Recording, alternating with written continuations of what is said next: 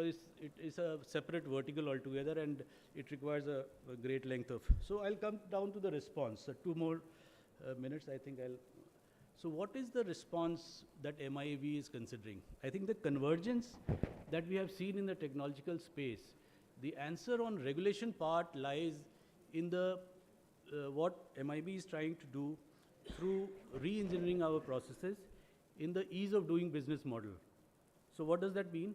That means that we have already come up with a broadcast seva portal on which at present we have integrated it with the Saral Sanchar portal of DOT, and we are also extending it to MHA, and in way forward we will extend it to DPIT and MEA also. So all stakeholder ministries and departments are integrated on that portal, and whatever permissions are required will be pushed from one to the other on the MIB portal.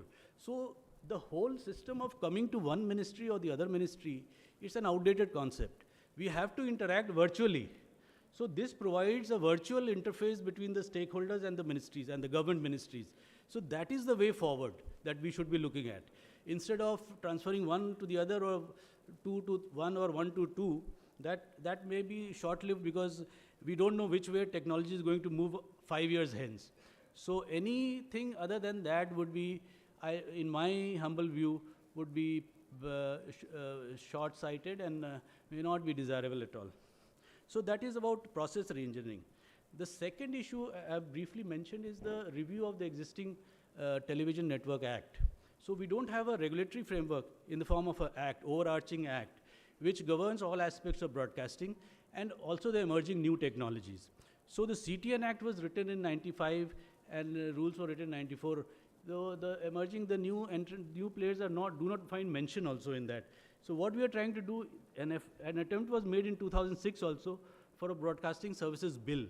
However, it could not succeed for various reasons. We are trying to comprehensively review the CTN Act and rules in the form of a broadcasting services bill and rules. So that is a chance for us, for MIB and for government at large, to redefine the various entities, the new entities which are emerging, which have emerged and which are in vogue at present. So we will define what is an MSO, we'll define what is an OTT, we'll define what the other players are. So those things can be defined. Then it gives us an opportunity to consolidate all the existing guidelines which MIB has present for the broadcasting sector. That will give a foothold on an act basis, for bringing out subsequent guidelines, and because that will be the enabling provision under the act which gives the powers to ministries and departments to come up with other regulations. So that again there are areas where we will come up with consultation with all the stakeholders. So that is another thing which MIB may be working on. The third issue, and we have already made references to TRI on various issues of where we feel that there is not level playing field, and there were demands from the sector also. For example, the license fee that we charge for various carriage operators, I mean the DPOs. So for example, we don't charge anything for MSOs, but we charge 8% to DTH service providers. We have gone to TRI asking for their views on it, their recommendations on it, how it can be leveled, and if there can be any other revenue model, because there are practical problems when we go into revenue, then there are all kinds of things which happen. I mean, it's like going to the auditor and trying to understand what is the gross revenue and what has been included in gross revenue, what has not been included in gross revenue. And that opens up a whole Pandora box of issues. So whether there can be an alternative model of coming up with a, determination of license fee, annual license fee, that so as to say. So that is the third issue, updating and regulatory regime, that is another one. And regulation of platform services, I think I mentioned that. DTH we have already come up with, and MSOs we will be coming up very soon, hopefully. And on the TRP and audience measurement issue, we have already gone into a reverse part data group that they have examined the issue of providing, so that the sample size can be increased, and also the other kinds of carriage holders that can be also brought in when we are collecting samples for determination of these ratings. So as of now, BARC is working on a 50,000 database which many feel that it is inadequate and insufficient. So if we can expand it to reverse part data, then other service players can also be, other data from other service players can also be included, and that numbers can increase manifold. And probably that credibility of ratings will be much better. Content regulation is again, there is a whole guideline that we have come up since last year, February 21, and then again June 21, based on the IT Act. And one part of the guideline also tries to regulate the content part of not only the social media platforms, but also, and only the professionally curated part of it. The user part is with the MIT. So, and the other is the CTN Act provides the program code and advertisement code. So, those, we try to see those, I mean, the content violations, the so-called content violations through the prism of these advertisement code and program code of the CTN Act as of now. But this Broadcasting Services Bill seeks to, I mean, review all these provisions which are there in the CTN Act, and also make clarify the positions of government. So these are some of the issues which are work in progress, and some of the issues which we have already taken as a response to the what is happening in the convergence field of broadcasting. So with these, I thank you all for your patient listening. Thanks.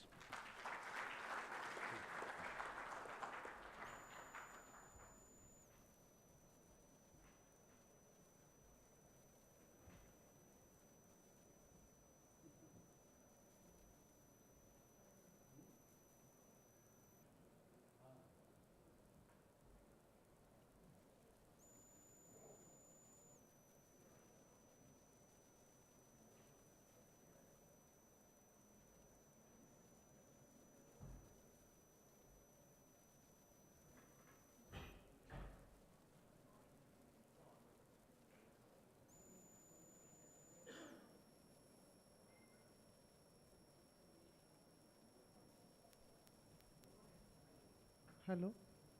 Yeah, okay, now it is working. Thank you, Sanjeev, for that detailed, work that is happening at MIB. Some of that rings positive bells, but some of them is like, okay, you will perhaps regulate this also, and that's where the frowns come. So we have, to follow up the best guy, the industry person, Mr. Avinash Pandey, who has been with the industry for almost 30 years now, if I may use it, 26 years, and who has been on the side of entertainment.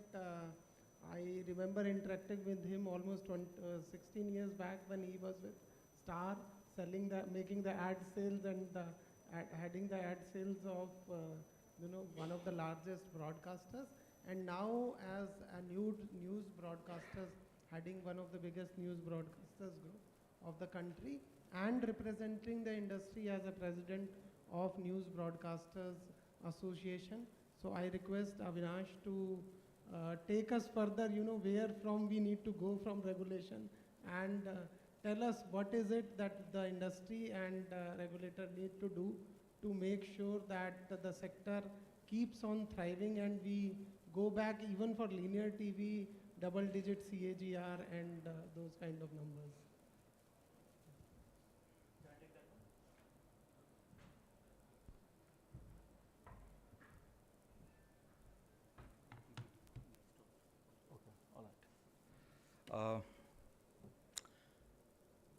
Vakila Sahab, Chairman TRAI, members of TRAI, distinguished panel here, and my friend Anil Bharadwaj, who actually messaged me saying that you have to come, and I showed up.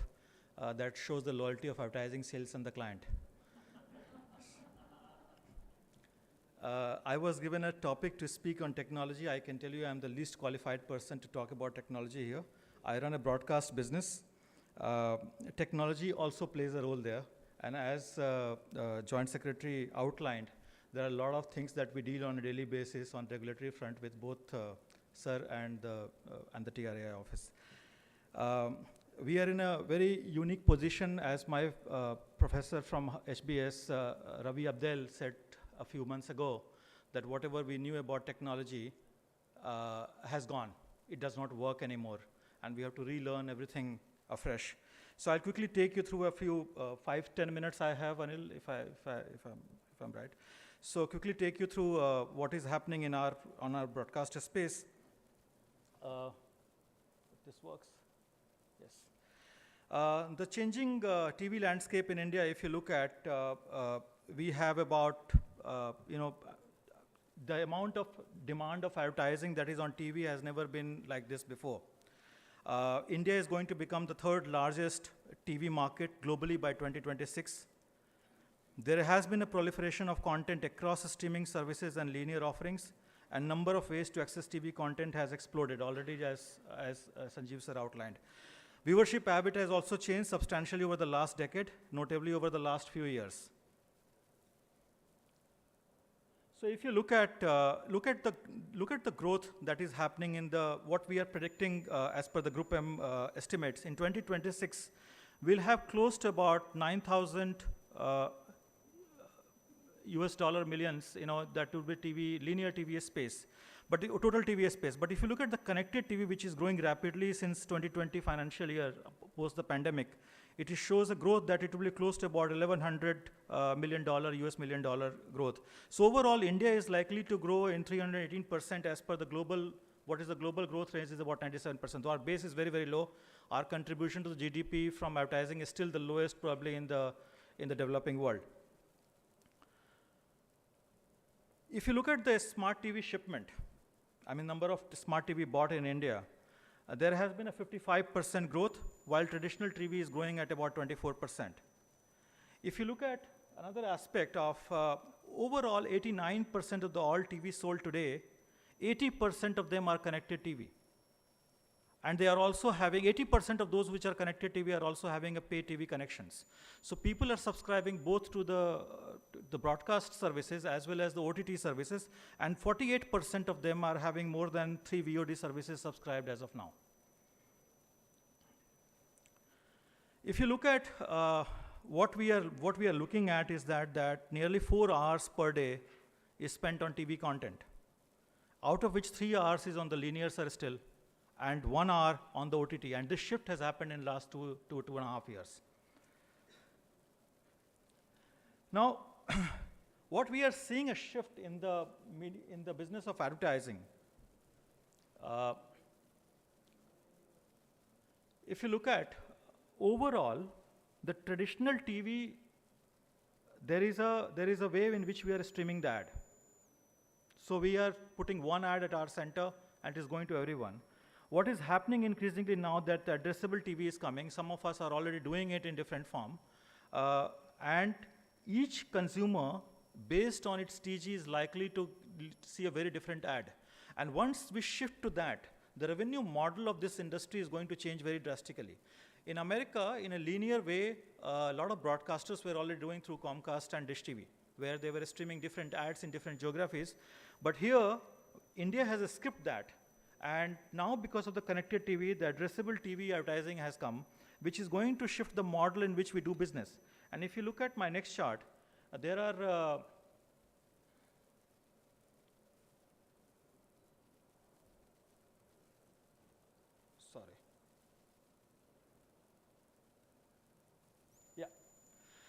So if you look at currently where are the addressable TV sitting overall, there is broadcast TV and there is OTT streaming. Within the broadcast TV, we have traditional linear TV and linear addressable TV. Even today, in the linear addressable TV, we have Tata Play and Airtel Extreme, which has the capability of serving customized ads to different consumer. In fact, content can also be customized according to different consumer. While we have OTT, where we all have different news broadcasters, different entertainment broadcasters are curating their own app and giving those content which are either on the broadcast or especially curated content for those audience. And this has led to a very different kind of segment, which will be, if you look at it, the traditional TV is 60 to 80% of viewing time and it is declining rapidly, while 5 to 15% viewing time is growing on the live streaming apps, and 20 to 30% viewing time and growing is on the OTT plays, which my colleague is further going to talk, I believe, in the next session. If you look at, by 2025, what we are seeing is that 40 million addressable TV homes in India. So more than 25% of Indian homes would be connected for entertainment. And if you look at, there are about close to 17 to 20 million addressable TV homes in India. 6% homes are already connected. We, last year, we launched our app, which is available on the Apple and Android TV. You can download, and this is an important matter, sir, to plug my own products also. So I thought, let me just show it, that we are in the same field. There is another interesting item that is happening. One of my ex-colleagues from Star left his job based in London and came here and started doing this business, and I realized what this business is all about. It is, sir, AI-based detection of flat surfaces in content for product and signage placement. These are context-based and location-based brand changes. I will just show you a small video if it plays here.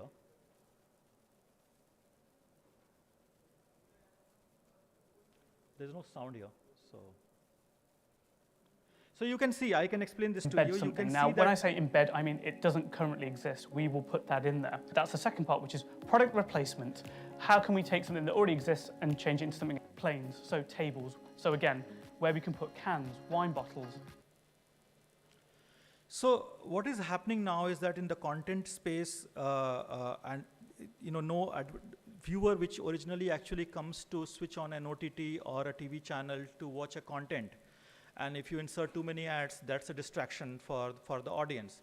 Now, globally, the broadcast model is largely dependent on advertising, and thus the content creator has to find creative ways in which technology companies are helping. So if you look at what it is doing is that it is trying to place the ads within the content. There is another thing which is happening is the augmented reality studios, which is advanced designing and 3D graphics using intuitive interface, enhanced storytelling, customized offering for election projects, sports broadcast, news and business, and I can show you what many channels are doing right now globally. Some of it, we use it in India right now in one form or the other, but yes, this is the new way of technology help in the broadcast. Then there is an interactive TV and second screen that is coming. So my friend Ashish Firwani is sitting here. He has been great advocate of how the interactive TV is going to work globally, and particularly in India with the 5G launch. Entertaining the interactive users, play along, voting, and actually I have seen a TV set, sir, which was not in the consumer space till about 3 years back, and I don't think so it is going to come soon. Havas, which is one of the world's biggest advertising company based out of Paris, they developed a couch. They called it the connected couch, and they displayed at the Cannes in 2008, and I showcased to my team there in Paris. What it does is that what you have seen the Tom Cruise doing in the film Minority Report. So you just place your hand and the TV screen comes in the air, and you can change the channel and see it. Those technologies exist today in the industrial space. Maybe it will take time to come into the consumer space, and we'll have a very different way of consuming television. So what interactivity is doing, that if you look at, in current scenario, you can actually ask viewer, and while Twitter is all jammed with all the negative things, but you can actually go on your own site and do a poll, let viewers say what they want to say, and you can run on the ticker. These are all interactivity happening. You can play the KBC game live while the KBC is going on.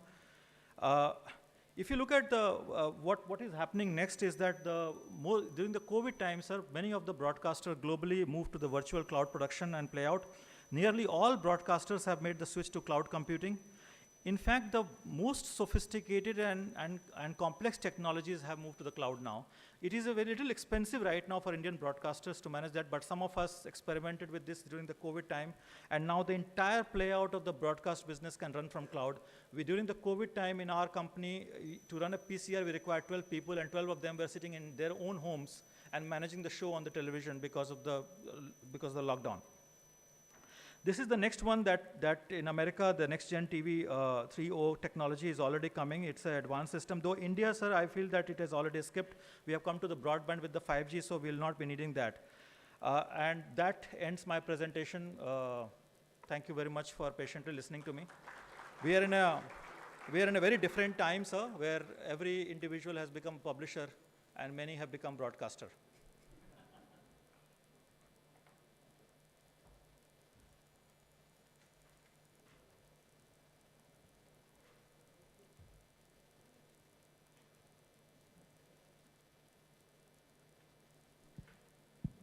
Thank you, Avinashji. That was like eye-opening interactive TV and TV at your demand. Screens coming in air, out of the thin air, and broadcasters appearing out of the thin air. With that, we have seen what policy makers are thinking and what industry desires. Obviously, of course, you need technology, and we could not have none other than Mr. Parag Nayak, who is leading this initiative of developing Indian chip, Indian technology, and he has experience of more than 28 years. I'll be absolutely precise, not 30. And he is a computer engineer by education, worked in Silicon Valley, has been instrumental in a few startups, but Sankhya Lab is doing great in terms of producing Indian technology, Indian chips, and they have developed what we call as 5G broadcasting, which will perhaps change the way the entertainment is consumed. Over to you, Parag. Thank you, Anilji, and thank you, TRAI, for this opportunity here.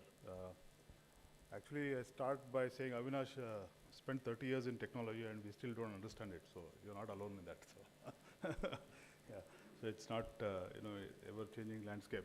And also, Mr. Shankar said that, technology doesn't operate in a vacuum, right? The regulatory policies and technology go hand in hand. And I've been witness to the 3 decades of our careers where we have invented a lot of technologies. In fact, in 2001, we had built in another company a technology called video over IP that now passes off as OTT. And at that time, broadcast was prevalent. And people thought that, there's no way you could get the internet pipes to be able to push that out. So here I am 20 years later advocating broadcasting again. There's a lot of stuff that we had understood then, and now we feel, broadcasting is an important tool chain, and I'll try to argue here that both unicast and broadcast are very important. Another story is, on where regulations and technologies are important is, if you look at iPhone 14, sorry, I don't carry one, so I don't pronounce it that well. They have a feature called SATCOM, right? I don't know, most of you know about it. We had that feature in an Android phone 6 years back, right? But when you operate in a regulatory and a commercial vacuum, technology by itself is not of much use. That's another case in point. I hope that following our trend, Apple also puts a broadcasting chip in iPhone 15 whenever that comes. That's a hope that we have. Hope.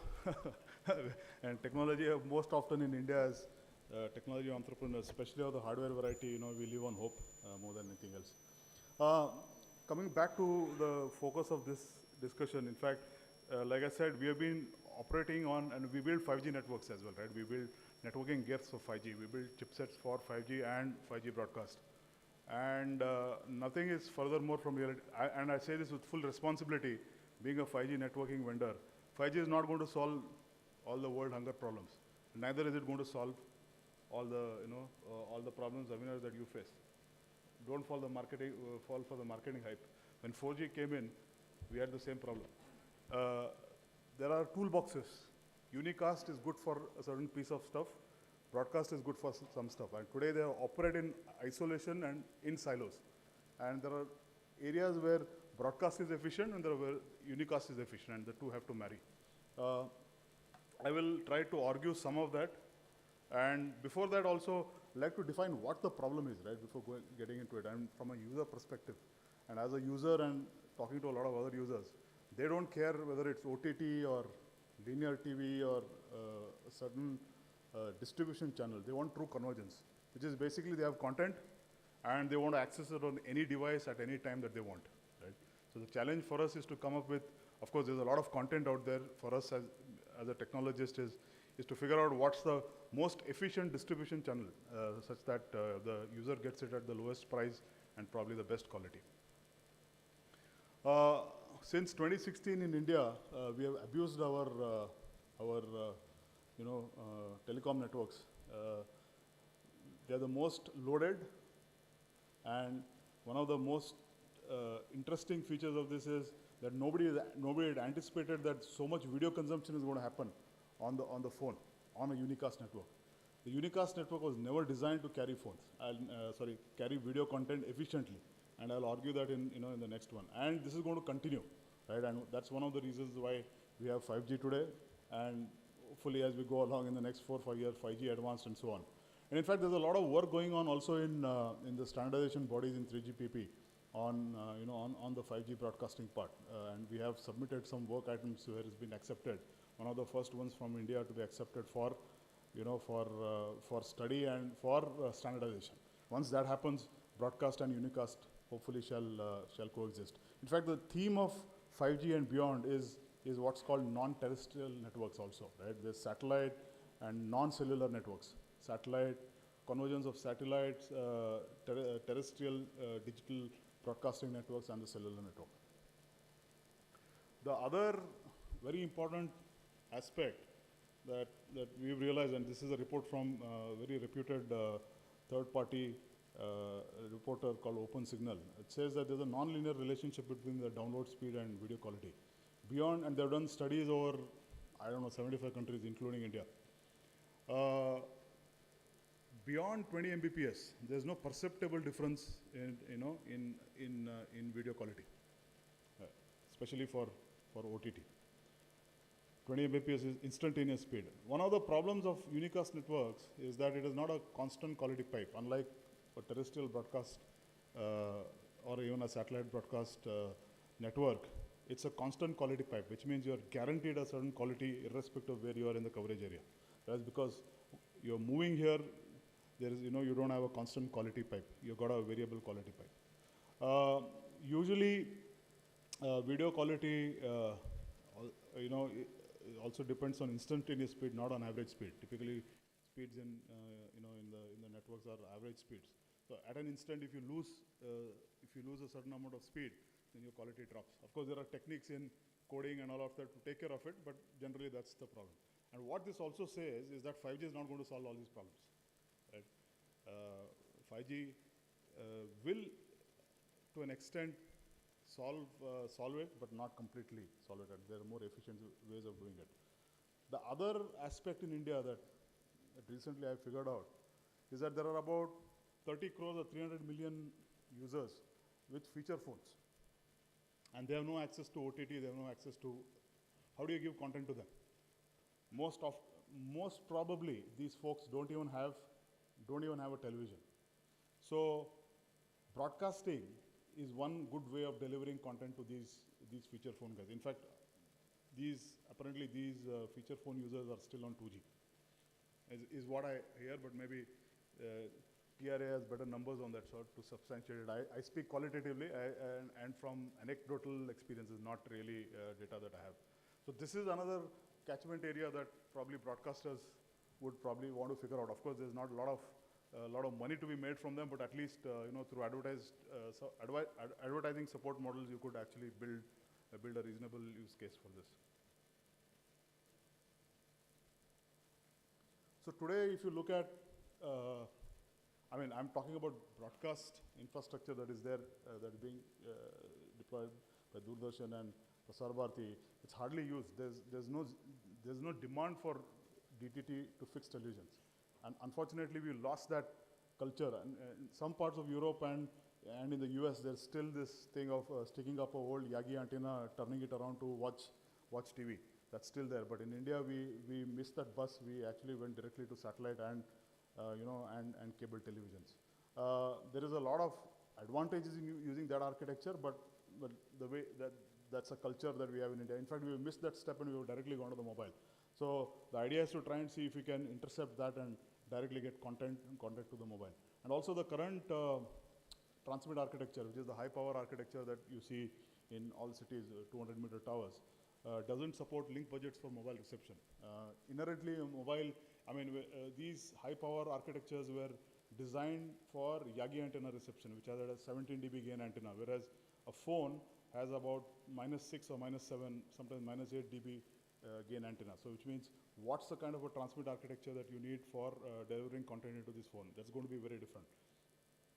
There's no native support for OTT, and also I think Avinash mentioned that there's also not much cloud native software. Today there's uplinking from satellite. Eventually you got to go to a cloud architecture there for a play-out perspective. And also, fundamentally, you have both with satellite and with cable and with DTT, there is no concept of localization. DTT allows you localization within a city, but now even within cities, there are cities within cities, right? So you would want localization. So say, for example, you want to deliver an ad on the broadcast channel in a village in Karnataka where we come from, or maybe a village in Northeast. The habits, the kind of ads that you put are going to be very different. So that's not supported. You typically have one national level advertisements. That's something that can be done with the new architecture that I propose. And then we have probably, again, this is a contentious issue. I talk qualitatively. This cheap data is not forever, right?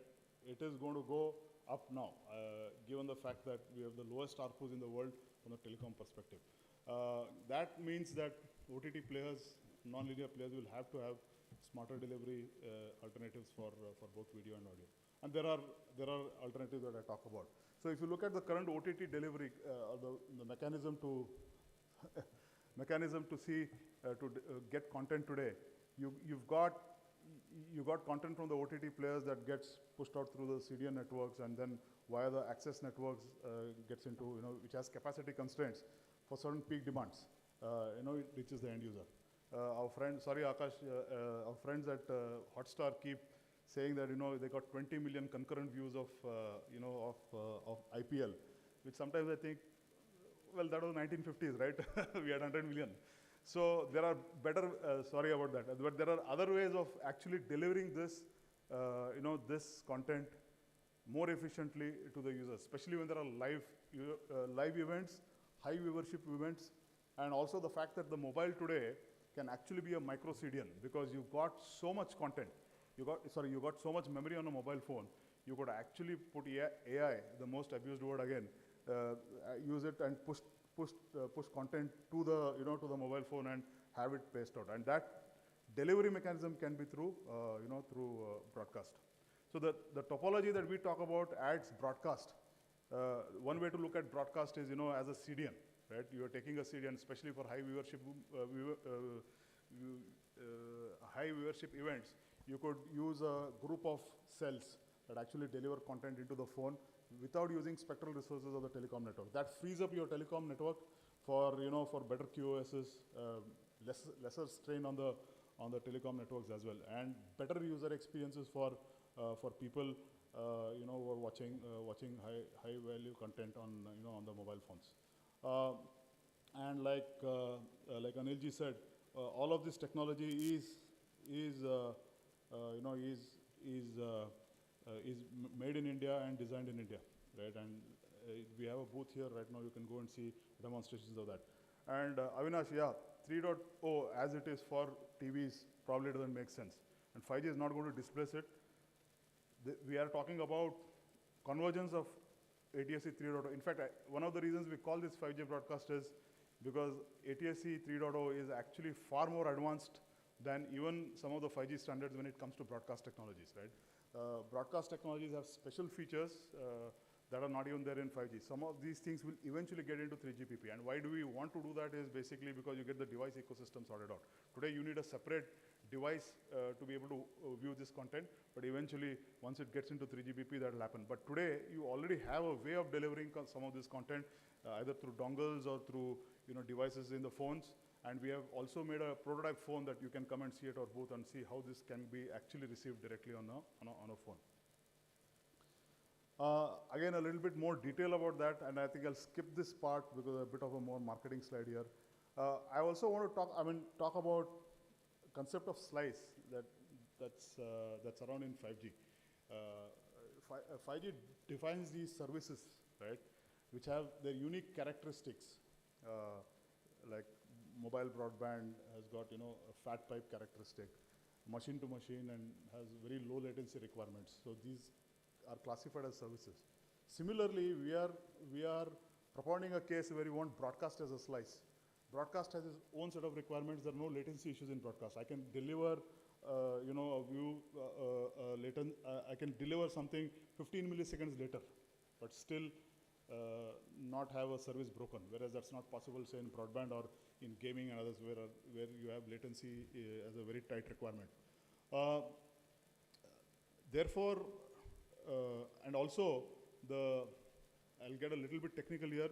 The layer 1 or the baseband layer that's implemented for broadcast has techniques to mitigate what's called Doppler movement. When you move fast, you got stuff that allows you to actually receive content and receive the signal much better than in a unicast network. Because in unicast network, you can't build in latencies because your response times comes down. This is something that's been submitted in 3GPP, and actually right now it's a work item in progress. And like I said, delivering over broadcast is cheap, and this is US. In India, we have about, last count again, I'm not good with numbers, 26 cents or something like that per GB or even lower. Whereas the cost of delivering something on broadcast is at least 3 orders magnitude lower than the unicast network. Once these two are combined, and by the way, broadcast is not going to replace unicast. It's just a toolbox. It's like, a good workman always has a bunch of tools and uses a whole lot of tools. You don't just don't look for hammer, and once you have a hammer, you just go looking for, nails everywhere. If you want to deliver the kind of content that you want to deliver on the phone seamlessly, you've got to put in far more dense capacities, and all our network telecom industry is already stretched when it comes to rolling out additional base stations and additional towers. So finally, what's the benefit for the stakeholders, for content providers? Additional distribution channel, which is guaranteed. It's constant quality, not necessarily variable quality. And for the consumer, it doesn't make a difference. For the consumer, it's lower data rates, right? So OTT is not cheap in some sense. The cost of the distribution for OTT goes into the user. So if I have to watch 2 hours of video every day, I consume my 4 GB limit in no time. And I've seen this during COVID when my children were using video calls. You end up paying remote education, you end up paying at least 1,500 rupees a month. 1,000 to 1,500 rupees a month. A lot of people in India cannot afford. So that's the issue from a consumer perspective. Otherwise, he doesn't care. For him, it's just an app that he opens up and you get in stuff. And the other thing that we can do in India is just like I think somebody mentioned, I thought here or somebody else, we have this successful model around UPI. We could actually create a broadcast API that anybody can plug onto, and we have this idea of having a broadcast as a service where you have a certain spectrum dedicated to broadcast, and you build a platform around it. And just as free dish, as DD and PB have this free dish concept, people can online auction for slots as and when they want it. And that's how the business model can be done. And then in the rural areas, you could have public service, have public service stuff going on where you could deliver education practically for free. To any child in India, provided you have a smartphone or even a reasonable sized feature phone with this architecture. And thank you again for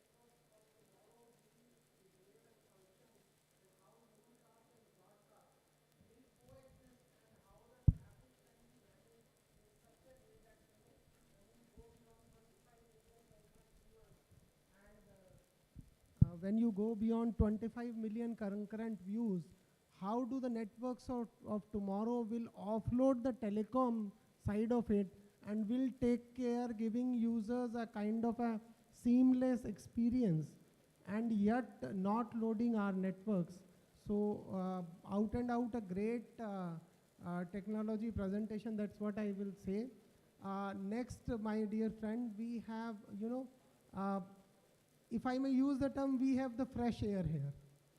We all belong to perhaps the era which we have spoken so far, but here comes the new era. And in Akash, we have the person who has been heading technology team of Disney Hotstar for last 5 years.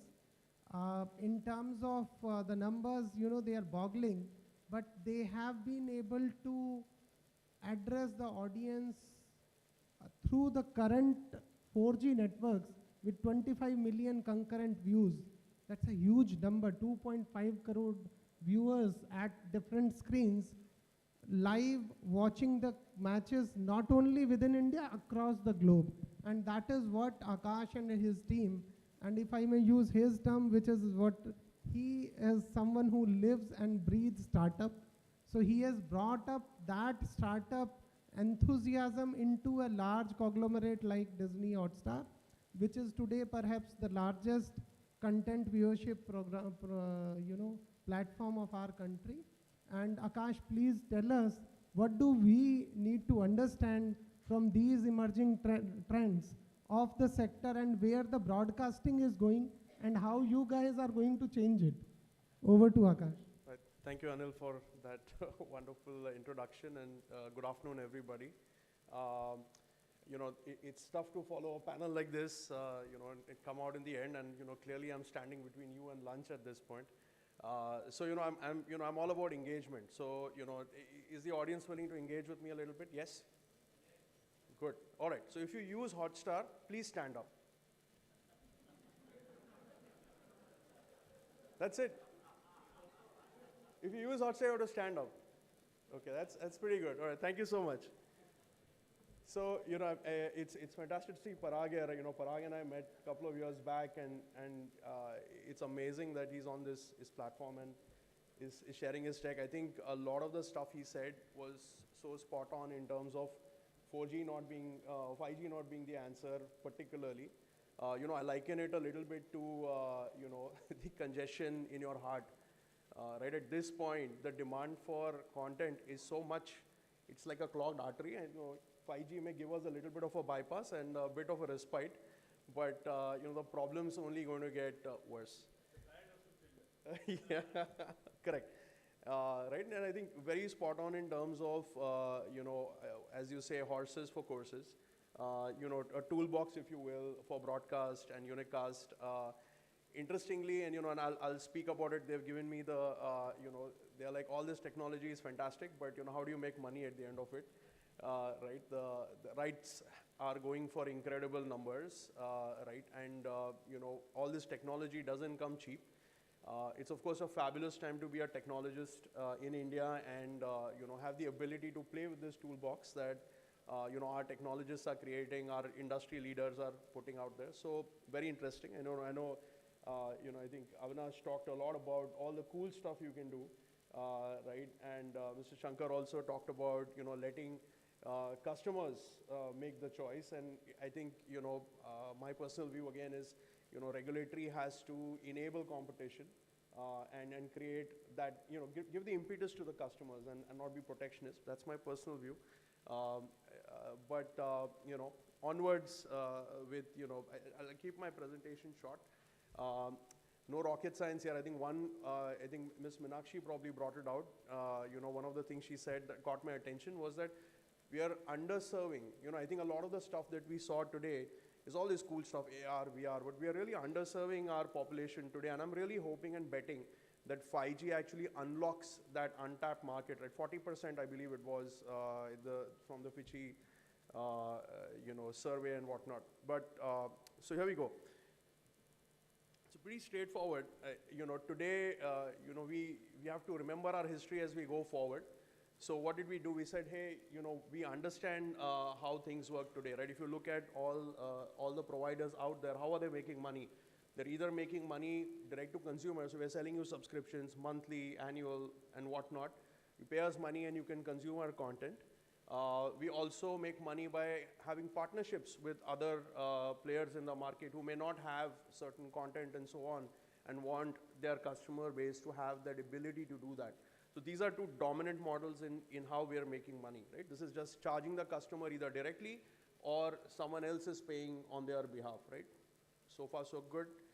Advertising, again, Avinash is on IAB, so he's the expert here. I think he covered a lot of interesting ground on what the possibilities are, right? Again, we've taken something we understand very well from television and saying, well, hey, your advertising can either boost up your brand, and on digital, of course, you can drive performance, right? Which is essentially saying, hey, how do I get you to, how can I track my consumption, my entire food chain? I advertise on you. Did I get any installs out of it? Did I get, visits and so on? Did someone buy something from me? And primarily, formats, while formats have evolved, and I'll talk a little bit about it very briefly, I think largely you see display or video ads going in, right? Even, I think, even on video, there is so much innovation that still remains to be done. Carrying on from the same theme, we did this because we all understand it, right? People who are paying for or purchasing, the advertisers, they understand this model. The salespeople who are selling these products, they understand how to sell these things, right? But in doing so, we've done a little bit of a disservice to digital because we said, well, digital is just another medium. It's just another channel.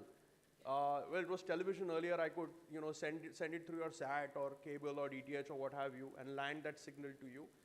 Digital is just another way to do that. And then that's probably maybe 6-year-old thinking that is taking us forward here, right? We said, okay, we understand how to make money through subscriptions. We can sell airtime for ads. We get that. And everyone understands this, right? Customers know that they can buy subscriptions.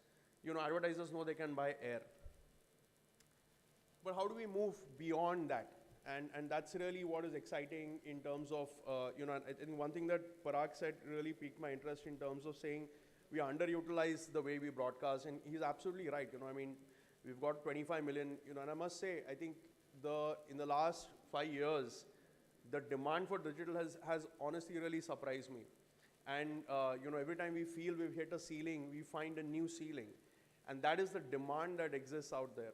And, with that kind of demand, with that kind of targeting that digital gives you, that's really the interesting piece when you talk about how to monetize these channels. And that's where potentially, I think just using broadcast as a medium may be challenging because how do you provide targeting options and so on? Of course, there are solutions, and I think it's a mishmash of both these things, but we'll get there.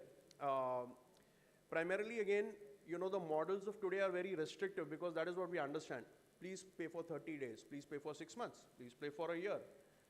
Instead of sort of tunneling back again, if we truly want to create an inclusive experience for this country and for the demographic that all of us serve, we need to create, we need to get out of the way of our customers. We need to provide abilities to create small micro transactions. In fact, if you I'm so proud of what we've done with UPI and the way that we have unlocked digital transactions. It's insane.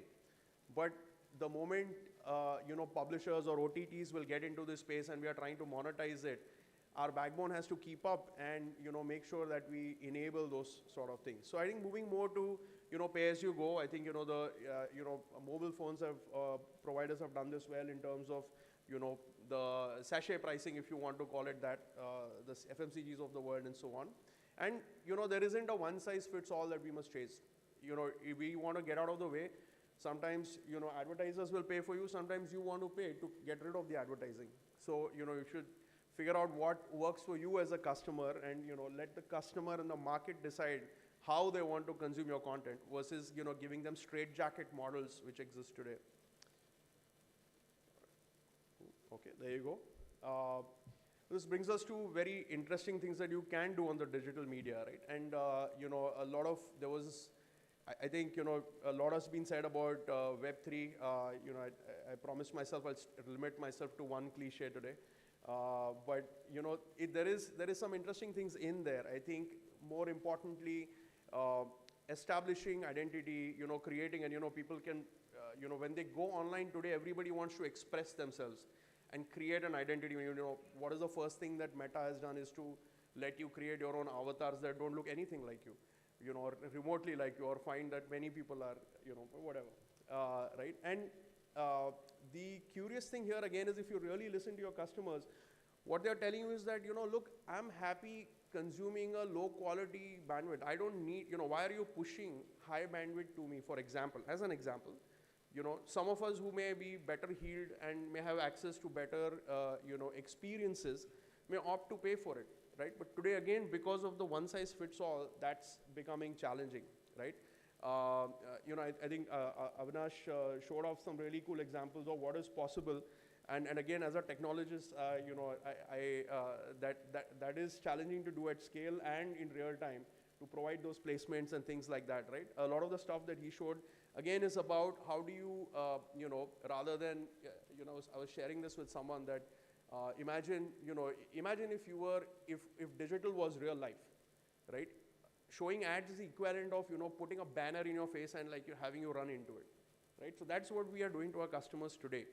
And creating experiences, curating experiences that are less intrusive, but, you know, allow monetization as well as the engagement to go on, those will emerge now again, and those things are possible with the technologies that are available today, right?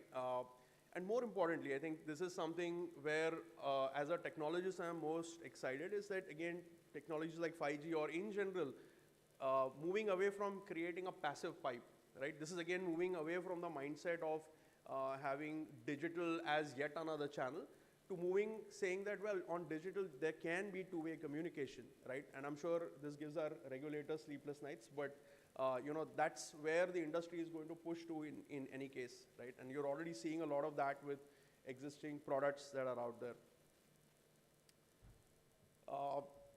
So really good problems, right? Like one of my mentors used to tell me that these are really hard problems, but they're good problems to have, right? So this is stuff that really bothers me, saying, well, okay, if we were to truly unleash, you know, micro experiences and micro transactions, how is everything going to even hold up today, right? Even today during a big event, you know, and arguably these are not TV numbers we're talking about, we're talking digital numbers. Even then, the infrastructure will strain on where we are going. But still, I think positive movement, and, you know, I'm really excited about where we are going. Can we, as, you know, as we establish more identity, as we, you know, an online identity to me is a big deal. Because establishing online identity and then, you know, creating risk profiles and things, then you can do more, you know, again, maybe in a regulated environment, you're able to partake in that and unlock the overall ecosystem, right? So I think, you know, potentially regulatory has a role to play here on, you know, how, you know, and you've seen what's been possible with, let's say, an eKYC sort of an approach with UIDAI. So is there some opportunity to play there? And then, of course, once you have identity, then you can own things, you know, and I'm sure everyone's heard of NFTs and things like that. But, you know, I think that's just the tip of the iceberg in my view. So again, in closing, I'd say we need you know, we need to look forward. We need to not think of digital as yet another channel on which we can drop stuff. This requires a different thinking in terms of creating an engagement channel, a two-way experience. And on publishers like myself or for like ourselves rather, you know, it's on us to essentially create multiple sized experiences that our customers can engage with. So yeah, that's it. Thank you.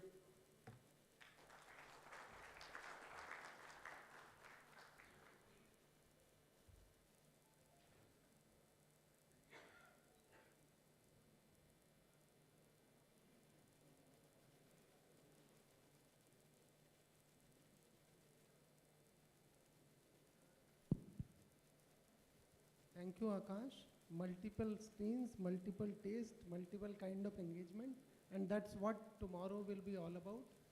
That's what entertainment is going to be all about. And as our chairman said in the morning, you know, this immersive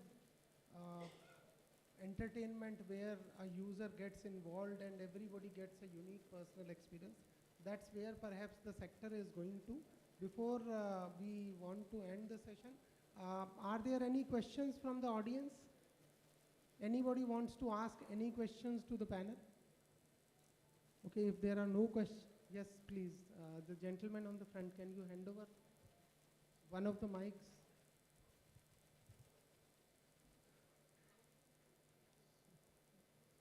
are already down with 2 mics. I don't know how fast. Yeah, yeah. Please introduce yourself and ask your question. May I request you to?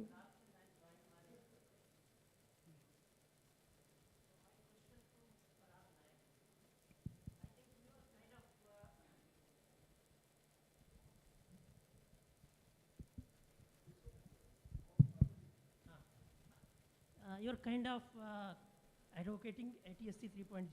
That is what I could understand from. I'm not advocating No, ATSC 3.0. not that. I'm not advocating a standard. I'm advocating a concept. It can be any standard. Okay, let it be. 3.0 happens to be one. Let me ask you the next question. If I have to compare the spectral efficiency wise, ATSC 3.0 and 5G broadcast, how do you find it? There is no such thing as 5G broadcast today. Okay, 5G broadcast it's a marketing term that ATSC 3.0 is there. I'll ask you a rhetoric question. Do you know what's the spectral efficiency of LTE today? Yeah. In a real network, LTE, you're getting 1.3 bits. You can go and get the data from the operators. I know theoretically this. Yeah. Theoretically you can give up to 50. Can I request, let's ask a question and then you please answer the question. And if there is a longish discussion you will take it do offline. want to have, let's have that off the The time. spectral efficiency is more than 3 bits in a real No, network. my question is very straight. If there are two distinct technologies, ATSC 3.0 and 5G broadcast, how they are placed with respect to consumption of spectrum? I can give you a detailed paper that we have written on that. And I think as a regulator, I think you should not be worried about mandating the technology, right? Any technology, the market will decide what technology will win. But having said that, the spectral efficiency of ATSC 3.0 is the best today. Some of that is getting into release 18 and 19 of 3GPP, which is why it is far more. As an example, ATSC 3.0 and 5G NR use LDPC. There's a classic 5G broadcast that the other guys are pushing uses turbo. There itself you get about 20% better efficiency. And I'll send you a detailed paper, technical paper on that part. We can talk offline now. Thank you, Parag. One line which I like, which is apt repeated line by us at TRAI with due permission of the authority. You know, we as regulator have always been advocating technology neutral stance. Let the market and let the techies decide what is best for them, what is the best solution, and we become as agnostic as possible. Efficient, less efficient, more efficient, let them work out. They have to do their commerce. They have to run the, EBITDA, and they have to give the return to their investors. So that is what is the stand we as facilitators have been suggesting, and let us hope that is what continues at least to be the stance. Next question from Naresh ji. Naresh Shell from Sony TV. My question is from Avinash Pandey. Avinash, you are one of the veterans of the broadcast industry. You joined around, if I'm not mistaken, in 1995-96 here. At that time, there was hardly 10 or 15 private channels were there. Now it comes to around 800. But with the new technologies and OTT platforms, what do you see the future of the traditional broadcasters? See, as per my information, and Ashish may correct it, there is still 40% India's population which is not consuming the television the way we are streaming right now broadcasting. So every year with the poverty level, the people coming out of the poverty level, and what government of India tells me is that the moment the electricity supply goes, the first thing that the guy does, instead of buying a motor pump, he buys a television set. So there is a parallel existence that in our lifetime, at least in a couple of decades, that I see both the medium will continue. Even United States, where there was earlier, they came much early in OTT and technology space, including Europe, particularly United Kingdom, the linear broadcast still exists. So both of which will coexist. What is the challenge now for a broadcaster, I can tell you, in the current environment? Because the consumer has access to very high quality content at a tip of a finger. What you make is now much more cumbersome and complex than what it was earlier when we all started our career. that's what most broadcasters need to focus on, as to what are you serving. It's not about the numbers, it's about the quality. And that's where we all need to get focused on. Thank you, Avinash. Any more questions from the audience? I see a hand on this. Hello. Yeah, I'm Rajiv Kumar from Doordarshan. We normally listen that there is no regulation for OTT services. What I understand that OTT services are either showing the live TV channel or some kind of video. Why can't we regulate this on the lines of cable TV, existing cable TV? Content on the OTT is very big concern for the Indian families at least. So right now I can't see anything being regulated on OTT. Why can't this be regulated as if live TV channels are being shown, that is kind of cable TV service, and the video, that is a kind of platform services. And for both regulation is there. That is my question to the body. Anybody? Can I request Sanjeev to take this? I think your question is well taken, but the government's stand on this is very well known regarding OTT and versus linear TV. So the content regulation on OTT is on a self-regulatory mode, and there are 3 layers of regulation. Basically, there is a difference between linear TV and the content which is served on OTT, and that has been taken note of by the regulators also so far. So if there is a change going forward, that is a different thing altogether, but I am just stating what is there as of now. So as of now, what government feels is that basically OTT is video on demand. So it is between you and the service provider. You are only viewing it when you want it, where you want it. For the linear TV, it is on a multicast mode, which is broadcasted, and generally the viewing is on a larger scale and not on a one-to-one basis. So the regulation for OTT is on a lower, as far as the content goes, on a lower footing than it is there for linear TV. So while the program code and the advertisement code will apply of the CTN Network Act will apply on a linear TV, the same do not apply on OTT, and it is by and large governed by the self-regulatory mode. So the first level is the broadcaster himself, and the second layer is the association, and the third is, of course, the ministry comes into the picture. So there is a graded level of regulation for content. In so far as the other issues are concerned, there are a whole lot of debate which is going on the licensing and regulation regime. So it is still in work in progress. So as of now, there is nothing I can share with you from the government perspective. So, thanks. No, your question was, sorry, you were not that audible. So your question was that why the OTT services are not available on cable? Why they are not available? As a licensing license. Well, if you ask any, the industry anywhere in the world, any person, if I may say so, does not like the regulation, much.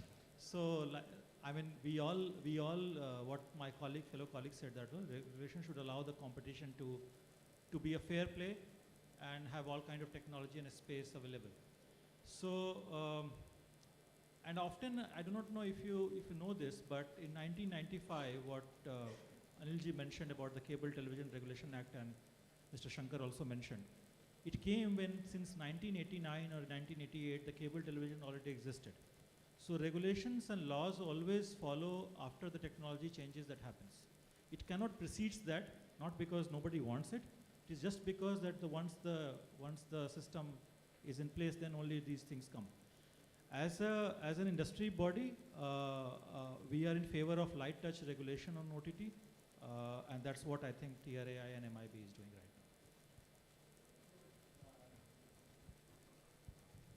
Thank you, Avinash-ji, and thank you, Sanjeev. From a regulator perspective, if I can add to what he asked, see, Akash said it in as many words, let the ecosystem, let the tech work, let the technology develop in such a way.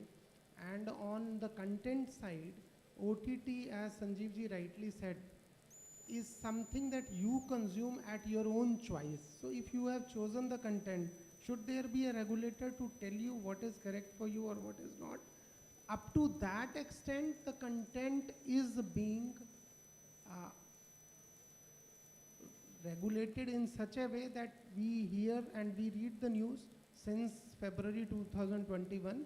Under the IT Act, MIB is now overseeing at least nothing anti-national and anti-sovereign, and nothing absolutely, such a content which drives you to a different level or which creates fissures in the society.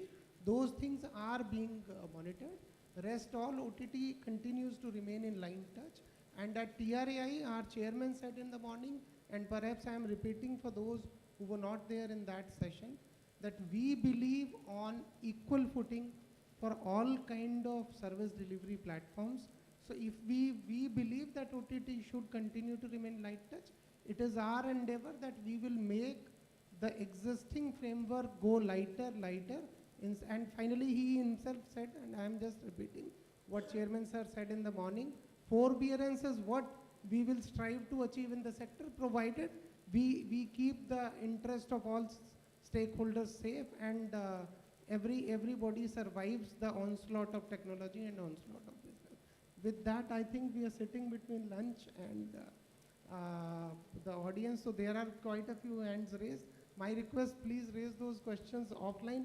Any last bit which you, Avinash, would want to say before, as somebody who represents the industry on this panel, the existing linear broadcasting industry, you can have the last word, please.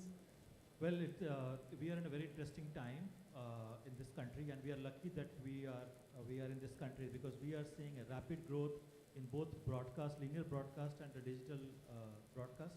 And as the history will, remember us as to what we do today for the growth of the industry, and I'm sure collectively we are all going to work together to make this industry much bigger than what it is today, and its GDP contribution at par with the United States or European Union. Yes, that's a wonderful note. The growth of the industry is what we need. Ladies and gentlemen, please thank our panel, Mr. Parag Nayak, Mr. Avinash Pandey, Sanjeev Shankarji, and Akash. Over to you, Shivani. Thank you, speakers, for this wonderful and thought-provoking session. I am delighted to honor our eminent speakers of the session by presenting them a memento as a token of appreciation for sharing their knowledge with us. First of all, I'd like to invite the moderator, Shri Anil Kumar Bharadwaj, advisor TRAI, to honor Shri Sanjeev Shankar, Joint Secretary MIB, with the memento.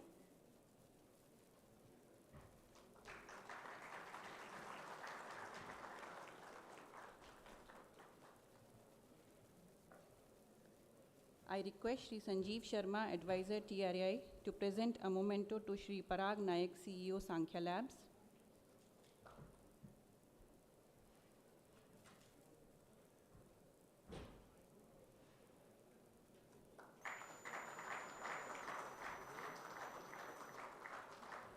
I now request Srimati Vandana Sethi, advisor TRAI, to present a memento to Shri Avinash Pandey, CEO ABP News Network.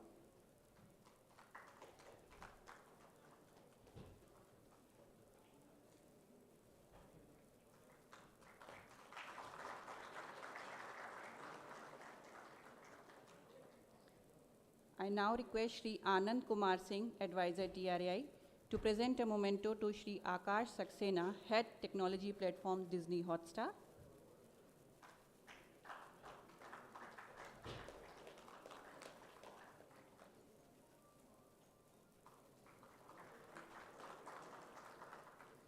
In the end, I request Shri Devendra Dwivedi, joint advisor TRAI, to present a memento to the moderator, Shri Anil Kumar Bharadwaj, advisor TRAI.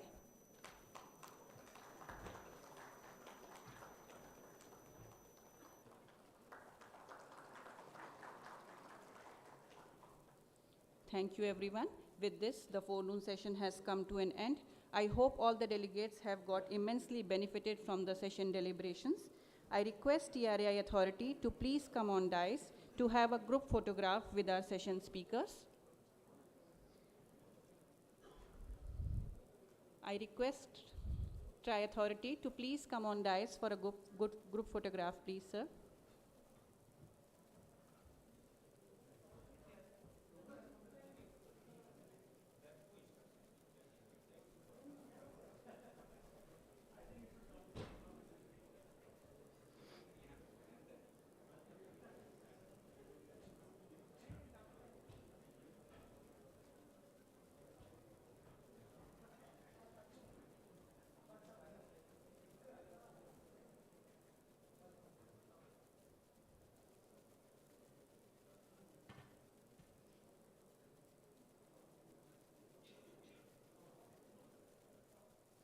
Thank you very much, sir. Now I request all the participants to join for lunch. All the delegates are kindly requested to get their lunch coupons and proceed to the lunch area adjacent to the session hall 3. We'll start the session 2 at 2:10. Everybody is requested to please be on time.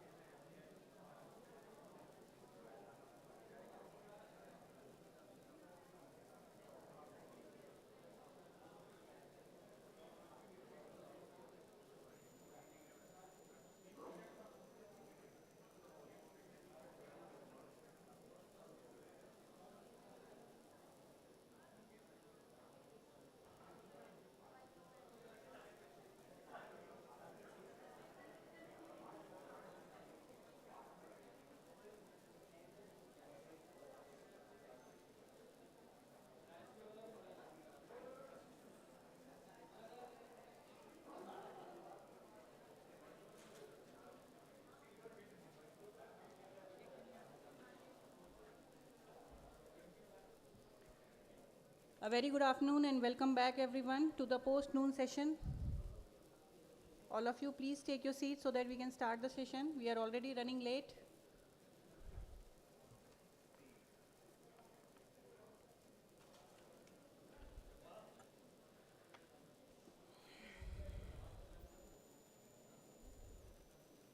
Please come on the front rows. People at the back may please come forward.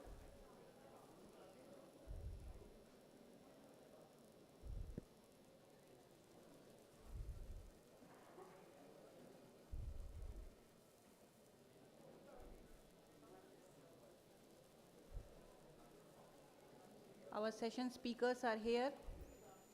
We'll start the session.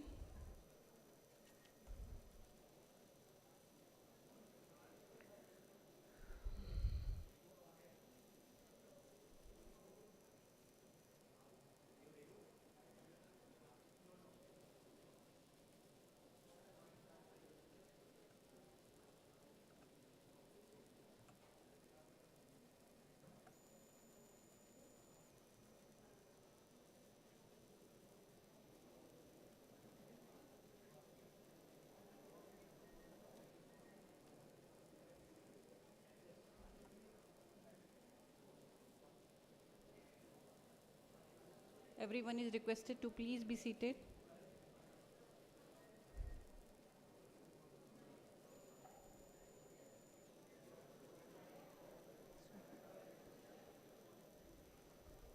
Welcome back everyone.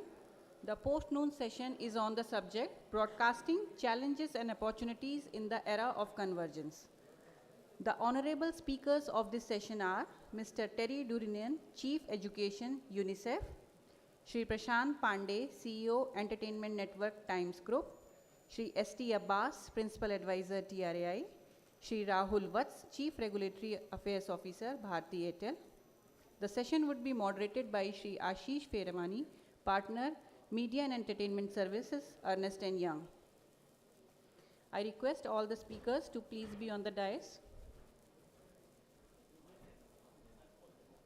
Okay. So I have to present the saplings to all of them. We do that later. Do that later. At the end we have mementos. Sapling moment. It doesn't have to be. Yeah. Okay, come. Can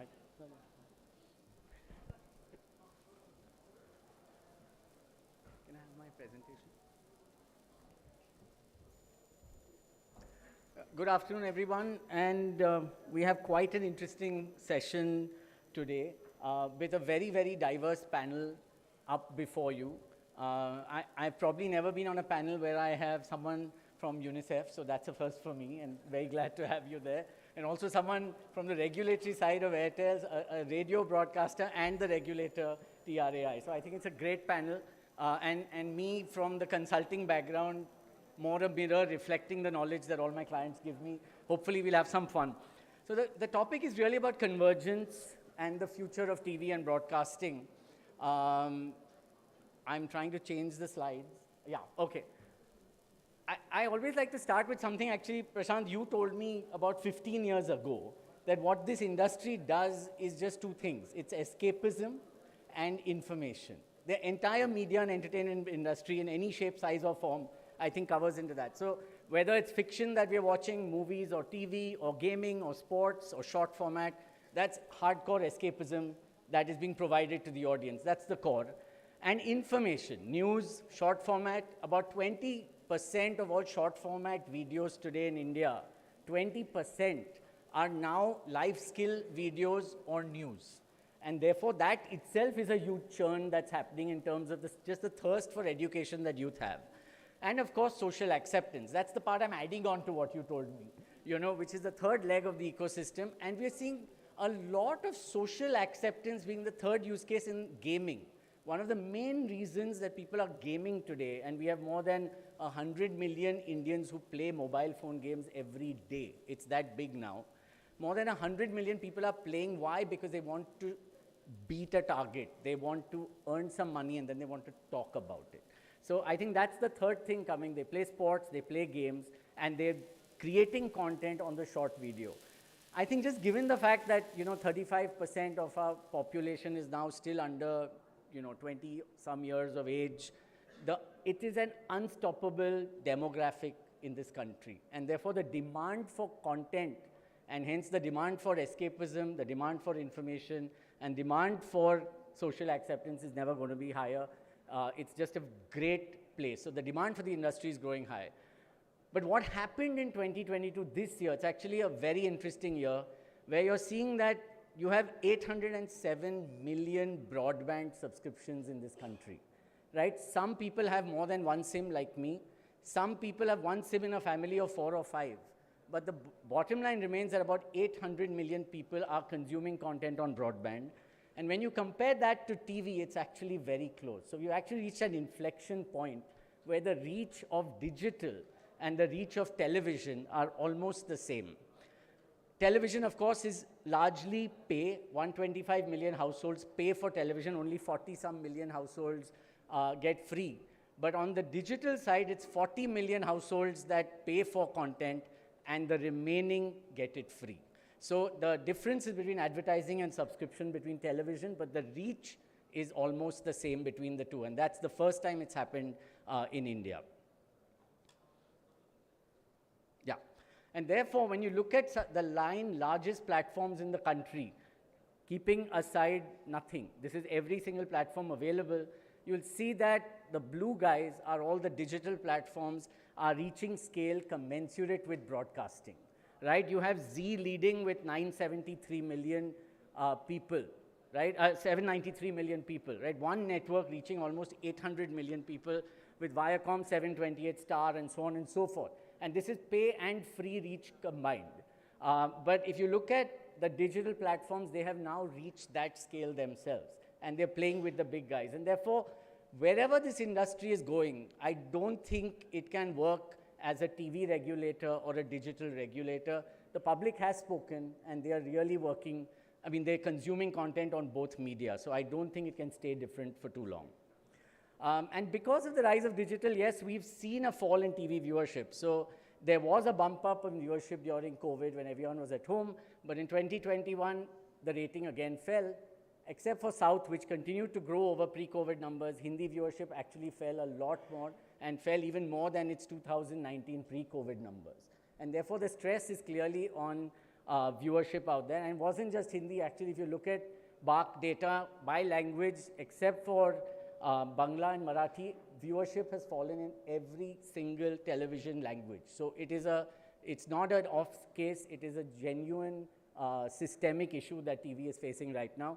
And that has led to a fall in revenues from 47,000 crores of subscription income that the customer was paying.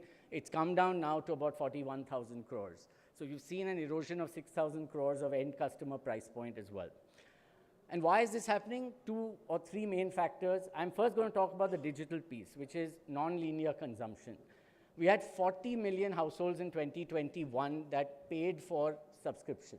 Right? They paid for about 80 million subscriptions in total. That's our estimate. I may be off because data is not very accessible, but from a trend point of view, this number was less than 10 million in 2018. That rose to 40 million in 2021, and I believe that we'll reach at least 65 to 75 million over there. The reason I'm saying that, it's about half the TV pay universe at its peak, which was 130 million. I think half of that will move here. There's also a bunch of people who pay for data and get content bundled with it. That's more than 300 million today. That should also keep growing to about 500 million. And finally, those who don't pay for content online, they just like to watch free content like they get on YouTube. Over 200 million, and definitely going to almost double, 375 million by 2026. Connected TV, another big thing which has scaled. Every time I talk about it and estimate next year's connected TV numbers, I'm always falling short. This was less than 5 million connected TV homes in 2019, which watched at least 10 days in a month. This year, that number is probably around 23, 24, 25 million homes, and probably headed to over 50 million homes by 2025. Avinash Pandey mentioned in his thing that 89% of the smart TVs sold this year, of the TVs sold this year in India, were actually connected or connectable TVs. So that's the kind of scale that connected TV is going. So in effect, where are we? TV is literally seeing an hourglass effect. Yes, the industry is growing from 195 million homes this year. It will grow to 220 million homes, but that's largely because there's a large untelevised part of this country. Over 100 million homes don't have TV. And therefore, large screen viewership will grow from 195 to 220, but the pay TV universe is under stress. Our 130 million homes will probably come down to 120 million homes. The growth will be seen on the connected TV side, which, as I mentioned, will cross 50 million, and the free TV side, which continues to grow strong. As electricity comes into the villages, that seems to be the first point of call for many audiences. And hence, three key changes, which I think convergence will bring out with this whole digital TV together. One is on distribution, one is on ad sales, and one is on new revenue streams. I think the LCO will have a new avatar called the local community owner. And he's going to really move in a very different direction across content, across pipe and service. Content will be TV, will also be OTT, will also be library content, perhaps in regional languages. It may also include education content.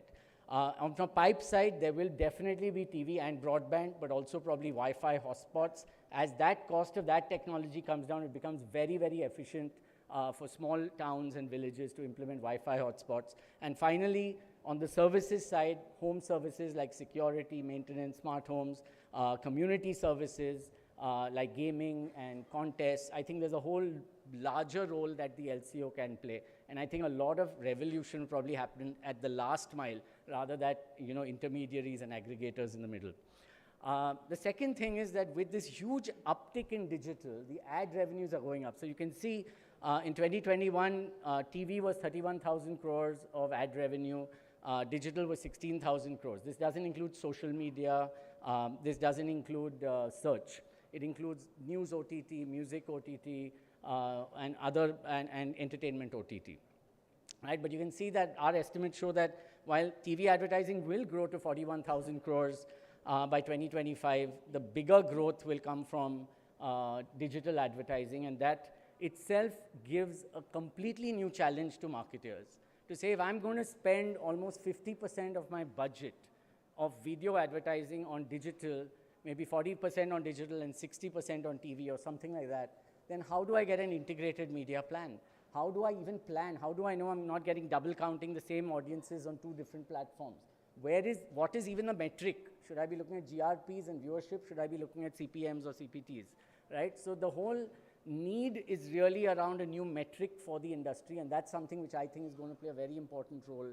We're seeing the first green shoots of that with some people trying such metrics out, but unless industry recognizes it, unless ad agencies start working in a unified manner, I don't think that uptake is going to happen anytime soon. And finally, new revenue streams. On the content side, I think local, regional content libraries with perhaps a TVOD model or a bundled model, community news, local news, and gaming. I think these are things that the LCO at that level can actually look at to build at a community scale, just the same way you have housey games in your building communities and so on. The hybrid STB is definitely on its way. There are more than 20 startups that I'm aware of which are planning to launch hybrid STBs or have already launched. And therefore, the new war zone, if I may call it, will be the unified interface and how content gets actually put out there in front of the end customer and which piece of content goes. Social and UGC will be available on the hybrid STBs, and that's going to be something that the broadcasters, the traditional broadcasters, have never had to fight against. Now it's on the same screen and as easily available as regular television content. So how is that going to be handled by the broadcasters? How is it going to be handled by news companies, by small content startups like OML or any of those pocket aces? I think it's going to be very interesting how the content side plays out. And of course, with the hybrid STB, you get return path data. A lot more than box, 50,000 boxes, you can get millions and millions of homes to see what's being watched. It could completely change the entire paradigm of measurement on video. And finally, of course, community services, like I said, locality, interactivity. I'm a big fan of interactivity, whether it's playing KBC or voting for Saregama or whatever it is.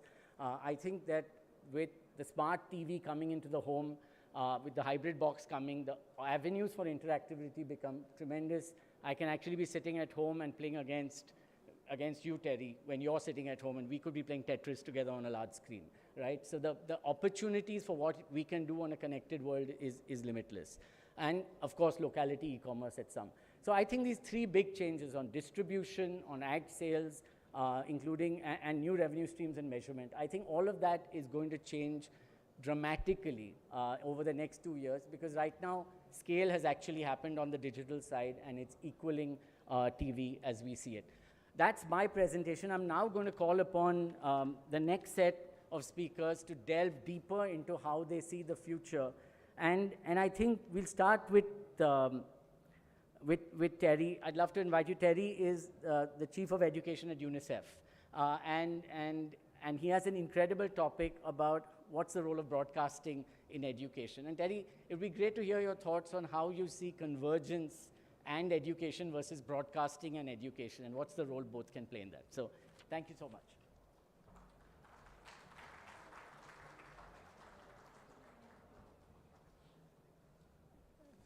Thank you very much. I think your presentation really set the scene in terms of some of the linkages already and the convergence. Because I think media and broadcasting can be a great enabler for learning. And I think we've learned a lot over the last 2 years during the pandemic of the potential of media, TV, broadcasting to promote learning and support learning going forward. And it can play a significant role in terms of empowering children and providing them immediate access. Because one of the key points with television, for example, it's probably the most acceptable means of communication or broadcasting. Or, pardon me, I'm not very tech. I'm probably the least tech person who's speaking. So I'm babbling in my tech terms. I apologize. But I think it provides an excellent opportunity to really look at the lessons of the last 2 years. How do we reimagine education, and how can broadcasting strengthening learning? Because we know that during COVID, schools are closed, children lost opportunities. And the more marginalized a child was, the more likely they've lost the ability to access learning. And I think with a lot of what you presented, the potential for broadcasting to bring together learning, equity, and technology, that was the other one, together, has incredible potential. So that every girl and boy in India has a greater ability to access learning in their home, and touching some of the points you mentioned about local content, local language, and it makes a huge difference in the quality of learning and comprehension. So it requires to bring these things together to enable children not just to receive information, but also to process and use information, which is very critical. And I'll probably repeat this a lot. Just by watching or listening doesn't mean you're learning. And I suspect parents out there during the last 2 years, they've seen their children, TV, computer, lots of input, but what's happening? What's happening with that input? How's it being processed, understood, and then used? And that usage is the critical part. And I'll touch on later an interesting point about this interactiveness, because the challenge with technology is the one-way communication. TV, radio, sometimes computers, it's one way. And the idea of interactiveness will change the game in terms of making potential of what TV can bring to the home, to every home in India, as that expands so much better. Because we know from a survey that UNICEF did during the pandemic, only 6% of children really access remote learning. And TV was the most accessible but the most underutilized, which is interesting. So it's important to look at how can partnerships be formed to change this perception and the use of broadcasting and television going forward. As I want to stress again, there's a tremendous potential, and looking or listening is not learning. It's not a quick fix. I see people talk about buying a TV screen, put the child in front of a TV, a handphone. That does not mean they're learning. There needs to be engagement. And I think as things are changing quite rapidly, I think this is one of the most exciting parts of how education and quality education, which I think we need to stress, not just information or content. We want to talk about how content, information leads to quality learning. And for quality learning, and I'll repeat this a lot, that interaction, that processing, the ability to use. We talk about a lot of times about industry, looking at what children are bringing out of school. What skills and knowledge do children have, adolescents, when they leave school? A lot of times they have knowledge, but what they don't have is they lack in the skills, the ability to process and use the information they have in a creative way. And looking at more interactive models, and to look at television and other means as an enabler. And that means bringing greater synergy between education and broadcasting. How can, I'll come back to the example I used before, putting a TV in a classroom. We need to take one step farther. How is that TV, that programming, that content being used to support learning in the classroom? So this is what we need to be looking at, bringing these two together and looking at how teachers have better capacity to bridge content, information into knowledge and use, but also in the home, how parents are supporting that process. Because we know learning is not solely a school function. First, learning starts in the home and continues with the family going forward. So it's very important. And I think during COVID, one of the big lessons we learned as a sector is the untapped potential of parents to support.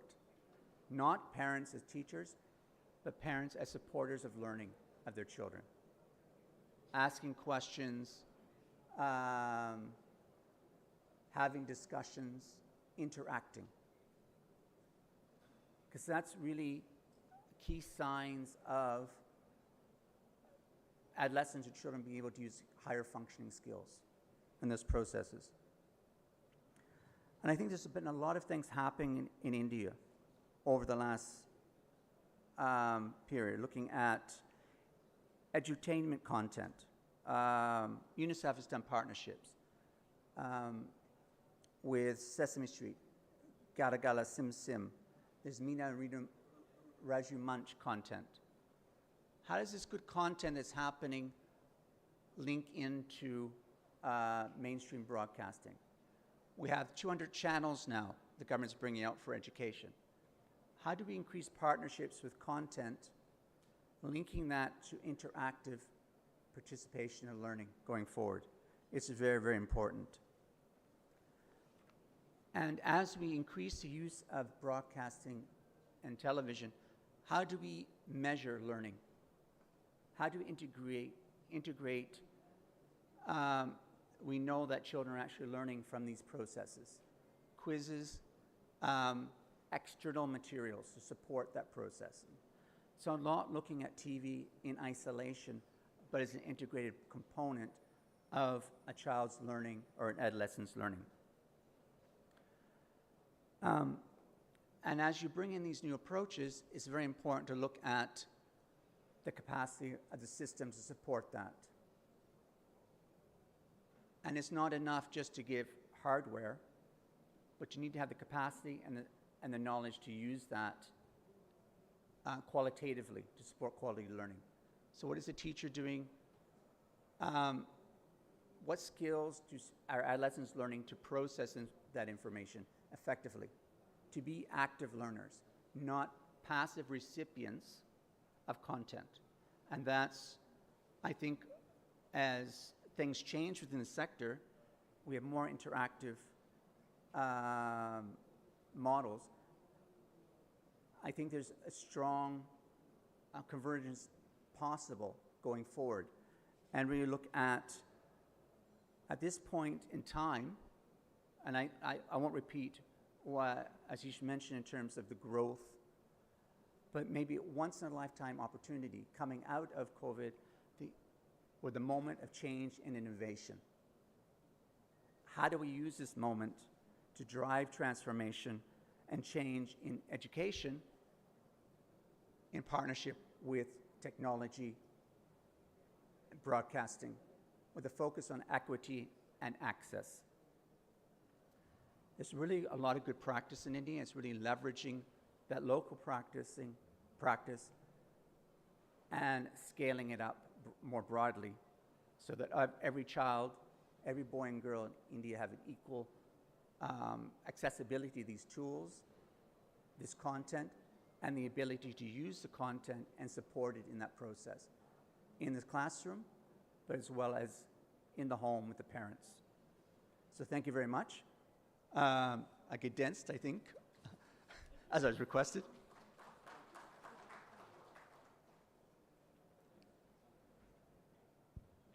One question, I Okay. made a very interesting statement, and hats off to the government for thinking about 200 channels for education. I think that's wonderful. But India is a country with so many languages, so many boards, education boards, and so on and so forth.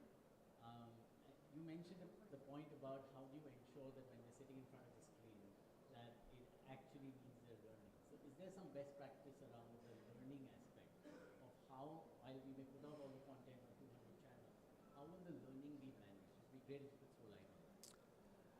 Well, I think I totally agree. That's going to be a huge challenge in terms of going forward, in terms of I think in terms of the federal nature of India provides a huge opportunity for this, because we're not talking about 200 channels centralized. We're talking about decentralized, the state, maybe sub-state level. We're looking at some states have more than one language, which is usually the case. Unfortunately, I come from a very Anglo unilingual background, but that's not the case here. I work with colleagues that speak 3 or 4 languages, which I'm very jealous about. And children, and I think it's that decentralization and the recognition within the education system that unless you shift to present content information in a way that children can understand, it's a waste of time. It's seriously a waste of time. I could stand up here and give you a speech, maybe in French. How many people here understand French? One. One person out of a group would understand. I may be very happy, he may be very happy, but everybody else is looking at their phone. What time does the seminar end? Is it break time yet? That's why it's very important that children, and it's fundamental, the information content is presented in a way that children understand, in a language they understand and know, but also beginning with the known to the unknown, which is very, very crucial. And I think some really good practices we see with Galagala Simsim, for example, which is excellent. We're doing a partnership with BBC Media as well. But I think the strength of India is lots of localized or state-wise good practice. And right now the ministry is collecting that. And I think that's the importance of having these partnerships across sectors, and the importance of this session, recognizing we can't see these things in isolation. By bringing them together, we strengthen both. Education can learn from broadcasting and media. but also it's also your demand driven. So you're looking at what does the sector need, what do children need, but also that communication and partnership going forward. Thank you, Terry. That was Thank wonderful. Thank you very much. Thank you. Okay, Ishan, you're up next. And I remember when sometime back, one of the lines of your channel was Mirchi Sunne Wale always push, right? I want you to put on that hat and talk about the importance of radio broadcasting for India and where you see it headed. All right, thank you, Feru, and thank you, everybody, for being here. I have split my talk into two parts, right? One is FM radio, how it's doing, what are the challenges it's facing, and how is it coping with the days of convergence today with digital all around. And the second part is, I'm going to talk about how my company has transformed itself or is in the process of transforming itself, basically to tell you how all radio broadcasters are adjusting to this change. Okay, so two components. First, let me tell you about the FM radio product, and I can tell you this, that it continues to remain an extremely popular product in the country. Akash, you had done this engagement thing, right? Where you said how many people watch Hotstar and all that. If I were to ask this question over here, how many people listen to FM radio, I think the whole audience will stand up. Exactly, right? So the reasoning is very simple, because it's a great product for entertainment. It goes way beyond music. It gives you stuff which is relevant to you. In your city, it is like the only local medium that kind of hits you in your face directly. It's youthful, it makes you feel energy, which is why, as Feru mentioned, our line initially and till very recently was Mirchi Sunne Wale always khush, which means basically we spread happiness. What's happened to FM radio in the era of digital? Now, what I'm going to tell you is something that will surprise you a little bit, probably not much, but still, is that when we go to colleges and we talk to students over there about their habits on FM radio listenership and others, here's what we find, that obviously most of them are not listening to FM radio today, right? Most of them have moved away from FM radio. And when we ask them why, and the fear is that, they kind of don't like the product, or, I don't know, there's too many advertising or too much advertising, whatever. The reason is not that at all. The reason actually is that the FM mobile device, which is where most FM radio consumption used to happen in the past, has now started coming without the FM tuner. So you cannot receive FM radio signals on your mobile phone. Now imagine this, I saw Avinash Pandey somewhere over here, right? I mean, he's here, and he mentioned in his talk in the previous session, that, or I think Feru also covered this point, that more and more TVs are becoming smart TVs. 90% of television sets are becoming smart television sets. Damn good, because that means that they're allowing internet channels to come on the TV directly. But did they turn off the broadcasting channels? So imagine if you had a TV set which did not allow you to get Star or Sony or Z or something. I mean, that's unfortunately what has happened to the mobile phone as far as FM radio listenership is concerned. So it's a very strong thing. We have been talking to various departments in the government. There is a very strong reason why the FM tuner should not be turned off in the mobile phone. And the reason is that it is the only device, it is the only service, I repeat, which is almost foolproof, even in the face of the biggest natural disasters that can happen in any country. You've seen that all in your own experiences. This venue over here in Pragati Maidan, there probably are 10 or 15,000 people over here. But if you try making phone calls, even with 15,000 people, there's an overload on the network, and you probably will not get the connectivity that you want, right? If you go to a cricket stadium, same thing happens. If you have a flood or a natural calamity that hits, the mobile infrastructure tends to collapse for a few days. In a situation like this, it is the FM radio service which continues to provide relief, information. It acts as a bridge between the government and the authorities and the people that it serves. This is the reason why countries like Mexico and Brazil have mandated device manufacturers to keep the FM tuner on. And this has happened in the last 3 or 4 years. So we have been talking to the NDMA in India.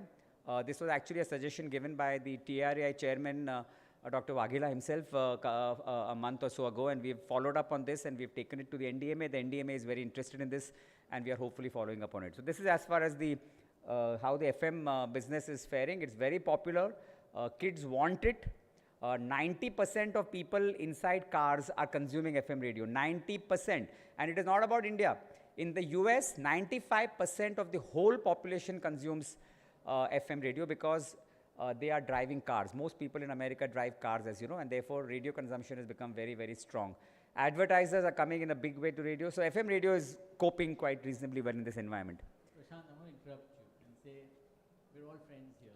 If there's one wish you had from the regulator for FM radio, what would it be? You know, we have evolved a lot in the last 15, 20 years. We've always had wishes with the regulator.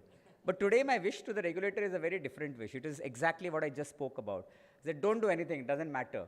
Just mandate that the tuner be turned on in the mobile phone.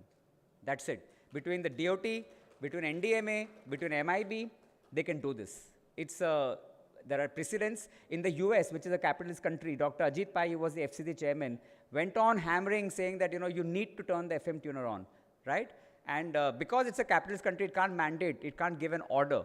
But do you know, in the US as well, all telephone devices, except for Apple, have now started turning the mobile device on. So that's the only request I have from the regulator. But now let me come to the second part of my talk, which is what Mirchi is doing and what the rest of the radio industry therefore is also doing in facing the challenge posed by convergence.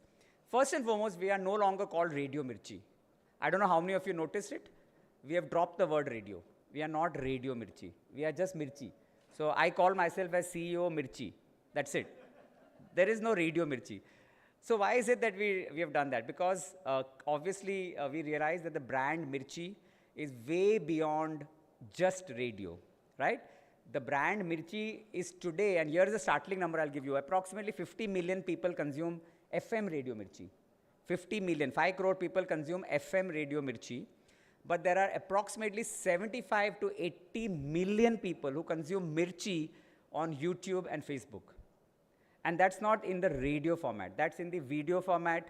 That's in stories. That's through social media content. So the brand Mirchi today is bigger in its digital avatar than it is in its FM avatar. And basically, all our RJs are very big, hyper-local celebrities. Somebody may have somebody like Naved or Saima or you know, these people have literally you know, millions of followers. I think Naved at last count had 7-8 million Facebook followers. So I mean, these are people who are that big.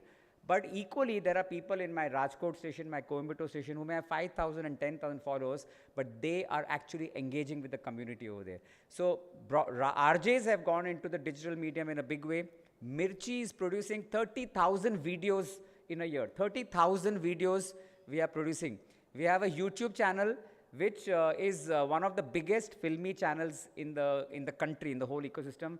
We have 15 million subscribers on just YouTube. Now imagine 15 million subscribers when my radio listenership is only 50 million.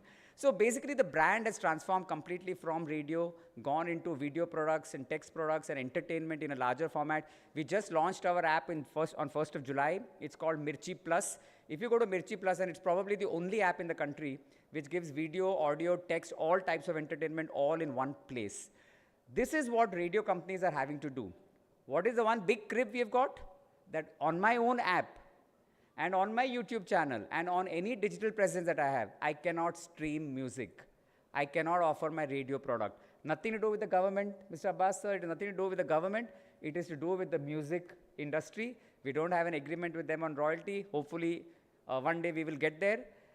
In the US, where my Mirchi Plus app is very popular, one of the biggest products that is consumed is the FM radio products from India, which are available in the US. So imagine this, that you have an Apple iPhone. In India, you cannot listen to FM radio. You can't listen to Mirchi.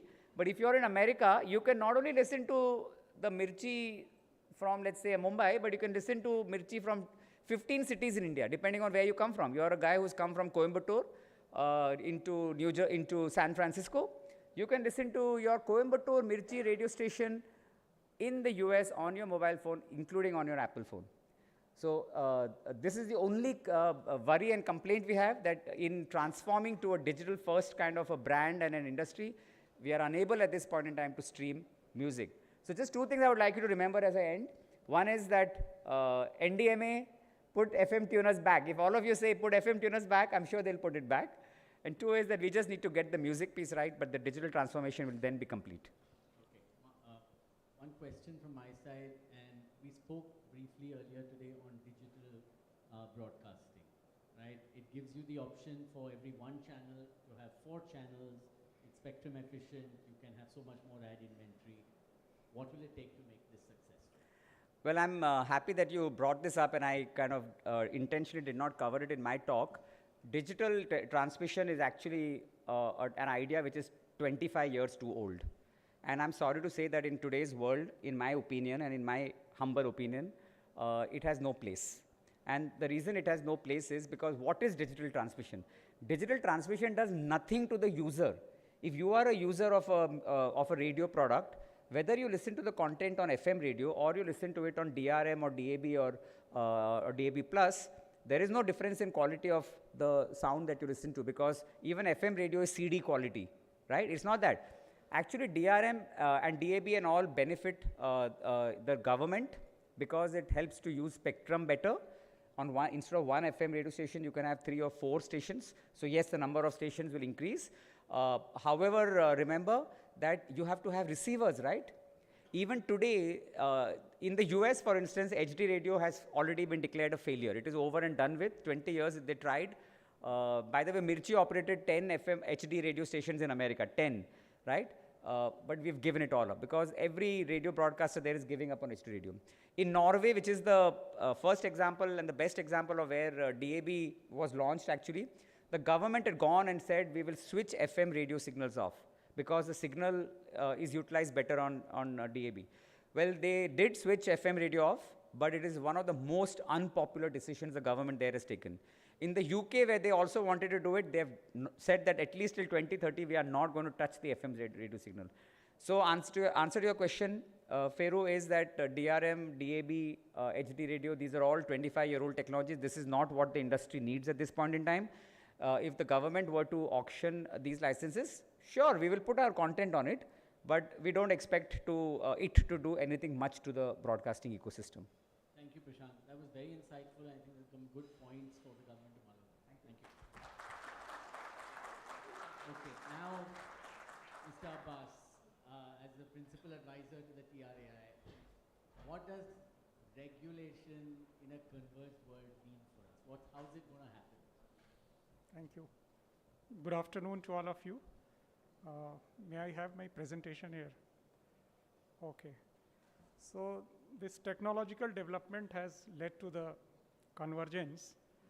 So just few slides I have made on the convergence and issues related to convergence. I'll go through it quickly because the time is a constraint and one more speaker has to go, Mr. Rahul. So basically technological convergence is occurring in the form of media convergence, network convergence, and device convergence. We are having the same content on multiple devices and multiple content on the same devices. So due to technological convergence, while a technology could be used to deliver multiple services simultaneously, multiple technologies could be used to develop the converging same content to deliver a converged services, like voice over internet protocol, data services over broadcasting platform, webcasting of audio-visual content, and video streaming through cellular network, that is 5G broadcast or D2M kind of things. So this is the diagram which is showing that how the media convergence, network convergence, and technological convergence is taking place. The same content is now available through different devices on the converged, through different networks on the same converged devices. So the institutional arrangement in India is that different ministries and departments, they have got their own role. DOT deals with the issues related to communication, including voice, video, and data communication, while MIB deals with the information and broadcasting technologies. And as told in the first session, MHA is also involved while giving permissions, and Department of Space for giving the permission for satellite communications. So there are overlapping functions, like IPTV permissions is granted by both DOT and MIB. And for communication space, Department of Space deals with the issue of communication satellites. MIT also looks into the relating to media consumptions through internet.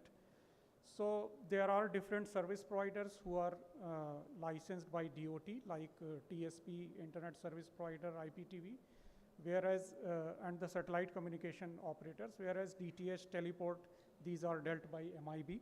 So there are various ministries involved, and the service provider has to go to the different ministries for that. And this situation may at times lead to complex and conflicting provisions also.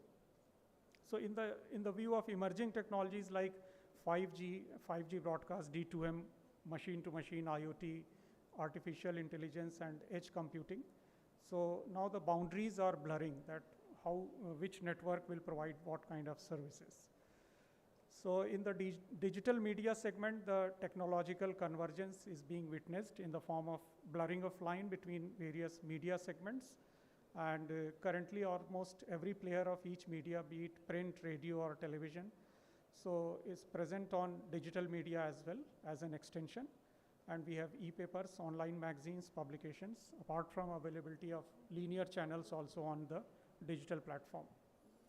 So this digital media has completely changed the media landscape, and the concept of multiple screen and same content have not only emerged but are taking center stage at the industry.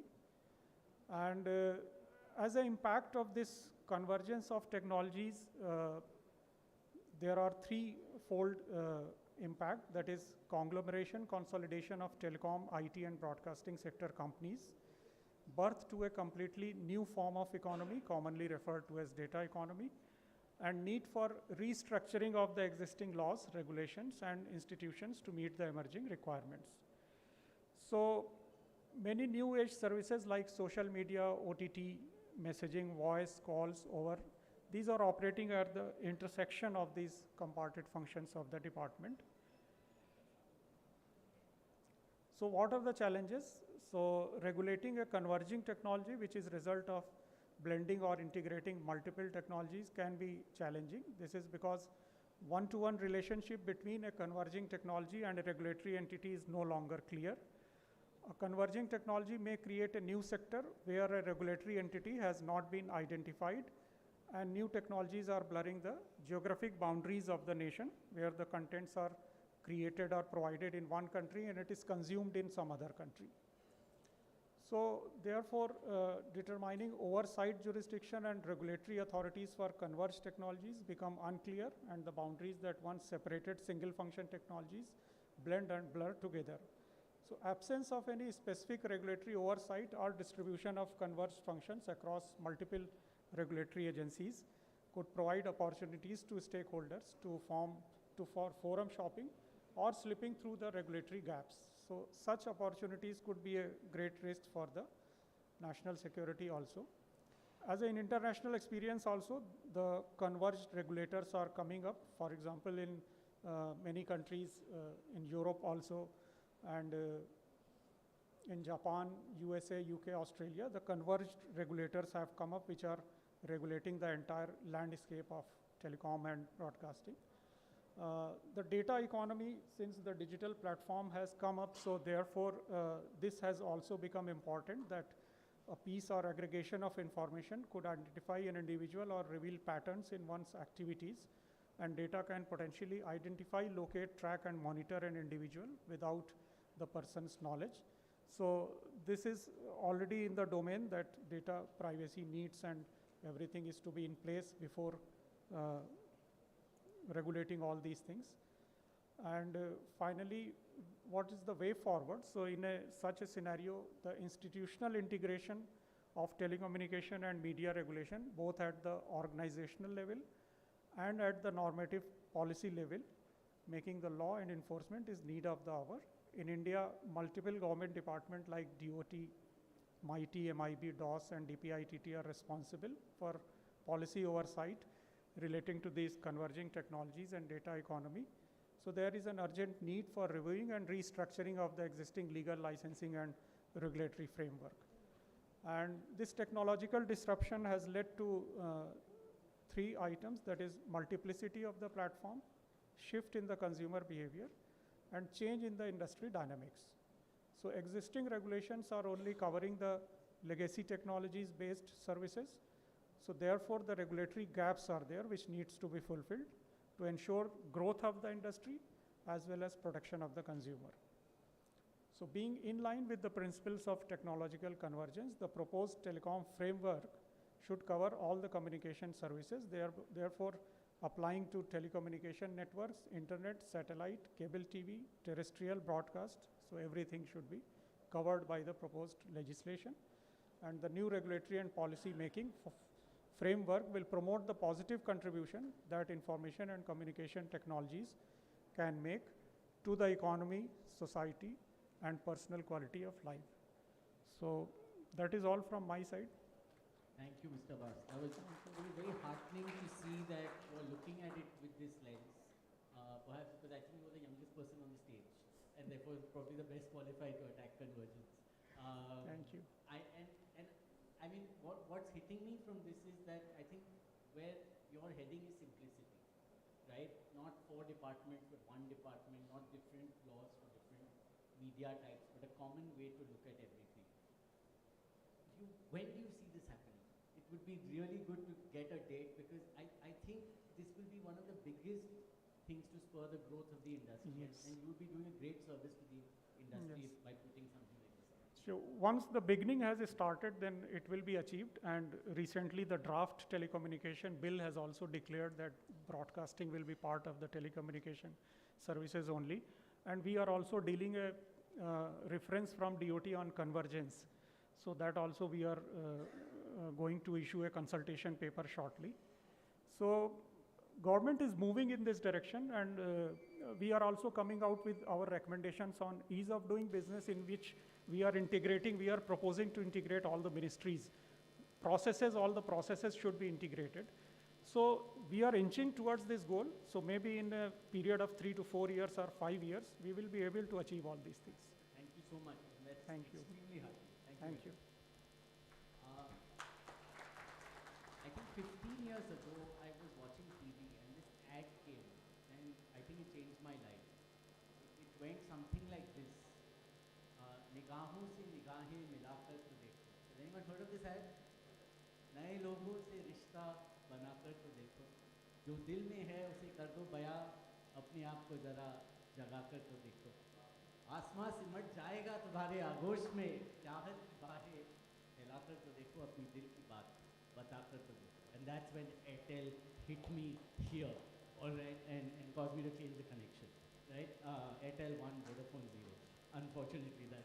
But I would want you, with the same dil ki baat batakar to dekho attitude, to come up and say what is it that you would like to see when OTT models and converged OTT models come into play. Everyone, please welcome Mr. Bas.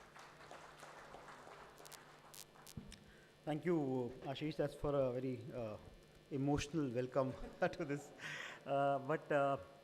It has been such an enlightening panel for me to hear different perspective and different lens which we are using to do this session. Very interesting. So Raghunandan sir, Rajiv sir, Tiwari sir, Sanjeev sir, Dipali ma'am. What I'm trying to do is to present the Airtel lens into this discussion. We are of course present in the telecom space, but we are also a very large player in the DTH space. We are also a very large OTT space. Our music app Wink, you're talking about numbers, has a daily average user of around 80 million. On a monthly basis, I do around 190 million on my Wink app. It is the second largest music app in the country today, right? Even though there are a lot of Chinese apps which have now started, coming up. So let me start my presentation. Borrowing from you, Anil, shouldn't be left behind in numbers, I thought. So, we all know the numbers. We have got more than 500 million smartphone users today, and the number is rising very fast. We also have a huge amount of data consumption happening, around 18 GBs per user happening. We have more than 64% of the population who's under 35 years. You should come at the Airtel Pavilion. The maximum rush I see today is on gaming, right? The younger generation is the one who's very keen on 5G. In fact, for 5G, maybe the first users are going to be the youngsters themselves. Also, as our tele-density is increasing, what has happened in the pandemic, of course, is that people are spending an average time of 4.7 hours, aggregating to more than 700 billion hours of content viewing in 2021, right? And this is coming from a Wiki report which was available earlier this year. So what is it? Content naturally is fueling the consumer interest. Streaming, broadcast, and cable networks are really trying to do it up. What is also happening is there is a growing collection of now services, and most importantly, the switching costs are low, right? So a customer is able to move from one platform to another without having to have any issues in, particularly doing that. And what are they getting in return is, of course, ubiquitous experiences and unique experiences which they are able to gather in each of these platforms. At the end of it, it is a distribution game, and Anil, you also mentioned it. In fact, first few slides, when you started presenting, I thought, has he taken my slides or am I taking his slides? So the thoughts are same. I think entertainment sector, of course, is, and this is a big learning for us, that's actually medium agnostic. There are 5 categories, as we are seeing, traditional consumers who are just doing paid TV content. There are digital-only consumers who do only digital. There are tactical digital consumers who do some pay TV, but at least one OTT at least. This is a pattern we see, with our own Airtel subscribers, and that's how we start postulating. There are bundled digital users, there are mass consumers, and of course there are free consumers. Dipali ma'am is there. One of the biggest pain point for DTH today is the free dish, which is eating up the revenues.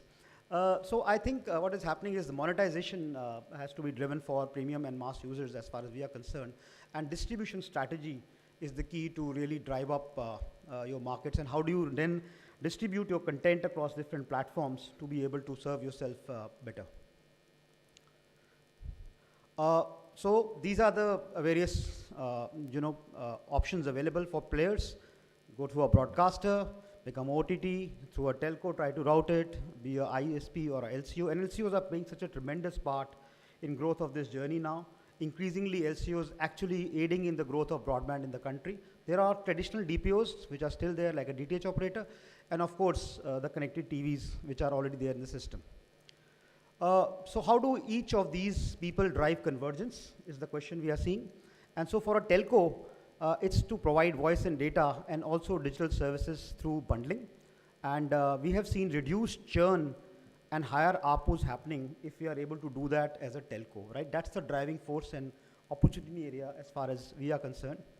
For a LCO, naturally, it is a linear TV connection, and if we can also bundle the same broadband connection into it, it becomes a driving force, for this particular LCO.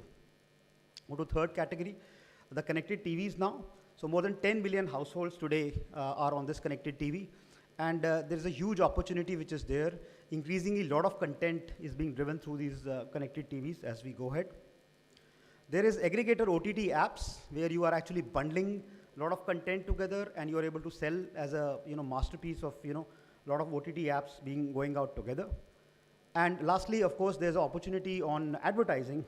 Can you provide a unified interface to people who want to monetize, who want to go across and still being able to sell their experiences? So those are the opportunities in the converged era which we see from our lens.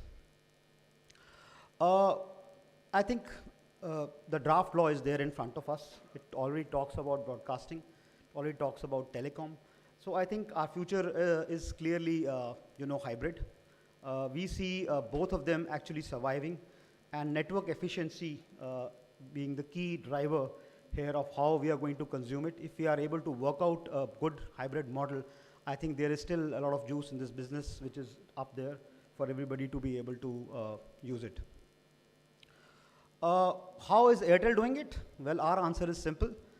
We have got Airtel Extreme Premium, which we are giving to our customers, which bundles up both Extreme, the linear TV, as well as a bouquet of OTT, services.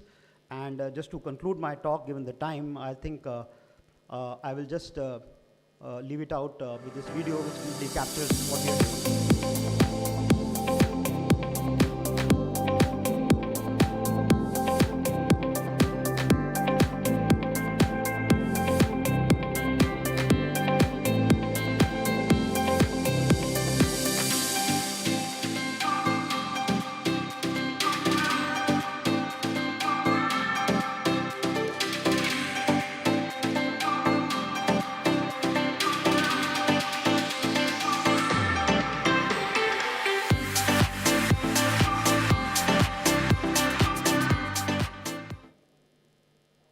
Thanks so much.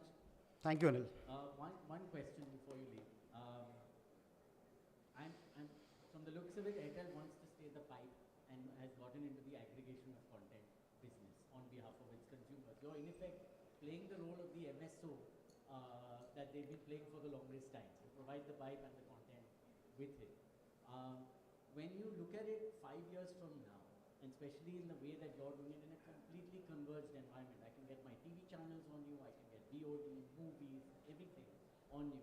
Do you see this aggregation and pipe model staying, or do you feel that at some point a company like Airtel, not necessarily Airtel, but a company in your position, would need to get into, up the chain or down the chain or many alternate services along that pipe, or only largely a content play for stickiness?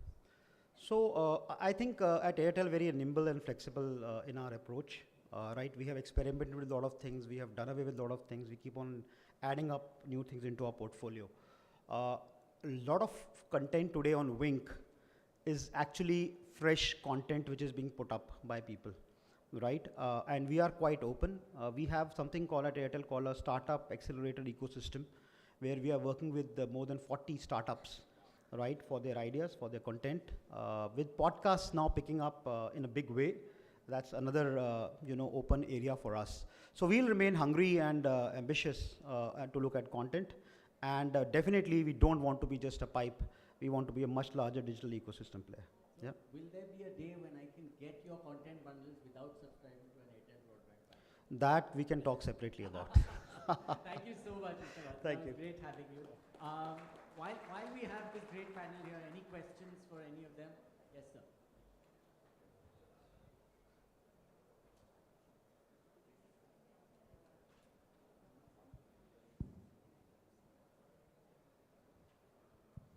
Thank you. My question is to Abbas, sir. Sir, you spoke about the impact of convergence on regulation policy. An aspect that probably needs to be touched when convergence kicks in is going to be the impact of that on spectrum management. I did not see that part covered in this thing. Today, the way spectrum is managed is that you have a segment for broadcasting, you have a segment for communication, you have a segment for audio, and you have segment for what all. If DAB, DVB, as we just heard Mr. Pandey say, is all rubbish and it's not required, then why do we need so much of spectrum for the public broadcaster? Almost starting from 470 to 598, 128 megahertz he is using to claim that he is going to run D2M and he's going to run DAB and DVB and DVB plus and minus and so on and so forth. If all that is not required, and if you go by the TRAI's own recommendations for DTT in the year 2018, when TRAI said 4 operators each using 8 megahertz is sufficient to take care of DTT going forward. If 32 megahertz is sufficient to take care of the total requirement of the sector, then why 128 megahertz is being used by this particular thing? And don't you think going forward, when convergence kicks in, this number of the total spectrum being used by the broadcaster should be shrunk and be then efficiently utilized, maybe by other players as well, which include startups and innovators? Thank you. Yeah, actually your question is very long, but answer is very short. First of all, spectrum is already converged because it is being managed by only one department, which is Department of Telecommunication. No other authority has got the right over spectrum, first of all. Second, whoever is using a spectrum non-efficiently, the spectrum is taken back. And this you have witnessed from 600 megahertz to 27.5 gigahertz. That spectrum has been taken back, then only it has been made available for IMT. It was originally not available for IMT. So these two mantras are already there and we are working on it. And third answer is that TRAI is only a recommendatory body on a spectrum. So I can recommend only, the answer is to come from DOT. Can I just add, Devashish, you see, and I'm just trying to answer as an industry and maybe in the lens of Mr. Mr. Abbas. See, it's a very difficult choice for a regulator, for a licensor, even for industry, to look at a technology sphere which has not just arrived completely, right? What will you do having spectrum with yourself? Would you use it or not? So suppose you get spectrum vacated, right? We have 600 vacated now. Is the time ripe to use it? There is no ecosystem around it. We use it. What are the pitfalls of it? And then how do you migrate the industry? What are the challenges? It's never an easy answer. There is no straight answer on spectrum. At least I have not seen a straight answer in last 20 years. It's a very topsy-turvy journey. So efficiency is to be managed with ecosystem growth and also on the survivability of the existing industry. You can't have something which takes away the existing ecosystem out completely. Thank you. Okay, I don't see another question. So thank you, panel. I think you were great. Very good insights. My sincere thanks to all of you and to all of you in the audience. I hope you enjoyed, and namaste. Thank you, speakers. That was a very interesting, interactive session. Before we end the event, I would like to honor our distinguished speakers on the session by presenting them with a memento as a token of appreciation. First of all, I'd like to invite Shri Anil Kumar Bharadwaj, Advisor TRAI, to present a memento to the moderator of the session, Shri Ashish Ferwani, Partner ENY, as a token of appreciation.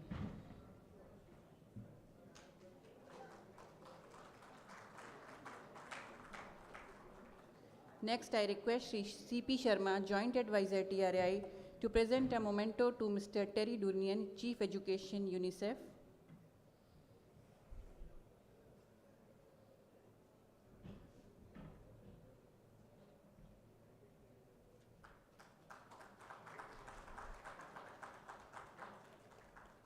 Now I request Shri V.K. Agrawal, Joint Advisor TRAI, to honor Shri Prashant Pandey, CEO, Entertainment Network India, Times Group, with a memento.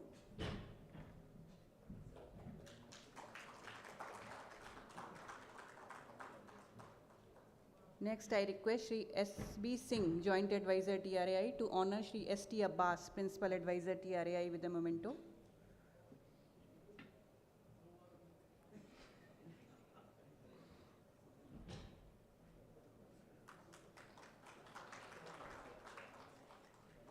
Now I request Lieutenant Colonel T. Rajesh, Joint Advisor TRAI, to present a memento to Shri Rahul Vats, Chief Regulatory Affairs Officer, Bharti Airtel.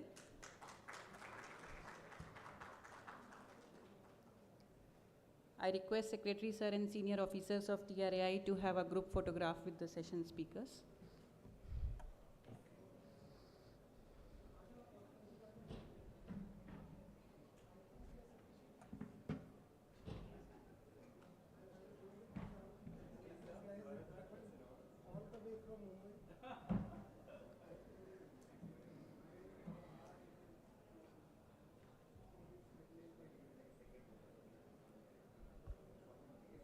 Vanda ma'am, please come. Akhilesh sir, please come for the photograph.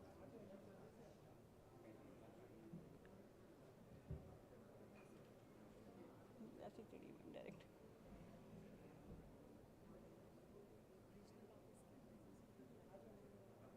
I also request the advisors of regional offices TRAI to please come on the dais.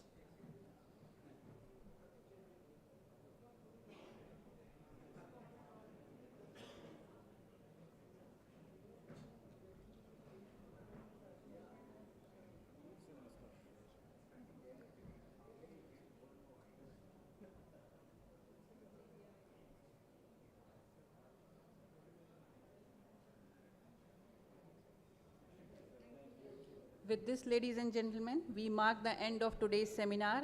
I want to thank each and everyone present in today's seminar for attending the event and making it a success. Hope you have enjoyed the deliberations and have good takeaways. Thank you. Good afternoon.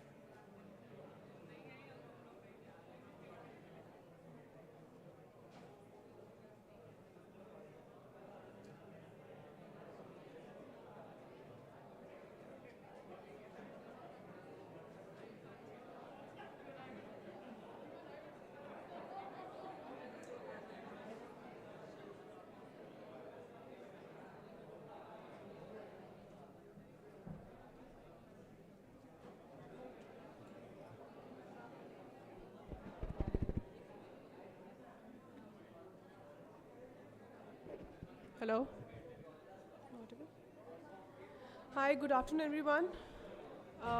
We'll start with a session for Atmanirbhar Bharat Road to Self-Reliance. May I request all the panelists to be on stage.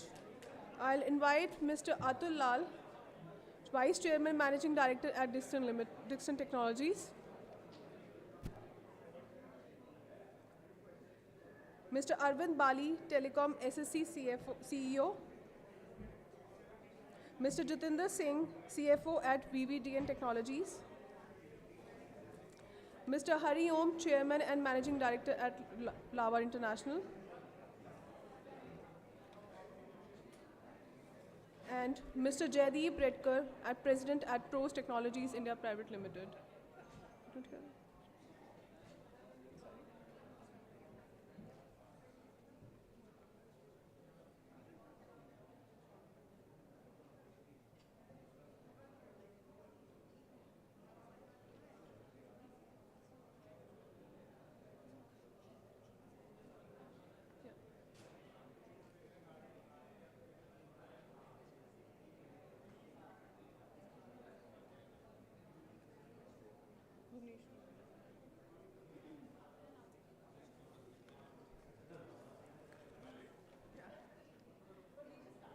We have Mr. Bhuvnesh Sachdeva, HFCL Senior Vice President, Product Development.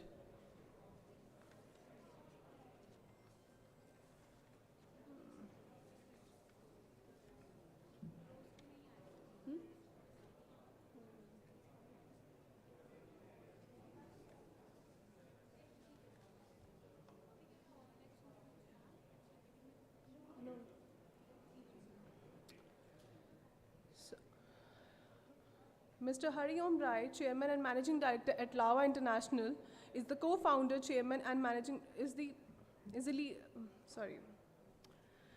leading director at Lava International Limited, leading Indian multinational company in the mobile handset industry.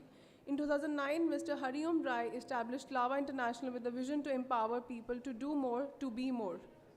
Thank you. Now, yeah, please. Now I hand over to Mr. Hari Om Rai. For the keynote speaker.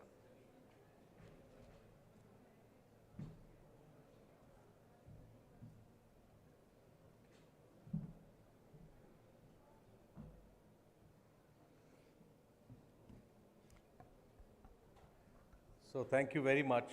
I think there are more people at the dais than in the audience, but it is nice to be here.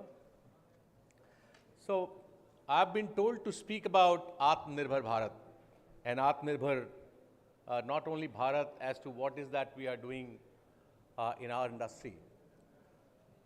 So let me first of all set the larger context of road to Atmanirbhar Bharat and what is that we are looking at in our industry. So fundamentally, I always say that from the fundamental level, let us look at the position of our people and the position of our GDP.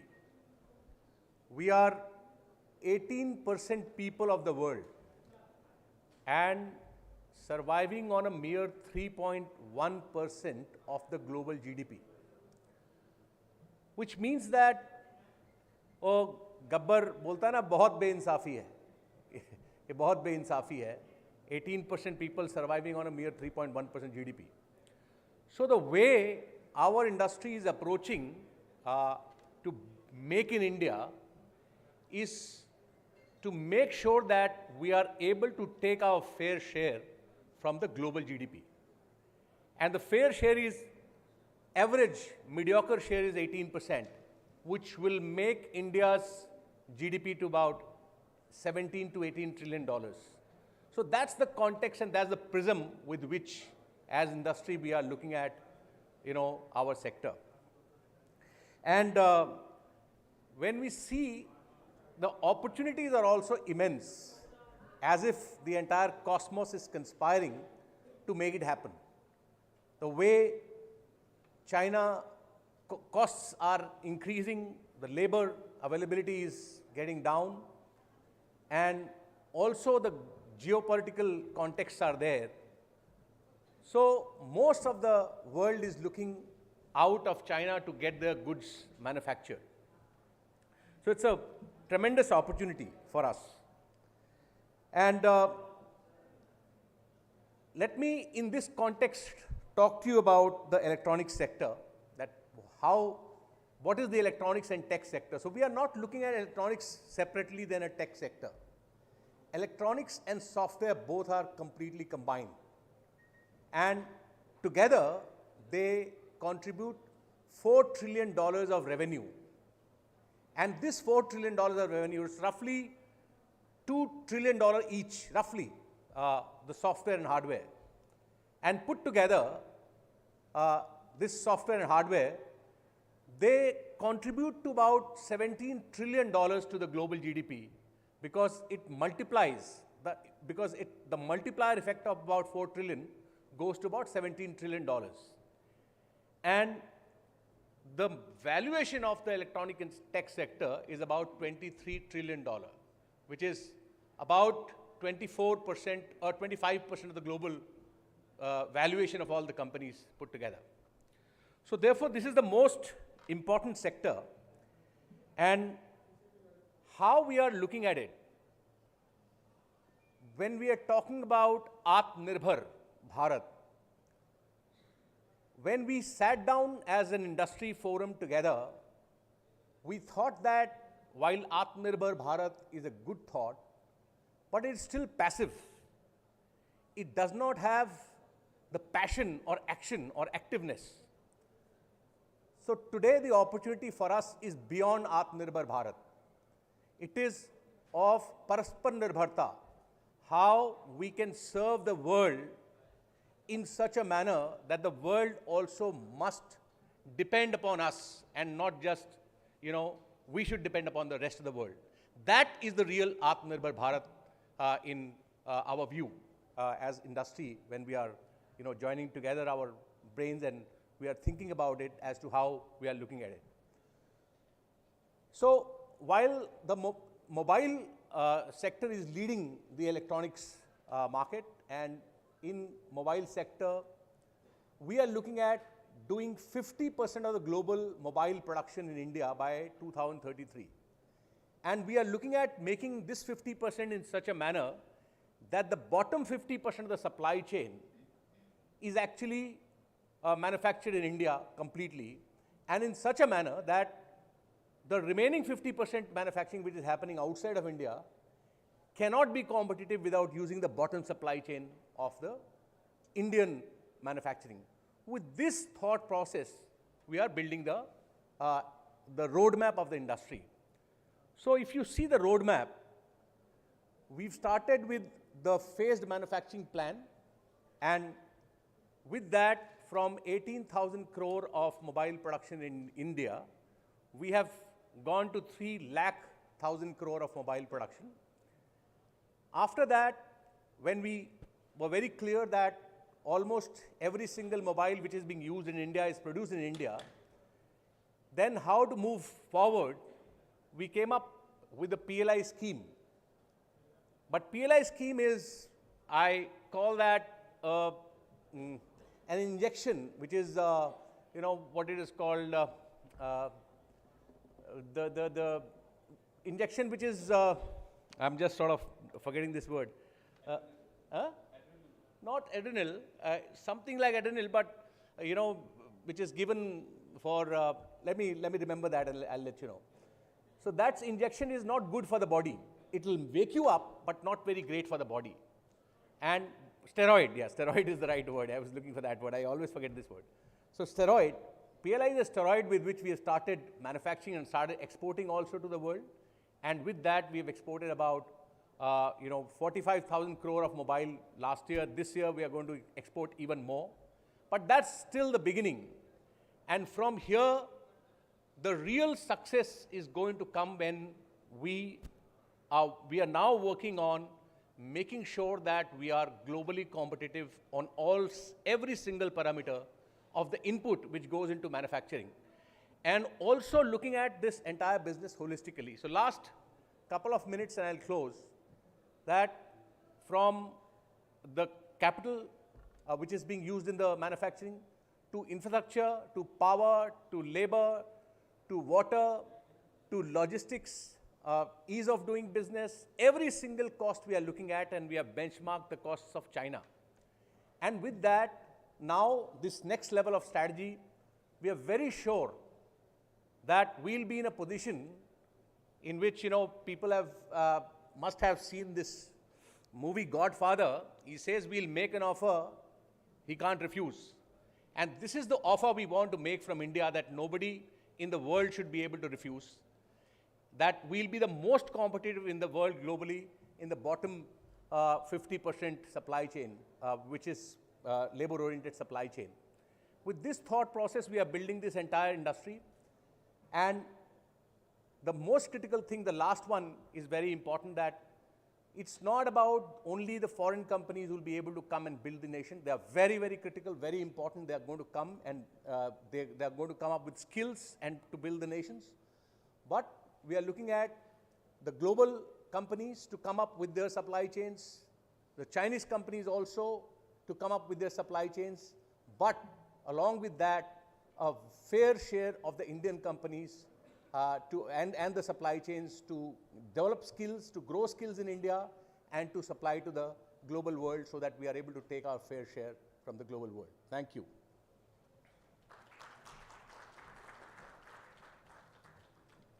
Thank you, Mr. Hariram Rai, for sharing the detailed insight with us. Now, I would like to invite our moderator, Ms. Manisha Garg, partner and co-head at KPMG India. She also heads the Forensic Managed Services in KPMG India. She has over 23 years of rich and diverse experience around due diligence, financial control, and accounting with American Express, Agilent Technologies, and KPMG India. Thank you, sir.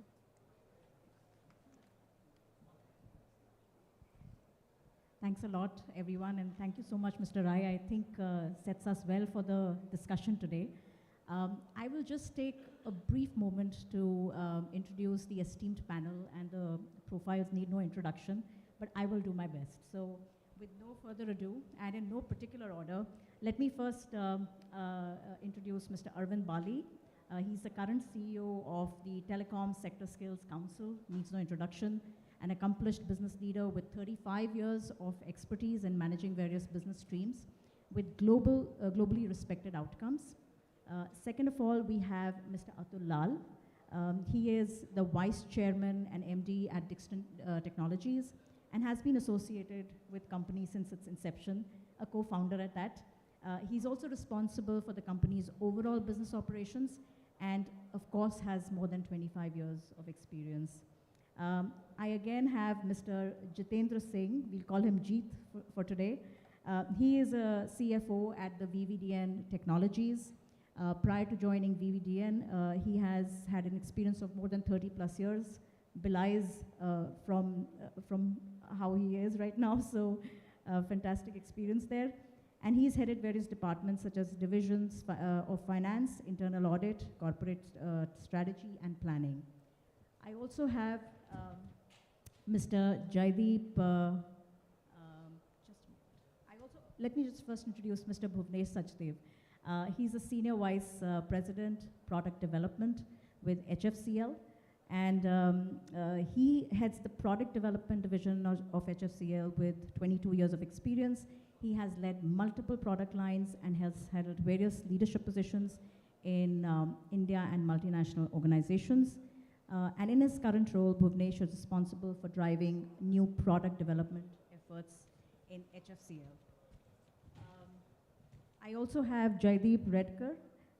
He is the head of global supply chain in Pros Technologies. Jaideep has demonstrated success across telecommunication, FMCG, pharmaceuticals, and capital goods industry. And he's also responsible for business in India as well as the global supply chain operations of Pros Technologies. With that, I think we'll launch straight into the session. We have a good 45 minutes, and I'll request everyone to sort of participate, give their views with respect to the questions coming along. But I think from our perspective, India stands at the fulcrum of the 5G launch, and it's important that we understand the ecosystems behind it so that the manufacturing sector is bolstered. In the last few years, the Atmanirbhar Bharat mission has found its resonance and reflection in the PLI scheme. And I think that's what we are trying to sort of unravel a little bit in terms of what does it mean for the industry.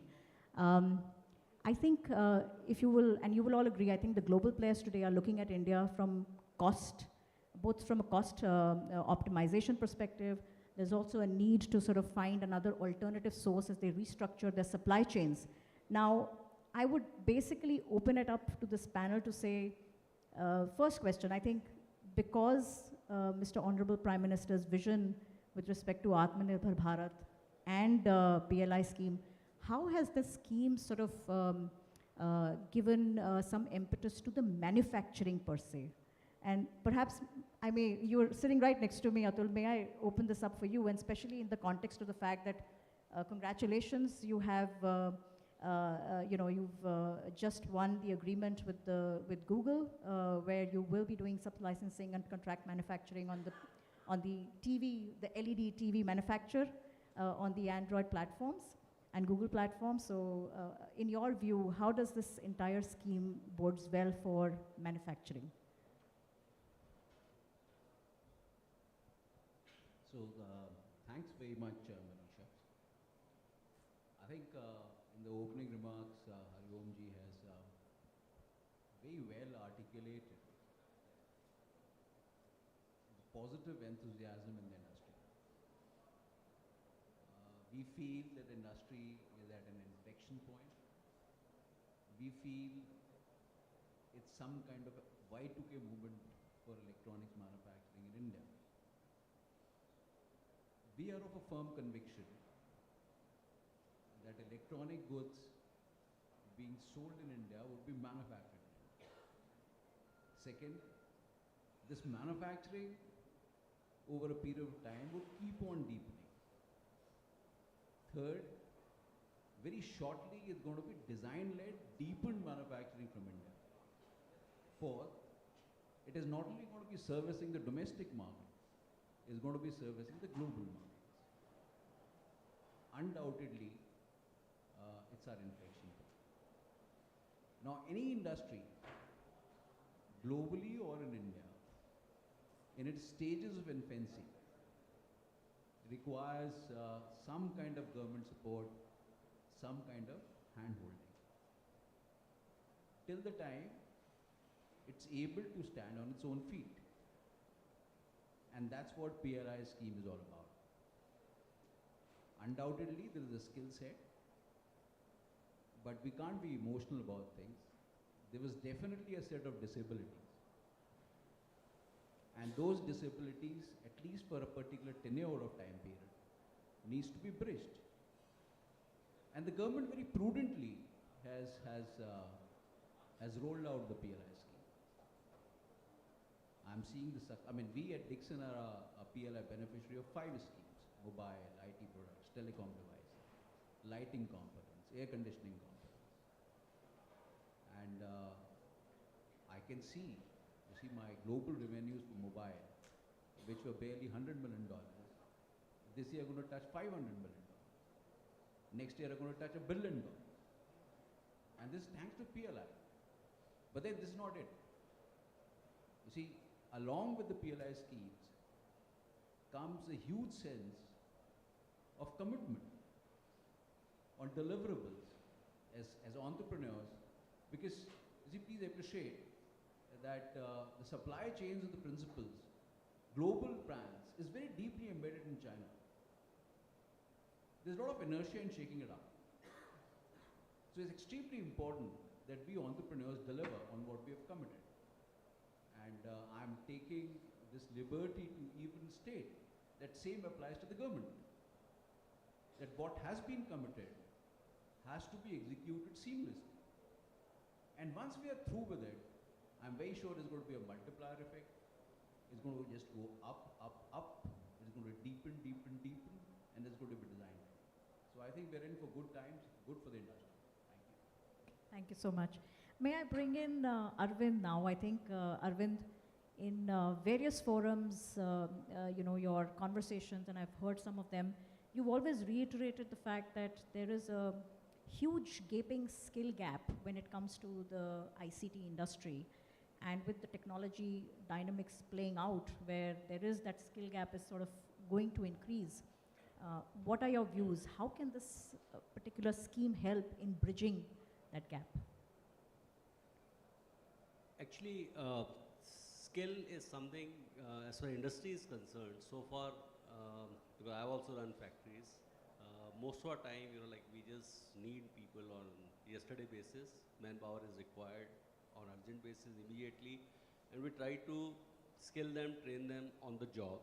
Now that is, okay, to meet a requirement, yes, it is a good approach, but when it actually comes to running operations, it is much better to have pre-trained people who are skilled outside are actually given to the industry. They pick up the right kind of habits. I give this analogy that a lot of time you have seen people are driving, learning from their cousin or somebody, and they run all the wrong things, and all their life they keep driving in a very erratic manner.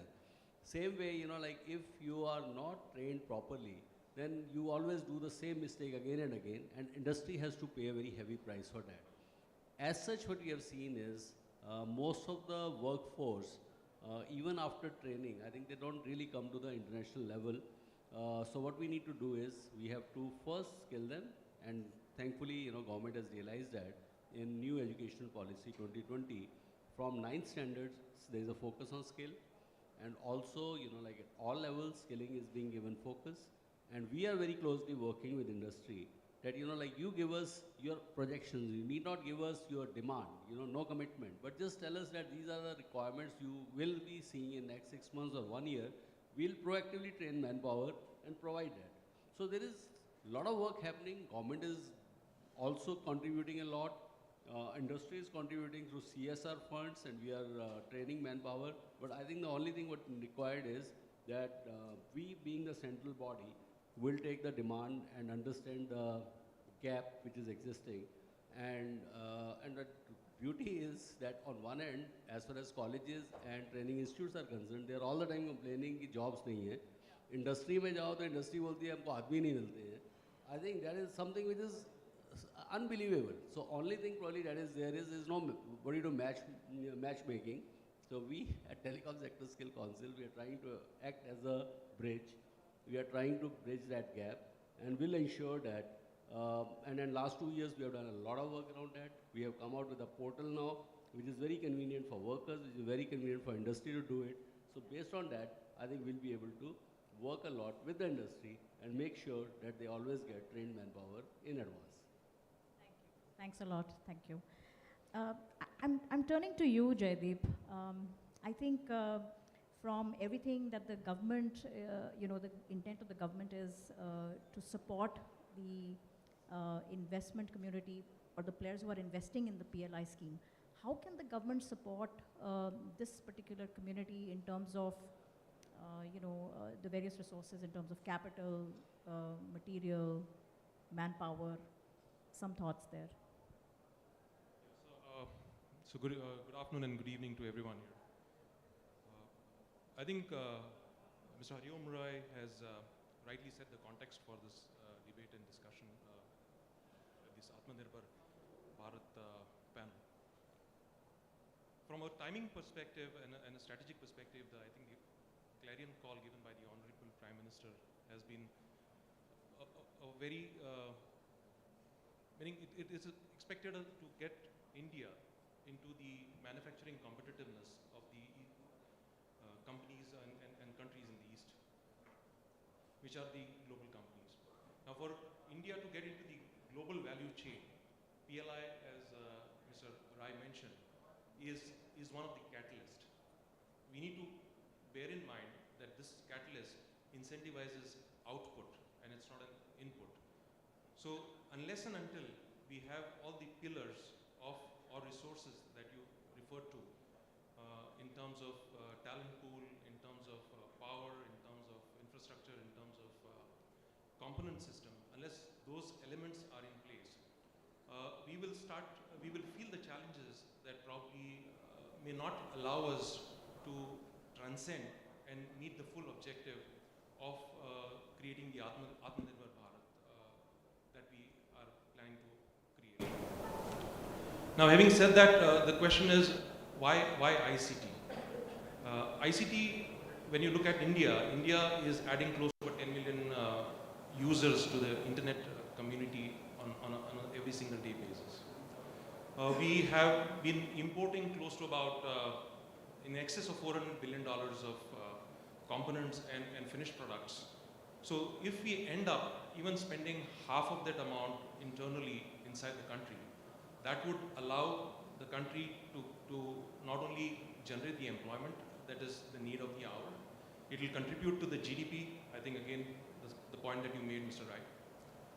At the same time, it will allow the MSME industry, and that is the key.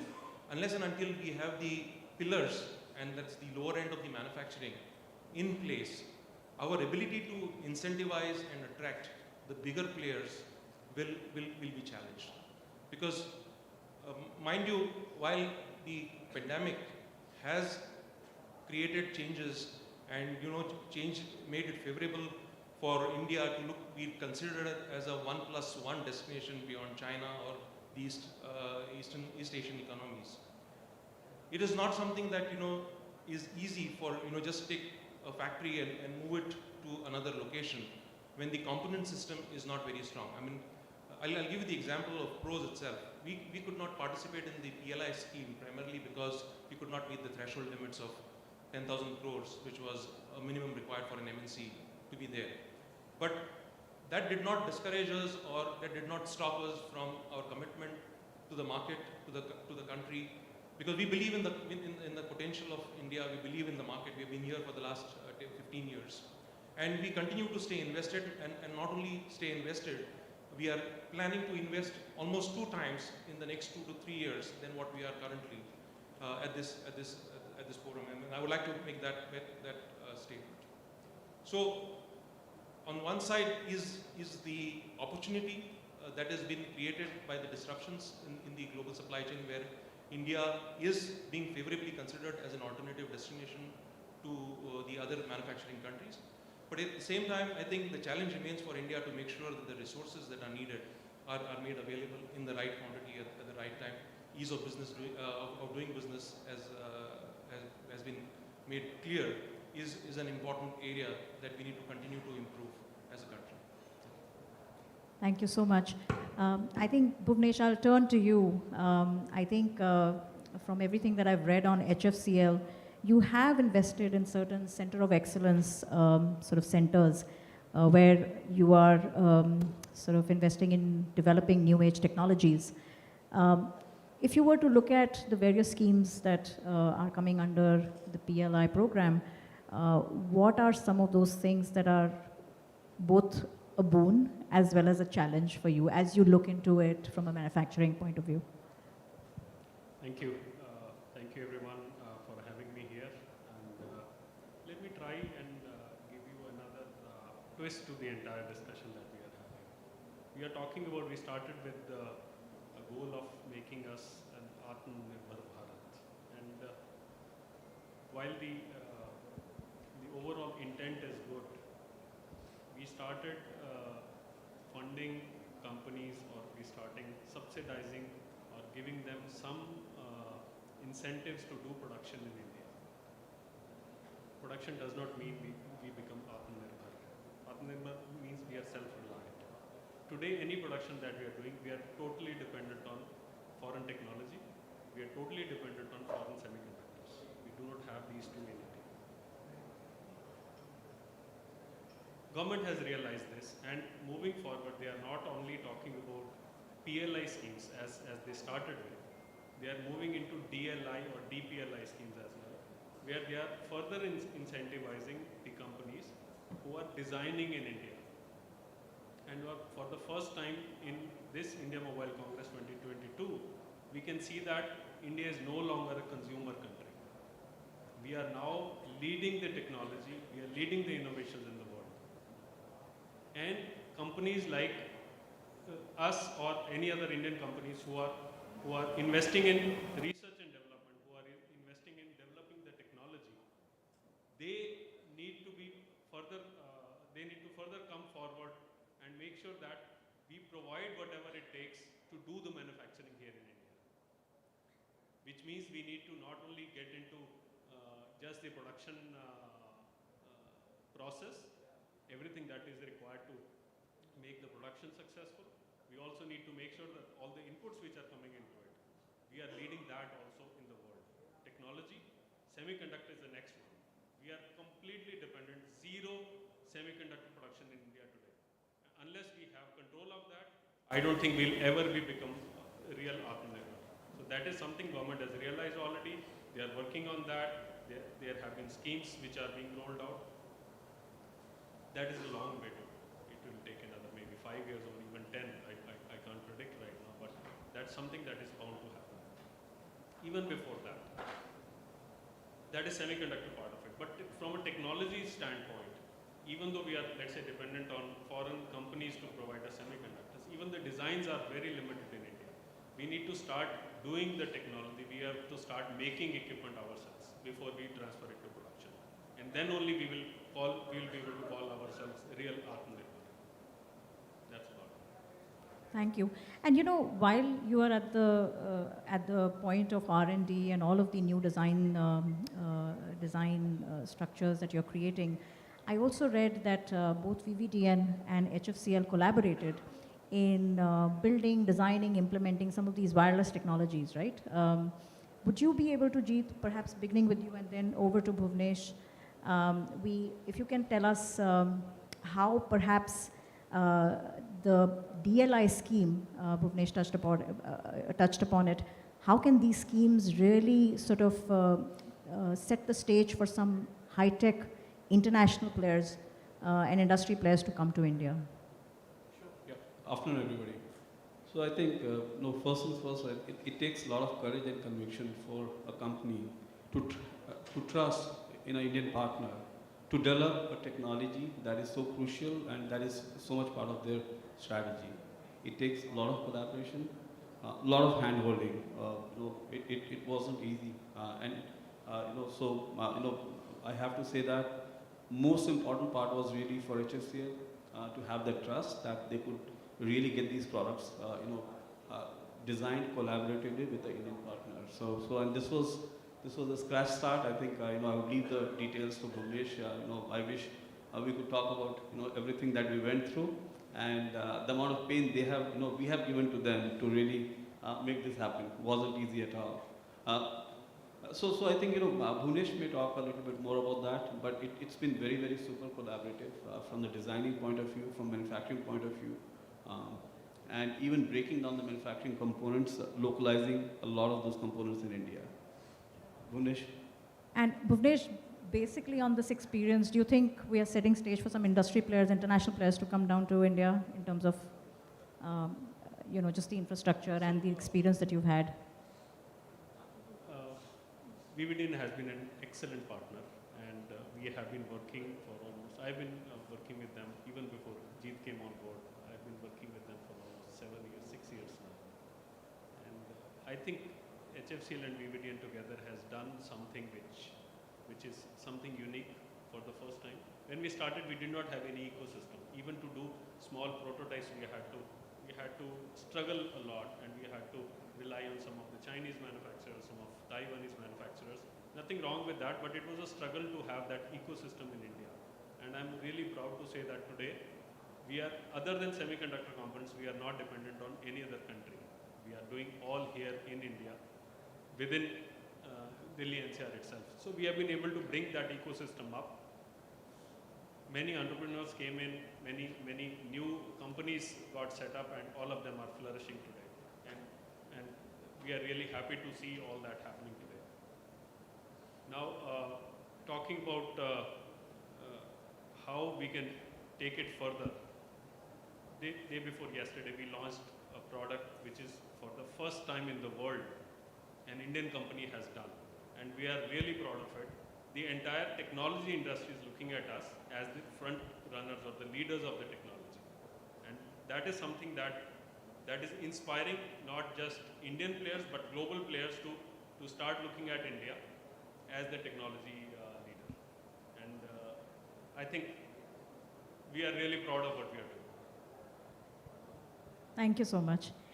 Arvind, if I can, of course, please, Jaideep. Just like take a couple minutes to just compliment Absolutely. what Jeet and Manish have just mentioned.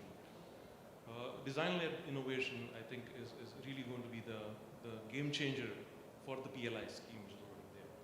PLI is incentivizing manufacturing, whereas design, I mean, without design, manufacturing has its own limitations. Now, we have a very good demographic dividend. I think what we need to be doing is support that dividend in terms of, and Arvind did touch about the skill levels at the manufacturing level, but I think we need to step a level higher than that and try to get into the skill levels that are needed in terms of doing research and development in India. And unless and until we are able to be having that talent and having developed that talent, our ability to attract investors in terms of doing the design work in India will be limited. We will still be considered as the back office. Now, we have some very good examples before us, and especially the software industry. It's what started as Y2K, apparently with the global outsourcing has developed, and the software industry grew further from that. But today, most of our bigger software companies are at product development. So taking this example, I think we need to nurture and have a system in place which will nurture the talent that is available and provide the R&D skill sets that investors need before they can be confident that it is good for them to relocate their design capabilities from other parts of the world into the country. Thank you so much, Jaideep. Arvind, I'm turning to you. If you were to see, there are the recently modified PLI scheme, right? It is now inviting international players. In some sense, Intel has announced that it will start to sort of have its production facility now in India just to take advantage of reduced sort of dependency on imports. How would you think this particular modified scheme will play out in terms of just, again, getting in, foreign industry players back in India, increase the investor confidence and get some global players to India? So any high-tech area, any development in high-tech area, there are always some simple steps. I think we have seen in this country also many times. There was a time when we were importing complete color TVs. Then we started manufacturing color picture tube here. Then we started making glass shell here. And then, ultimately a stage came when we became the largest exporter of picture tube as well as glass in the world. So at that time, everybody imported technology. They brought investment from there. They brought experts from there. But gradually, we absorb it and we do it. Here also, I think in high-tech area, one is, you start inventing your own wheel. It is better, something is available. They are also looking for globalization.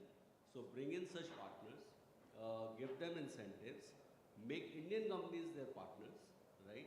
And then make the real development. All international companies, like whether they are working in India or anywhere else, right? They always try to use 95% plus local people, even in the initial stages. I'm not saying that in the mature stage, of course, it is 100%. So that means it is always good for the country. So that is the process we should be following. So Intel example, definitely, Intel will be more than happy that, India is a market for many, as we say that next century is ours. So that means they'll be investing in the next century by coming here. So we should incentivize all such companies and help. And Indian business houses are all ready to partner with them, and I think that is the way it should be growing. Thank you so much. I think we all touched upon semiconductors. Even in the opening address, Mr. Rai had sort of alluded to semiconductors. Shortage of it primarily now across the world.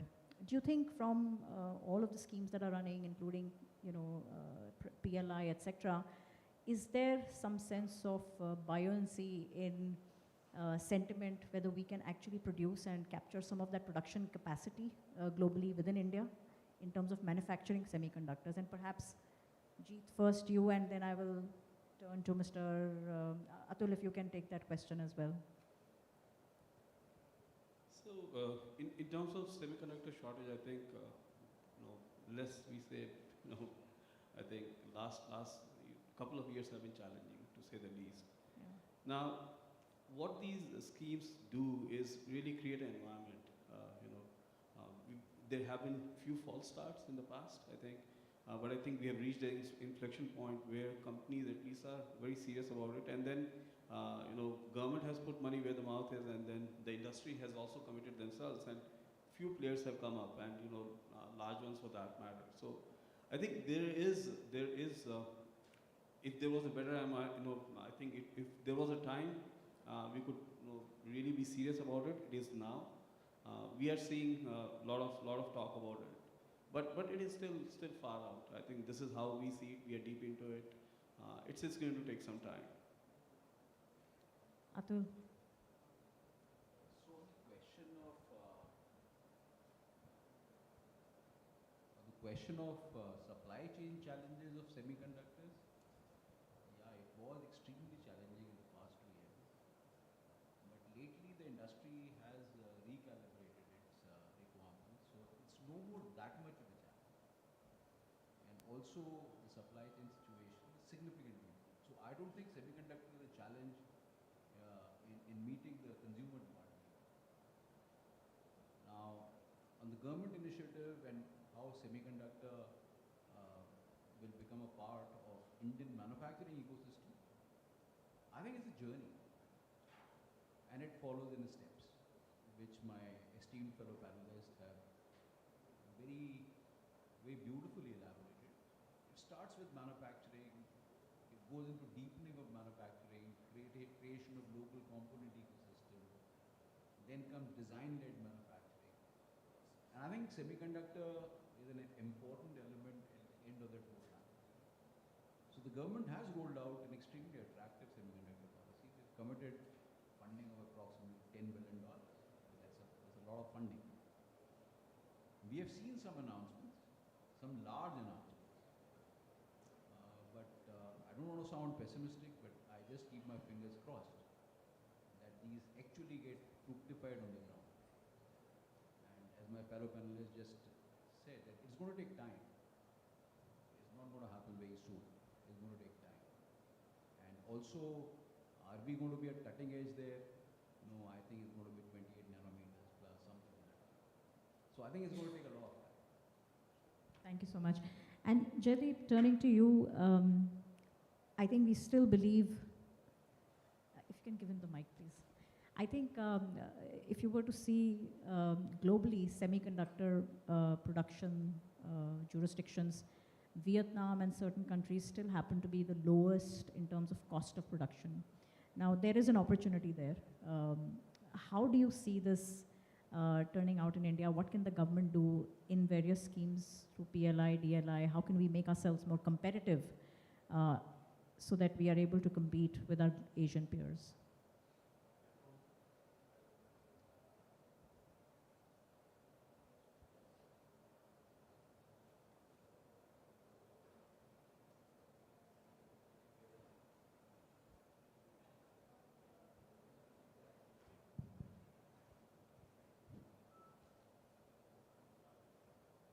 I'm not deeply connected with the semiconductor industry per se.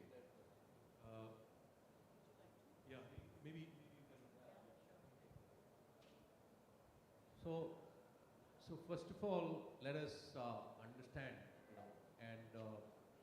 about the semiconductor piece, because that's very critical. Everybody is talking about semiconductor. The most critical thing is for us to have our strategy completely right.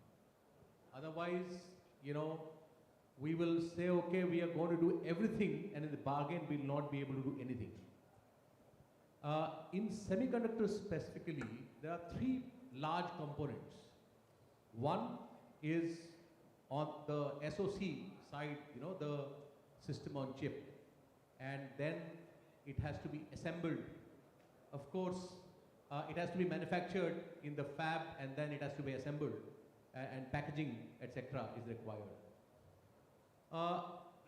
In application processor and also in the memory, a large part of the value is captured in the SoC side. And in that side where is human resources required, I think most of the semiconductors we are already doing in India through Indian manpowers.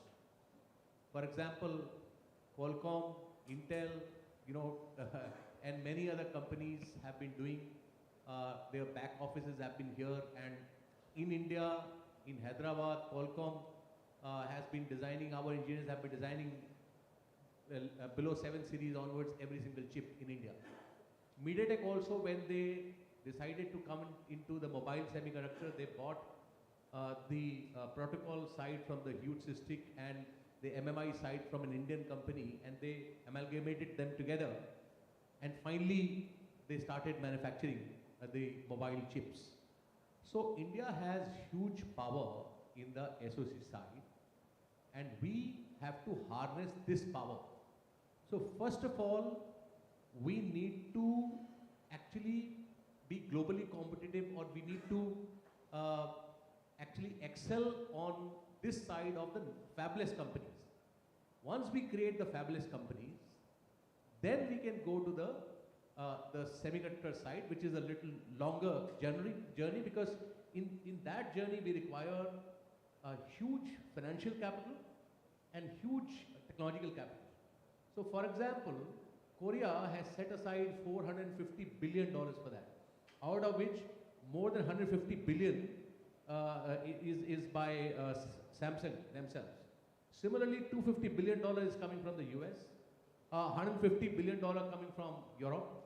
So when you see yourself in this entire world, then you find that $10 billion is nothing. It could be a small step. It is a necessary and desired step, because maybe 10 years later we should be able to do something which is required to be done on the fab side. But and for some strategic semiconductors we can do here. But in terms of would we be globally competitive in the semiconductor fabrications in India in the short term, I think it is not. But the SoC and packaging is what India must aim for, and not only be globally competitive, we should lead this segment of the world globally.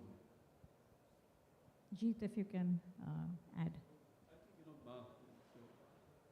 Semiconductor is a long journey. I mean, the way we see it, it is 10 years out, 10 years road, and there will be multiple steps in it. Now, from an electronic manufacturing point of view, the way we see it, there are still lots and lots of immediate opportunities. I think what we do is we break down the BOM, and if I set aside, let's say, if our BOM is 80%, 50%, let's say, which is class A, is not touchable. Unfortunately, the rest of the 50% as well, there's so much can be done in that area. Whether it is MBOM, whether it is connector, couplers, heat sinks, thermals. These are all and all of these items, I think, industry has taken steps. So while we are on that journey, I think we are seeing immediate success coming in from that side. Some discretes also, hopefully, that doesn't require so much investments. So they are already there, and we have taken some, when we look at any electronic, manufacturing ecosystem, we will start making the cells here, right? Memory, is this work going on? So it's not all doom and gloom, I would say. 10 years it is going to take 10 years or 5 years or 7 years, but there's a lot more to be still done in those 5 years, so that at least, we are able to get to a point where 70–80% independence is there in that. Thank you so much. Before I come to the close of this panel, I'm going to open it up maybe for the panel. One big highlight that you'd like to share with us in respect to both the PLI scheme and what can the government do in order to make sure that this ICT sector really finds its place in the sun and become what technology sector is to India. How can we be one of those global lighthouses for telecom? Atul, starting with you. So undoubtedly, I think I would like to reiterate that PLI scheme and now DLI scheme, particularly in the telecom devices sector, is an immense platform for servicing the local demand on the telecom and electronic sector side. Also, in various product categories, India and the various industries, various companies in India are going to be globally competitive. It's going to generate huge employment. It's going to be a huge foreign exchange earner. I firmly believe that the moment for our sector has arrived. And it's for us to deliver on it. It's for us to generate huge dividends for the country in this sector. From a VVDN point of view, we are beneficiaries of 4 PLIs. I think it's been a turning point for us. What these schemes, besides the incentives that are there, they also create a huge visibility and environment, a very conducive environment. All of 60% of our business plus businesses exports. Customers talk a lot about it. It creates a lot of positive sentiment, and it has done all of that, right? What we would have, what we would desire more is, if the government, government has supported everything that the industry asks for. There's one area that, if there's something that can be done is the capital, the cost of capital in the country is still higher. There's still a major handicap there. If that gap can be bridged, there are some incentives available, priority sector lending and all, but I think if the government can back it up with capital, and reduce that handicap, I think that would really, really help the industry. So, I think, let me see how I see now. The government is the biggest company of a country, actually, and all the companies are beneath the government. And no company can evolve beyond government. When we realized that in our industry, we said that we need to work with the government very deeply. Because finally the competition is not between companies, it is between countries. And when we look at, for example, how China is subsidizing the cost of its infrastructure. So let's say, just to give you one example, China gives the entire factory to a company free of cost for 5 years, and after that you can acquire the factory. So imagine, you have invested hundreds of millions of dollars in the factory infrastructure, and you got it completely free of cost. And after 5 years you are paying if you want to pay, otherwise you can take it on rent. So these inputs, China, and I've just given an example of one of the inputs. China is subsidizing so many other inputs.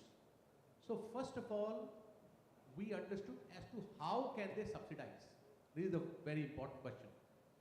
They could subsidize because they understand the fundamentals of economic multiplier. When one job is created of, let's say, 20,000 rupees, it multiplies to about 1,00,000 rupees, 5 times at least, the multiplier is created. And on that, the government gets huge revenue.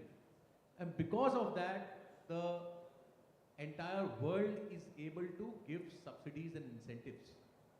And the disabilities cannot go ever. Actually, we did not realize that we have to also do that. It cannot go ever as long as the governments are there to subsidize. We just need to understand that how can we be competitive.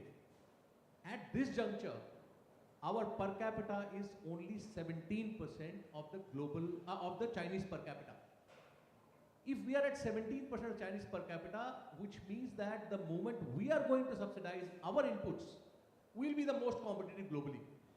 And this realization has happened.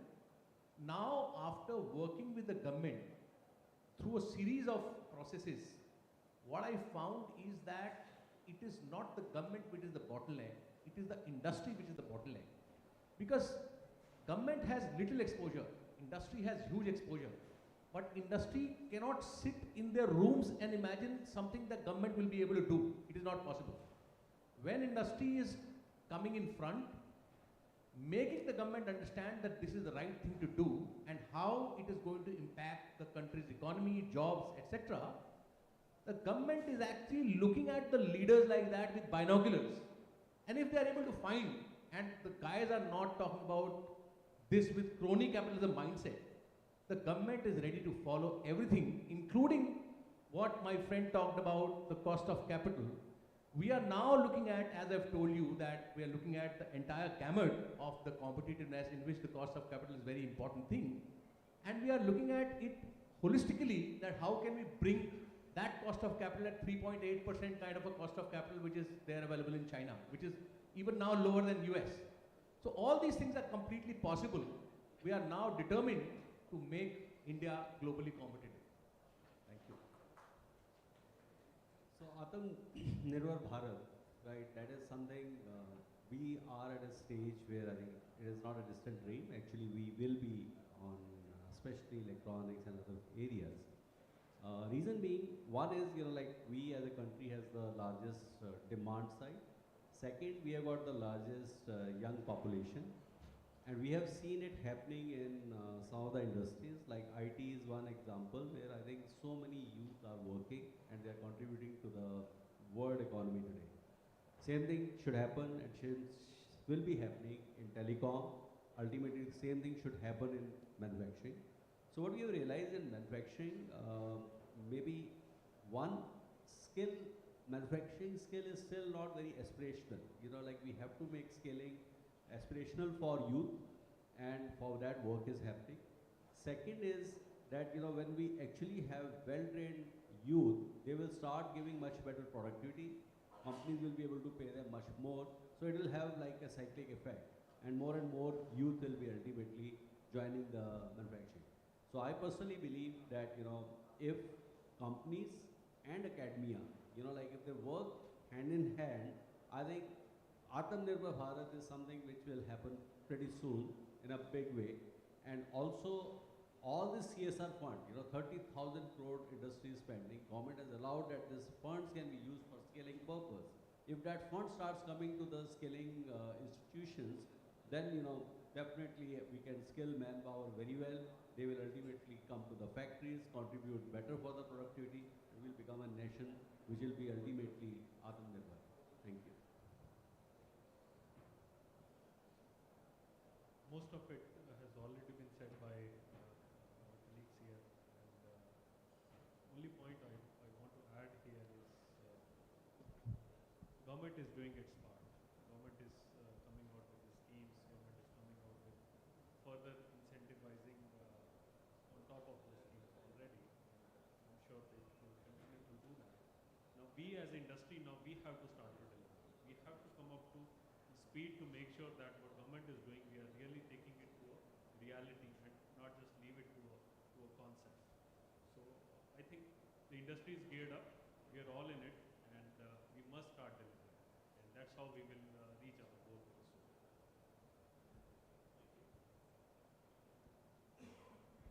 So when the Atmanirbhar Bharat scheme was actually announced by the Prime Minister, there was a lot of confusion as to whether the country was going back to its protectionist regime of the pre-90s.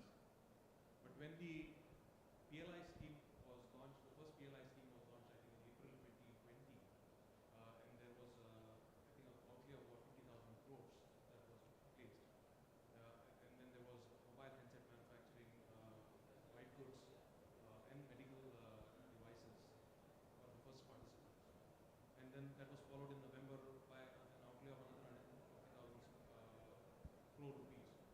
I think that is when the industry took a serious notice of what is it that the government is trying to do in the creation of Atmanirbhar Bharat. But having said that, what we also need to take care of is, while India is moving towards Atmanirbhar Bharat, the rest of the East Asian economies, which were the manufacturing giants prior to India getting into the global value chain, they are also resetting their priorities. And India will do well in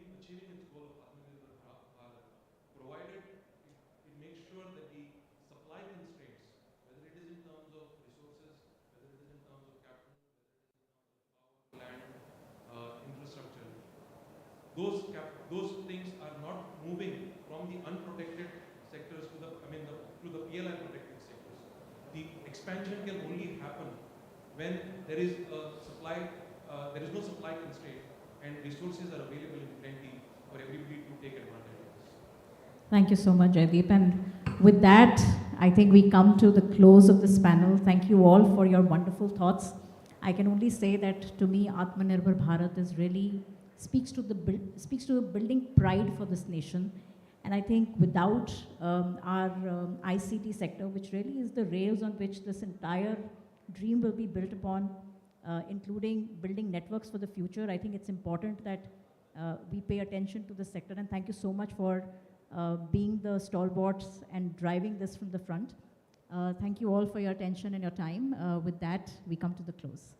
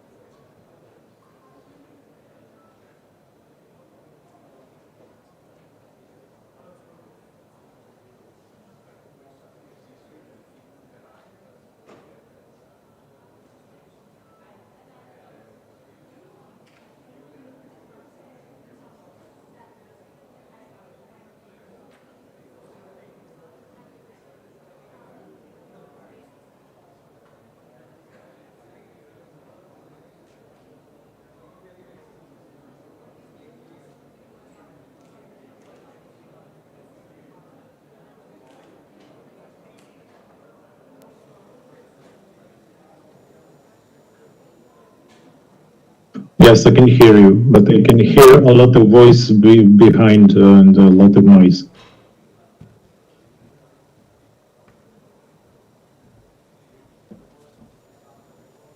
Okay.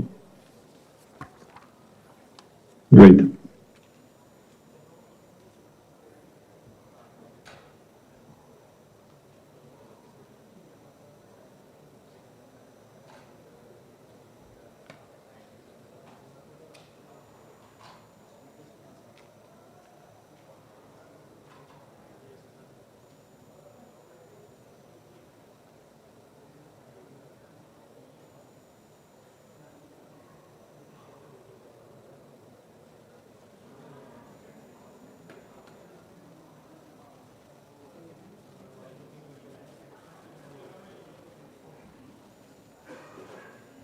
सारे बंदे हैं क्या sir?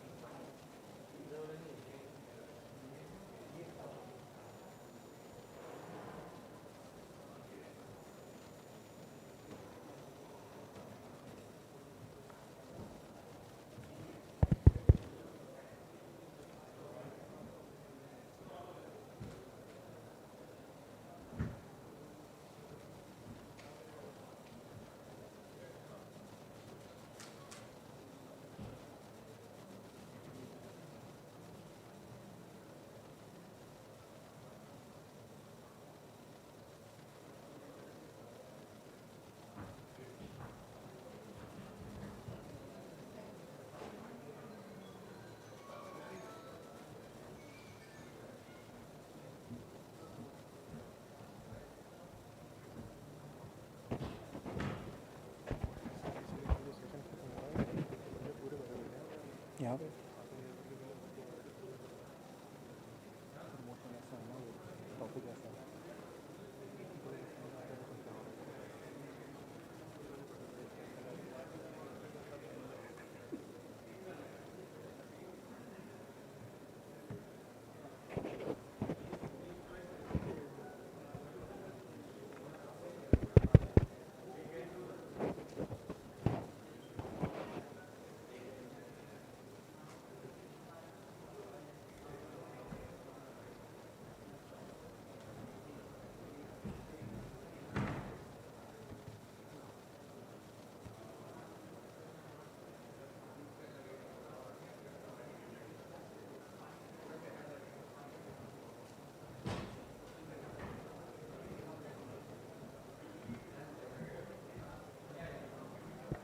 Good afternoon, ladies and gentlemen. We are going to shortly start the session, which is on evolution of global standards from 5G onwards. So may I request all the speakers to come to the dais and their respective positions. Thank you.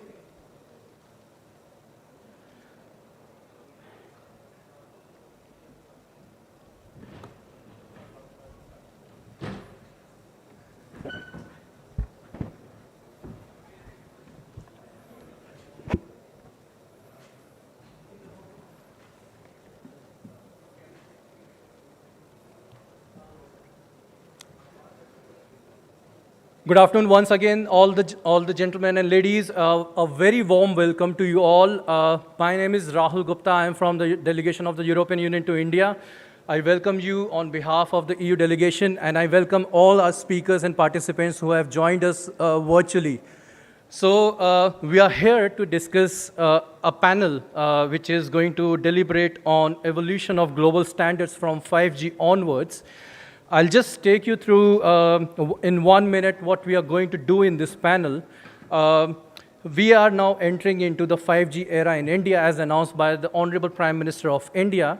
And since 5G onwards, we are seeing that the conventional mobile technologies or the conventional standards are going beyond our smartphones in case of industry, medical, education, agriculture. There are a lot of use cases that we are going to deliberate into. So the purpose of this panel is to deliberate on where we are, what we need to do, and how we need to do it together.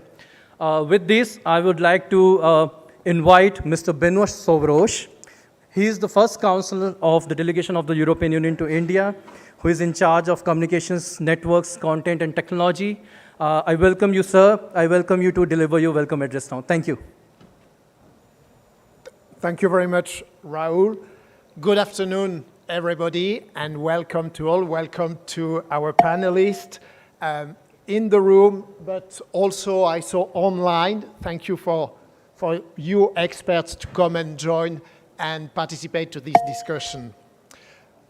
2 days ago, Prime Minister Modi launched here the 5G applications in India. And when I listened to him, I couldn't help but feeling thrilled and personally thanked by his speech. When he mentioned that New India, for the first time, contributed to setting 5G global standards, telecommunication standards in 5G. Yes, I couldn't help from thinking that he was very much promoting our session today, but also acknowledging the work that we've done also at the EU delegation. We've been actively involved over several years in a number of avenues to promote the full participation of India to the setting and adoption of global standards in telecommunication together with machine-to-machine communication. And I think this is a definite milestone that we reached 2 days ago with this launch of 5G, of this telecommunication, using and adopting this global standard to which India fully participated. But it's only a milestone. So now we need to see how we can and we should continue to work together to defining, setting, and adopting these global standards that are needed from this 5G, not only for the adoption of the use cases and the different users of 5G, but also already preparing the next generation. And that's why we're so happy and thrilled to have this discussion today. So again, welcome to all. Thank you very much, and looking forward for a very fruitful discussion.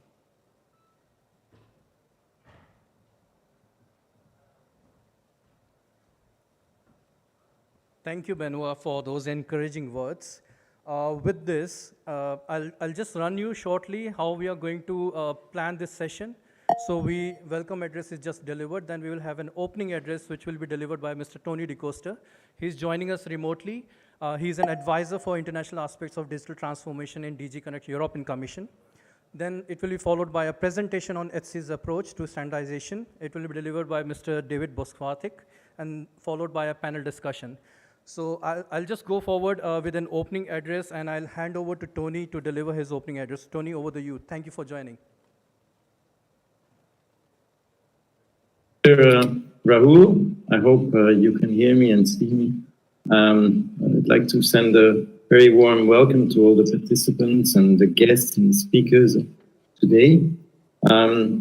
I'm very honored that the European Commission and its Directorate General Connect, which is the department within the European Commission which is in charge of designing and implementing the digital policy in the European Union, can be represented in this event today. The India Mobile Congress is, of course, a key event for the development of digital economy and society in India and beyond.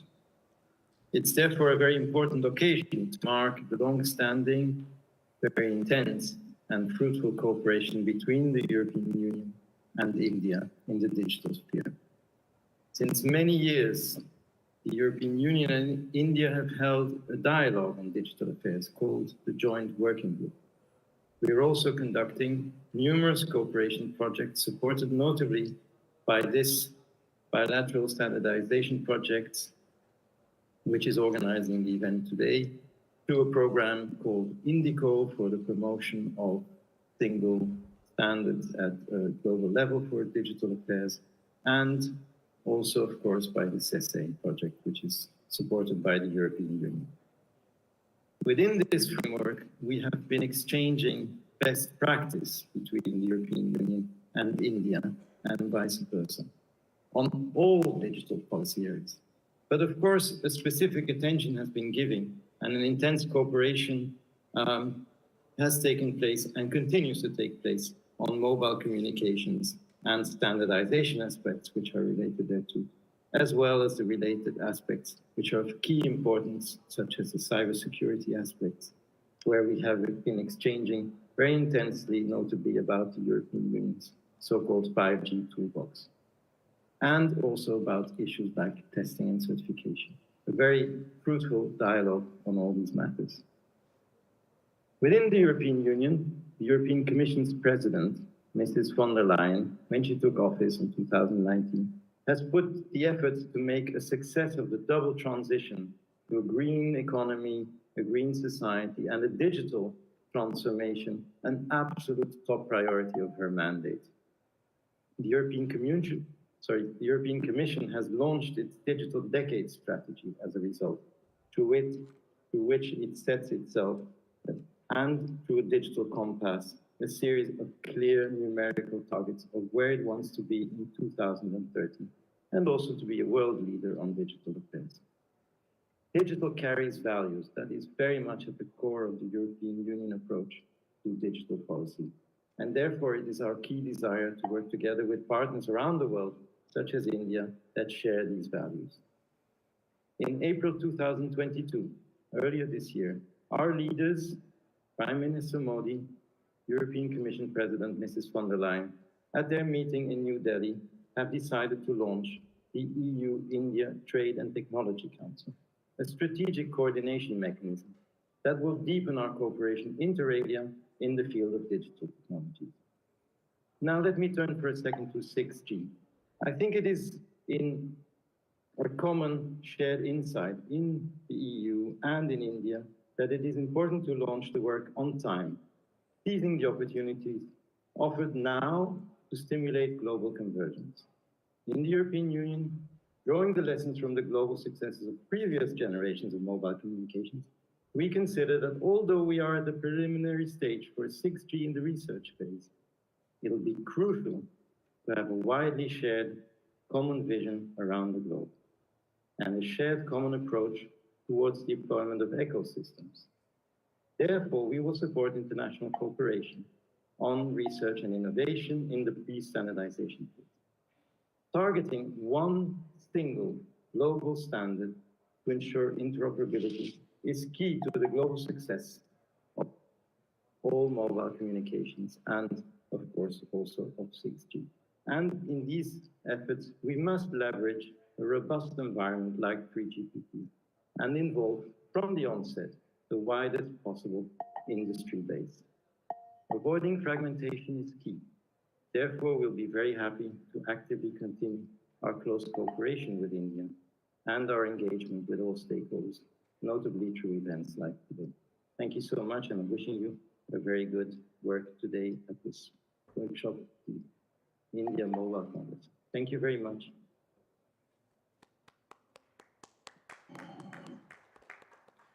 Thank you, Tony, for your time and your address. I think it's important that the important points that you have raised, that we have been very closely cooperating with India on ICT.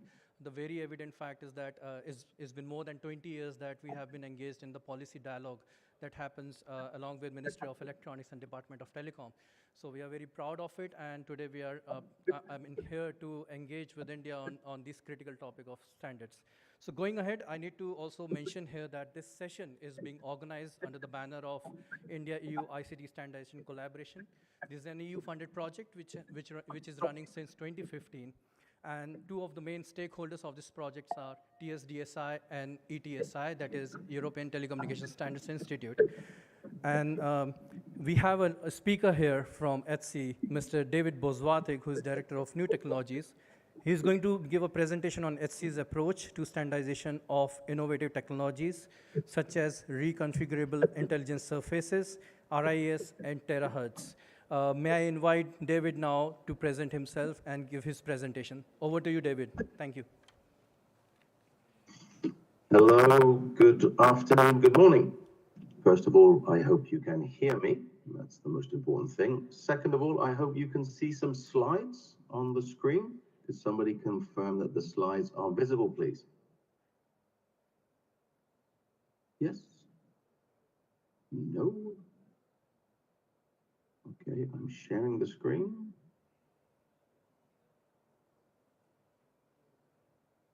The host has disabled my permission for screen saving. The host needs to enable my ability to share my screen, it says, unless the host would like to show the slides.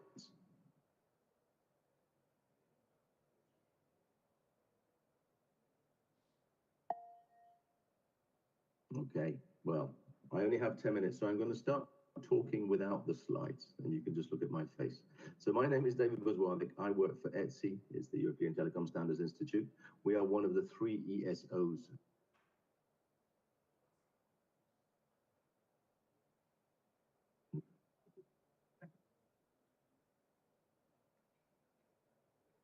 Should be better. Now, somebody nod their head and tell me you can see the screen.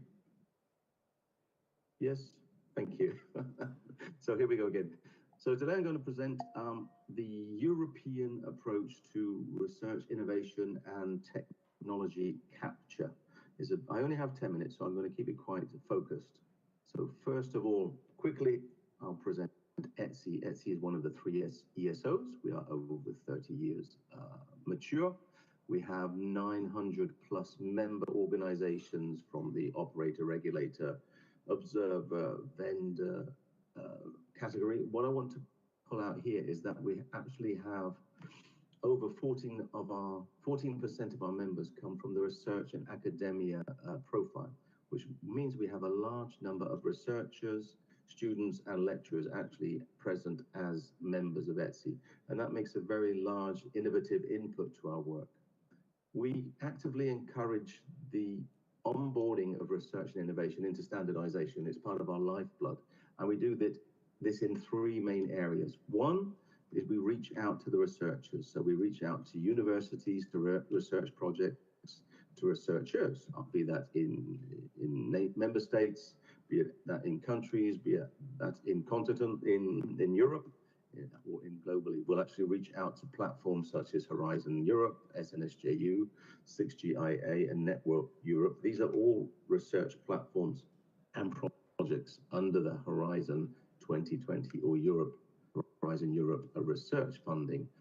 We also work with individual projects, so such things as the HexaX, which is a very big 6G flagship project in Europe. Next G Alliance in North America, 16G globally, and IOWN in Japan. And we also reach out to individual universities and academic representatives. What we also do is we produce a technology trend roadmap, which I'll talk to you about in the next slide. And finally, what we do, we bring all of that together, linking research, linking technology, and building new areas of work in ETSI, and then reaching out to our global partners afterwards. So quickly back to the ETSI Technology Radar. So this is a white paper which was published in April 2021. We're in the process of updating it now, and it should be republished in April 2023, so 2 years later. Over that time, we've moved from 10 major ICT technology trends to 20 technology trends. So already we can see we're doubling the effort. In the initial version, which came out in 2021, we could see the big lines for technology evolution over the next five years were seen as mobile network evolution, so 3G, 4G, 5G, 6G, 7G, 12G, artificial intelligence, machine learning, autonomous networks, and self-synthesizing networks. Everything to do with cybersecurity, privacy, trust, and cybersecurity.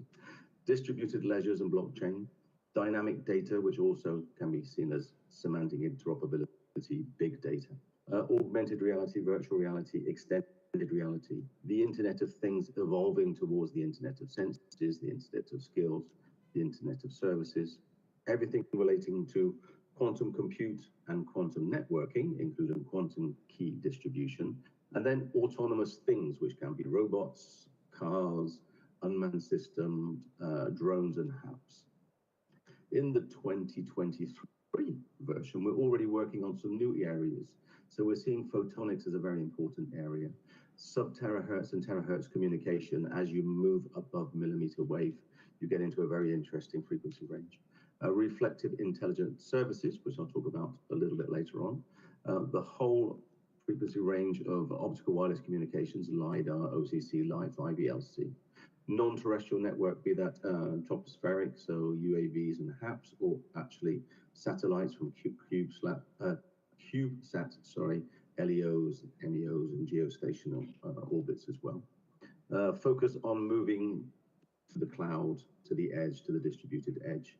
As you also move up towards the higher frequency, you have the concept of being able to communicate over a network and then sense with the network, both for location, materials, and also for absolute clocking as well. The evolution of modern computing towards quantum computing, towards neuromorphic computing, in addition with the changed structures of unified network compute and communicate networks, is an interesting area as well. The next generation devices, so what will the next generation phones be, the next generation connected glasses, but also what will be the next generation interfaces. That is very interesting. How will we interact with data in the future? And I think one of the most important topics is the topic of green, sustainability, low power, material recycling, resource optimization. Probably worth taking a little bit of time on this slide. So this is the ETSI view of 6G. It's not the 3GPP view. It's not the European view. It's the ETSI view of 6G. And we recognize that everybody is talking about 6G. It's very exciting. People are actually talking about 6G earlier than they did with 5G 10, 12 years ago. It's important to say that we're at the vision and the research phase. We're researching the candidate technology, which may be eventually adopted in beyond 5G or 6G, but we don't know if it will actually make up 6G. There are a number of vision documents saying this is what 6G will do, this is what 6G is, but to be honest, nobody can really define what 6G will be in 10 years' time. We imagine that we will see some 6G early standardization in 3GPP at around 2026, 2027. And that date is variable. Those will be initial study items in SA1 most probably. Then we're imagining also that 6G and 5G will evolve in very parallel tracks over the next 10 years for sure. 5G isn't going to go away and 6G isn't going to replace immediately 5G. So in ETSI, we only speak about research of pre-standards work for candidate 6G technologies. And here you can see I've just extracted one of the slides from the European Commission showing the approximate timescales, which links into the work being done by the ITUT and ITUR. And we can see 6G services, really early services, aren't expected before the year 2030. They may be brought forward, as we saw with 5G, with early drop. We hope that they will be delivered on time, a good solid package of 6G deliverables coming out of 3GPP. So when we say we don't know what 6G could be, well, we have to guess. So with all these white papers looking at what 6G could be, we come out with a number of common technologies. And these include sub-terahertz, native AI or AI native deployed in the network, reconfigurable intelligent surfaces, integrated non-terrestrial networks, bringing satellites into the fully into the architecture of the network, integrated sensing and communication, energy efficiency, very, very important, and distributed massive MIMO and other such clever radio evolutions. But these are simply candidate technologies which may actually arrive in 6G in 10 years' time, 8 years' time. So today, ETSI seeks to promote a one global standard for 6G. We don't want to see multiple global standards for 6G, and this will be the theme of the panel later on. And we're working with all of ETSI's partners and the 3GPP partners to avoid any risk of standards fragmentation. Quickly to talk about two technologies. So I mentioned earlier that RIS, reconfigurable intelligent surfaces, is one candidate technology for either late 5G or early 6G. And a year ago, we set up this study group, ISG RIS, looking at how, so basically extracting the research from lots of European research projects on RIS, several UK, United Kingdom research projects on RIS, bringing the people and the concepts together, putting them into an ISG, which is a standardization group, and then saying how they can develop the concept with an aim of having this work fed into 3GPP as quick as possible. The groups have been in existence for a year. They're currently over 35 members with 2 participants. Those are non-ETSI members who come in to actually participate in the work.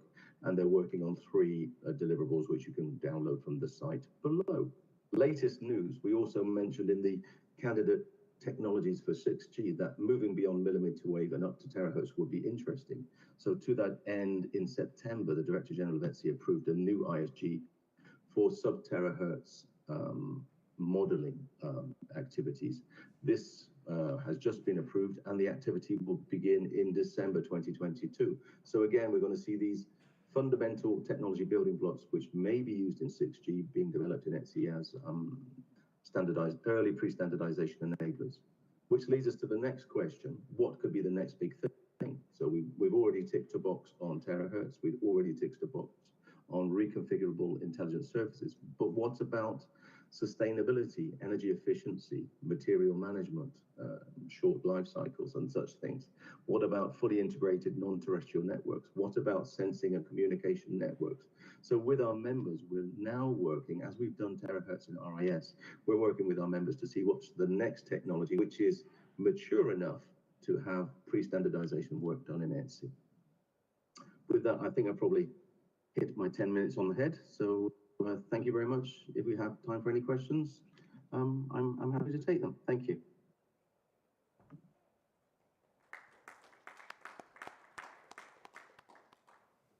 Thank you, David.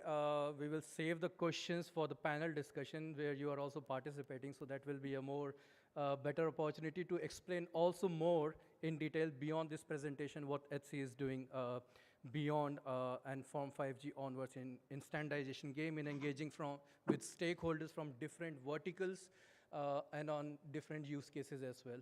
So with this, I'll move on to introduce the panel, which is going to discuss on a thematic topic, which is evolution of global standards from 5G onwards.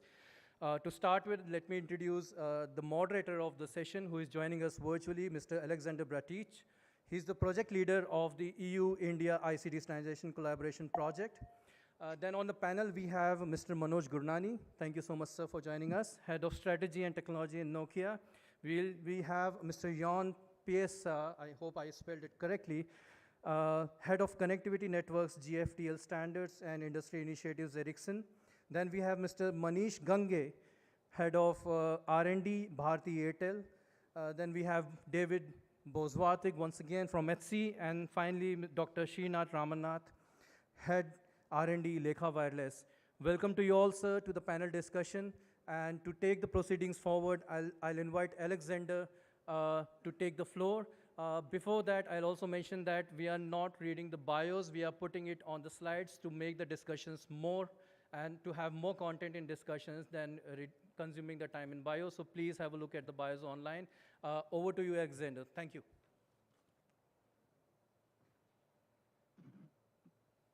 Thank you, Harun. Hello, everybody. My name is Alexander Bratic. I'm glad to host a panel discussion on evolution on global standard from 5G onwards, and to be among these great leaders from different companies, market players, and organizations. The first topic I would like to cover, the next generation of global standard for mobile communications, is going to further transform value sectors of the industry and society. And in order to do so, it is essential to ensure that those standards deliver against the requirements of those sectors. What are the specific steps that you foresee as necessary to engage with the vertical sectors? Mr. Manoj.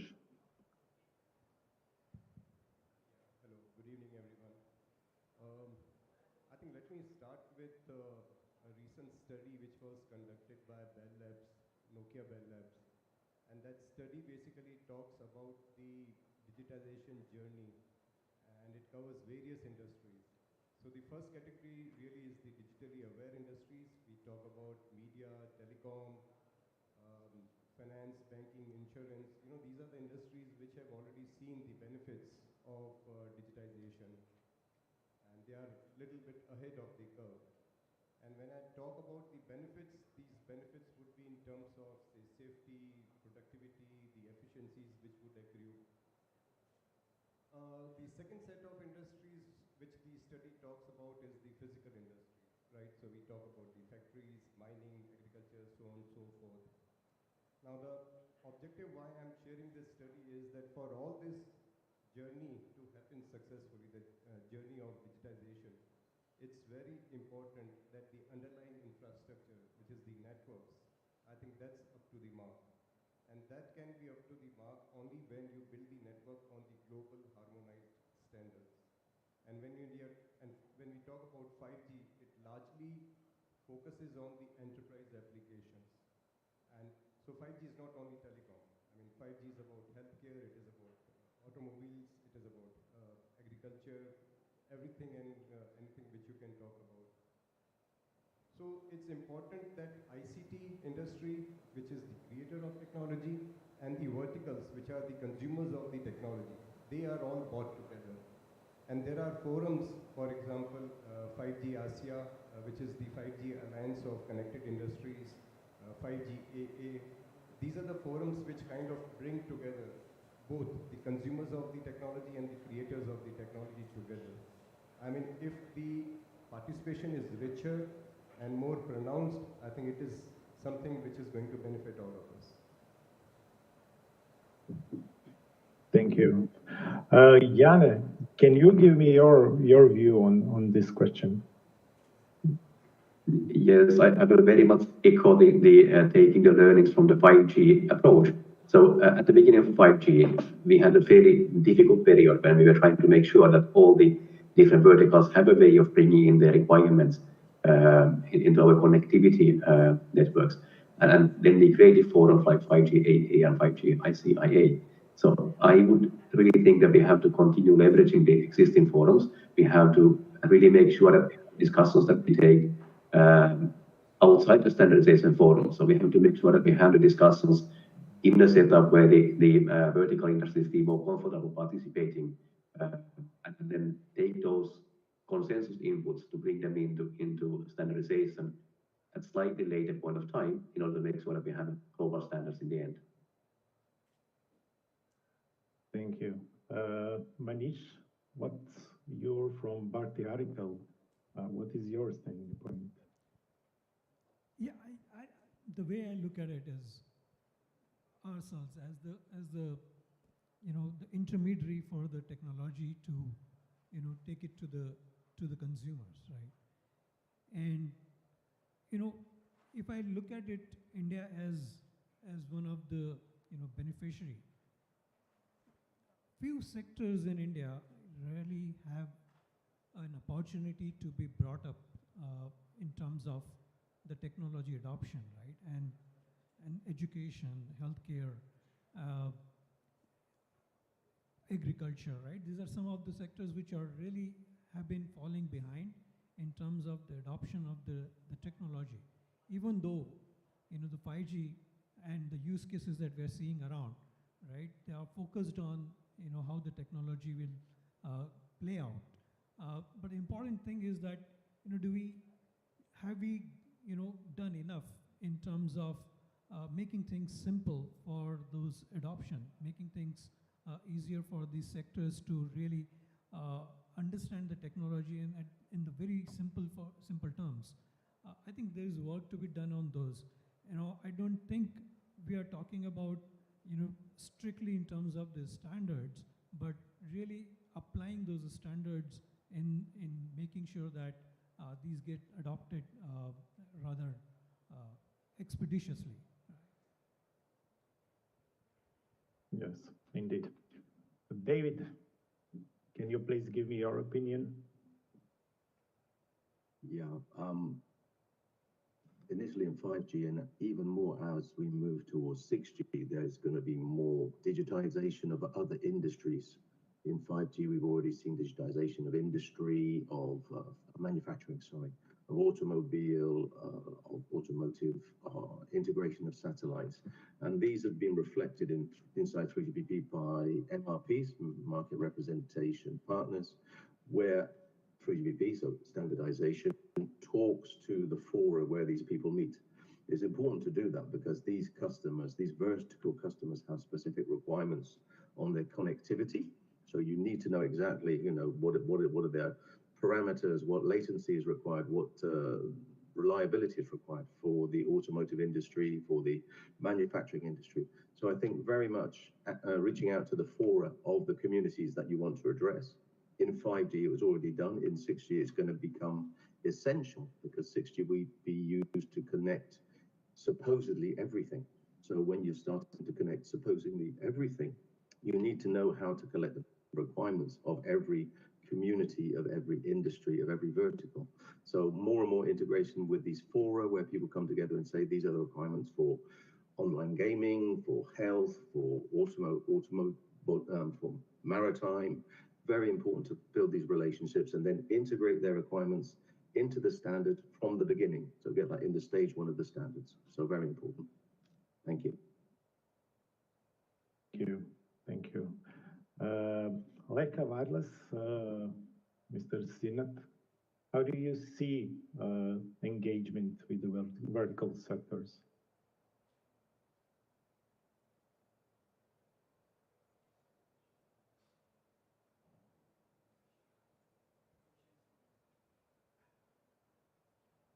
Hello. So, Basically, like I look at this from a technology point of view. So, what has hello? Yeah,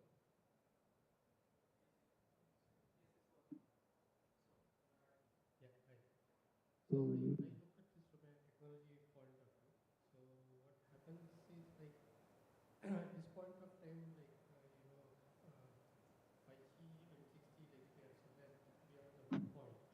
And then a lot of use cases have been coming out into the picture, and as well as like what use cases we see depends specifically on let's say the geography, sometimes it's kind of localized. Okay, so what happens is the kind of use cases you see in, for example, Europe would be quite different from what you could see in India or something like other countries.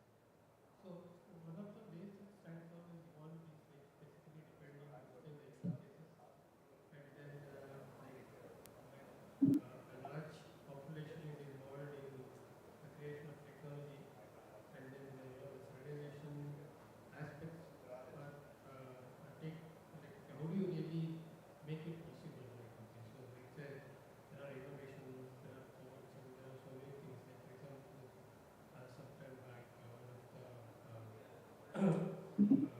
speakers told that like okay, like how things have evolved in ETSA. So we need to have some similar approaches here, which makes it simple enough to contribute to this, like let's say innovative ideas, like okay, which can go into the global stands as well as like bring the local, local things also into the. So that is what I think.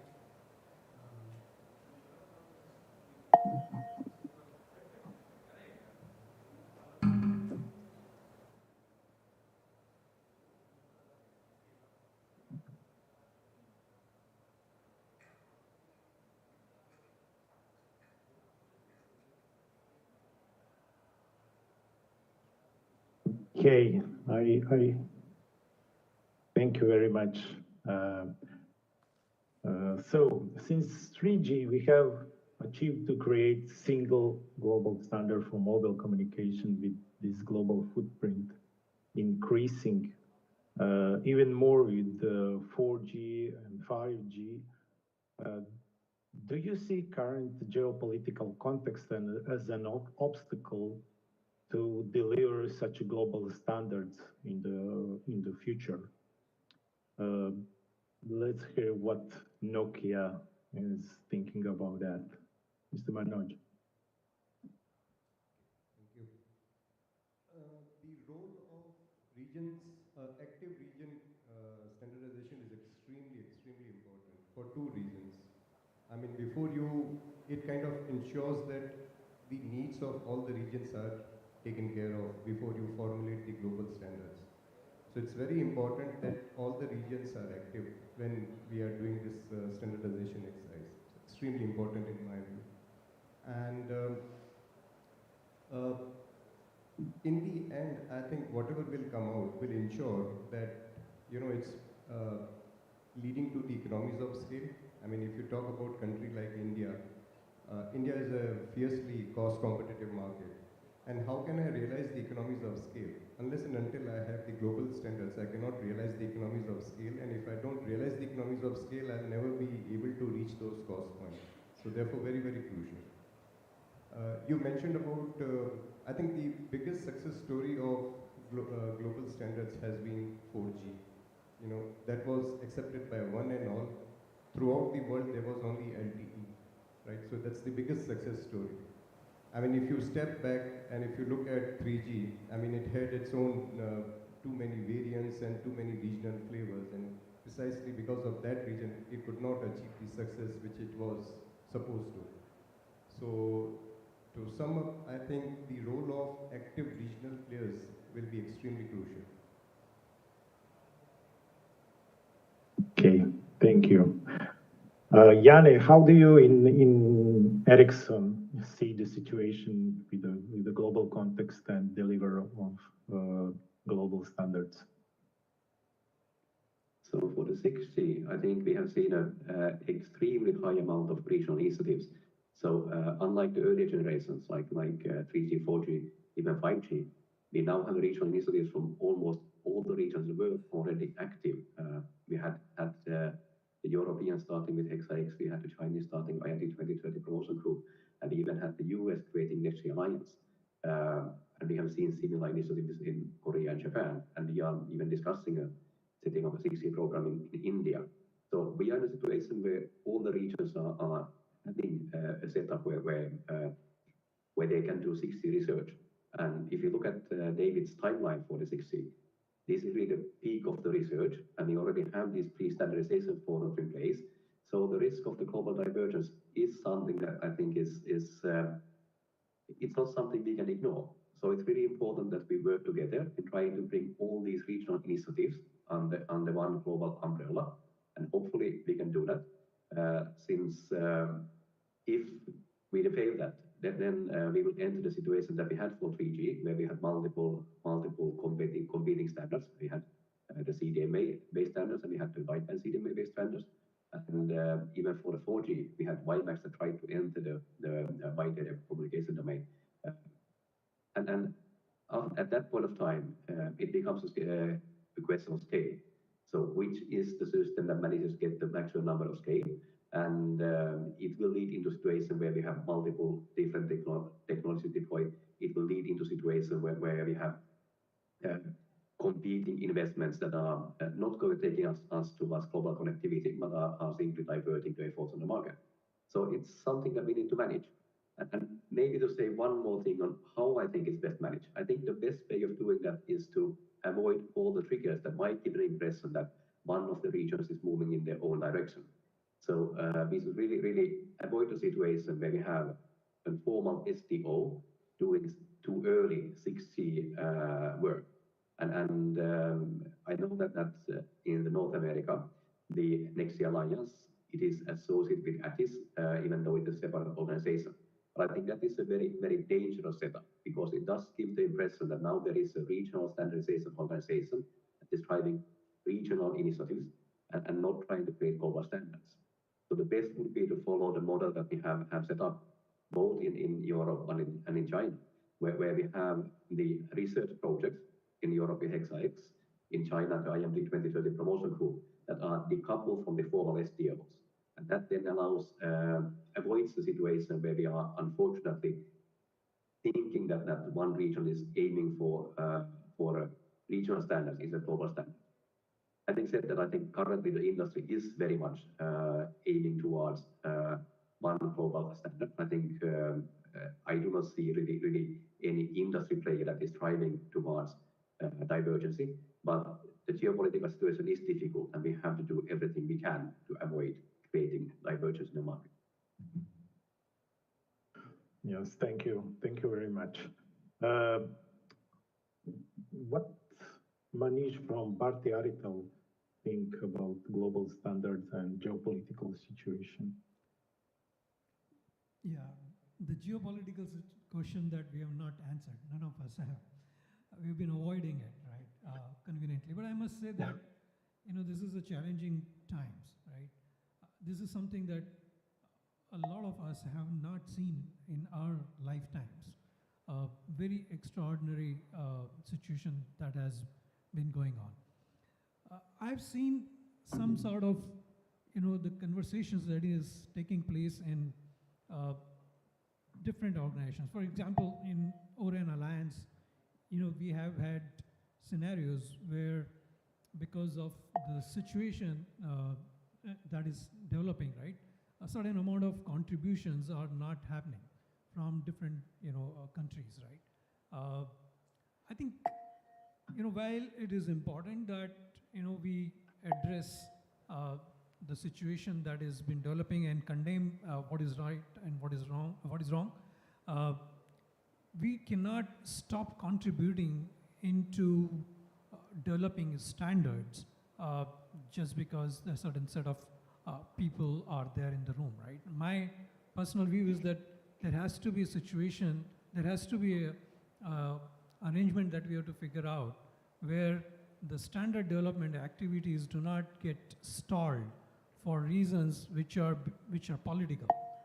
End of the day, all the standardization bodies are, scientific bodies. The whole objective is to develop the technology for the whole mankind, right? And in that scenario, if you stall things, I think it's not good. You never know how long these situations will exist.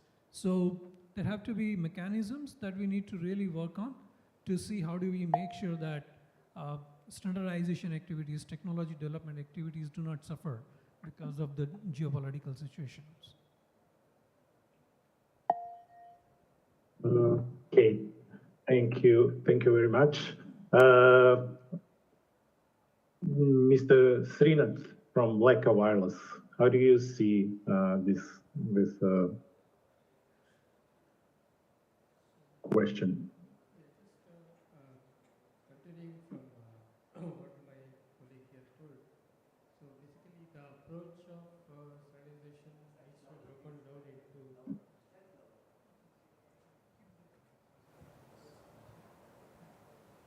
yeah. So basically the way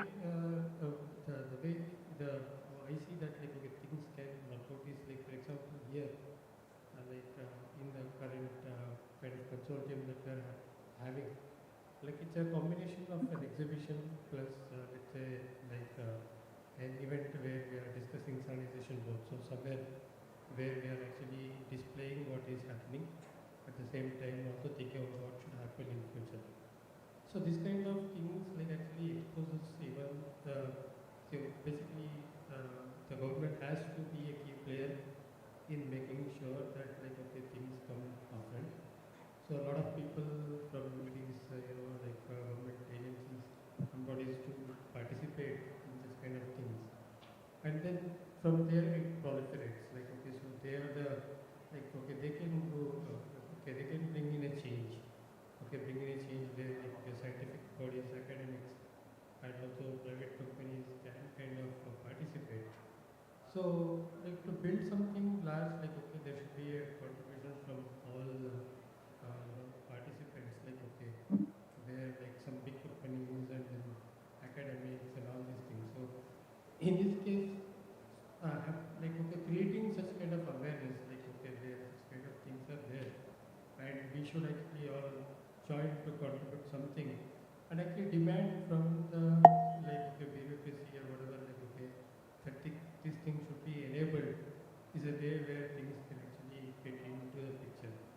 Then at a higher level, like okay, once it comes like an awareness, like okay, so how for example, if I look back into the academics, like in India, like how people compete to get into the distinctions inside India and outside world, just the way that mindset should change in people. Like okay, I should bring in something like where I should be proud of, where my country should be proud of. So this kind of thinking can make it change, and there should be a way that this can be enabled. So that is how I see like okay, starting from the basics, like okay, bottoms up approach can make a big difference, and then it can eventually contribute to like evolving technology.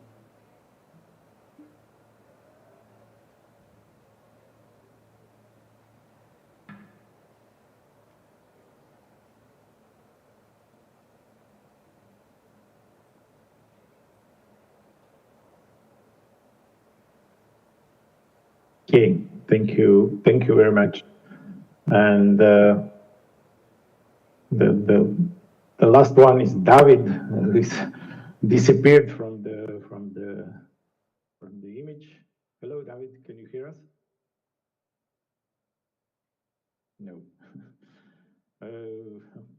unfortunately, who was keen to speak about this topic. Here we have. Hi, David, again. Can you close this second question with the geopolitical context? Sure. So standardization is what I do. So we think about standardization, fragmentation, and convergence all the time.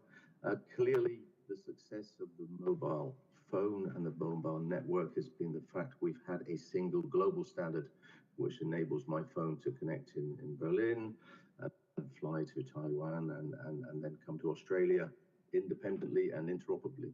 We need to maintain this for the future. As more and more services will become dependent on 5G and 6G connectivity, it's important that things work seamlessly with the correct levels of reliability and interoperability. So we mustn't encourage the market to allow multiple global standards. There is a geopolitical aspect, and we won't go into that. There's a technical aspect, and we can go into that. And also there is an evolution aspect. So the standards we wrote for 2G, which were basically paper or PDF or Word, probably won't be the standards that are needed for 6G in 10 years' time or in 8 years' time. With the advent of AI and ML, the standards need to be written differently. With the cloudification and virtualization of networks, much more effort is being made in coding and software. So the standards for 6G will probably integrate quite a lot of AI and ML, machine learning, and also have a lot more code. So somebody mentioned ORAN earlier on, but this is a logical evolution of the way the industry will go. So we need to ensure that framework standardization made in 3GPP, open source standardization made in other organizations actually work closely together and converge. We don't want to see competition or divergence. Similarly, with the work that we're doing in ETSI 4 terahertz and RIS, this is a way to collect outcome of research and make it mature enough to be able to be consumed by 3GPP. It's not to be in competition to other regions. It's to make sure that the research, which is coming out of the UK, Germany, France, Spain, out of Europe as well, is mature and then can be fed to 3GPP in 4 to 5 years' time, and then hopefully accelerate the standardization of beyond 5G, 6G. So in ETSI, we really are all about avoiding fragmentation, appeasing global politics, and ensuring that we have a single global standards for the future mobile network. Thank you. Thank you, David. We are running a little bit late behind the schedule, but let's go on. It's a very interesting discussion.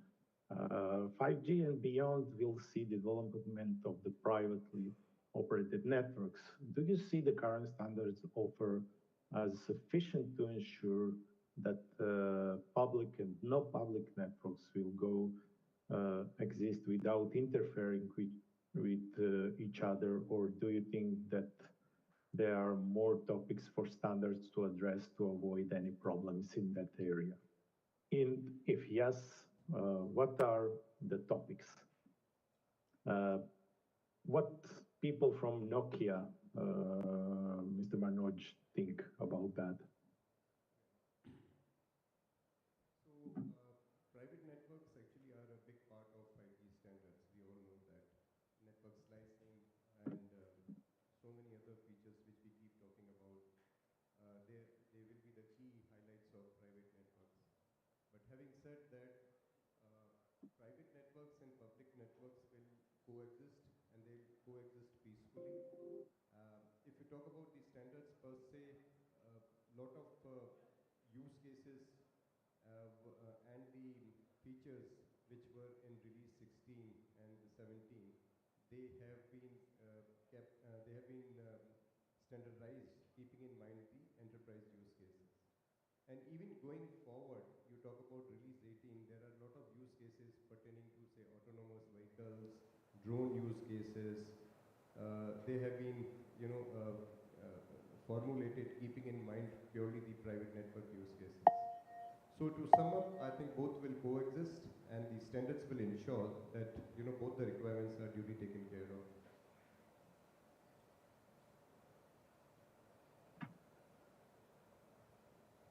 Thank you. Then, Janne, what do you think? Yeah, in the interest of time, I know that this is a topic that we have been addressing in standardization, especially in 3CPP for quite some time. So I do think we have the specifications in place. What we are lacking though is practical experience for commercial deployments. I think once we start to have that experience, then it's time to see on what are the potential next things that we would need to improve in standards. I'm sure there is work to be done, but we don't quite know what that is yet. Okay, thank you, Janne. Manish? The way I look at it on the private and the public networks, right, is the access part of the network is pretty sorted out, right, because it's all spectrum driven. The spectrum is allocated and it is well distributed and administered, right? So interference between a public and private network, I don't see that would become a challenge as long as, some of the rules that each of the countries are framing are allowing these to peacefully coexist, right? The piece that we will have to really look at, from their coexistence perspective is that how do they interact with each other? Is there a need for them to start to interact at some point of time?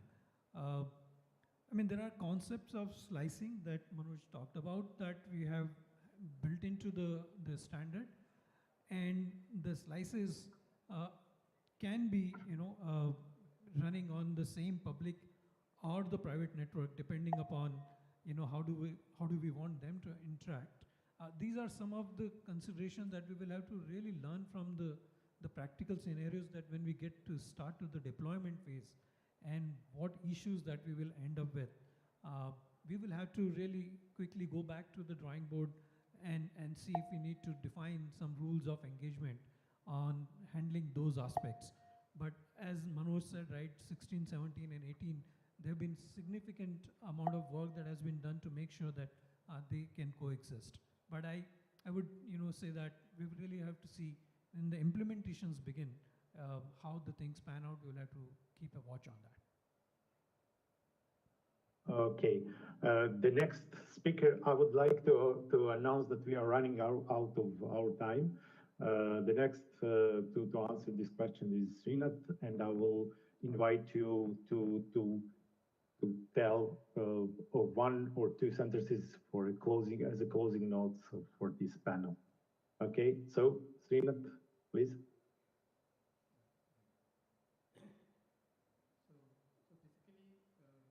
Just going back to the point which was discussed a little while back.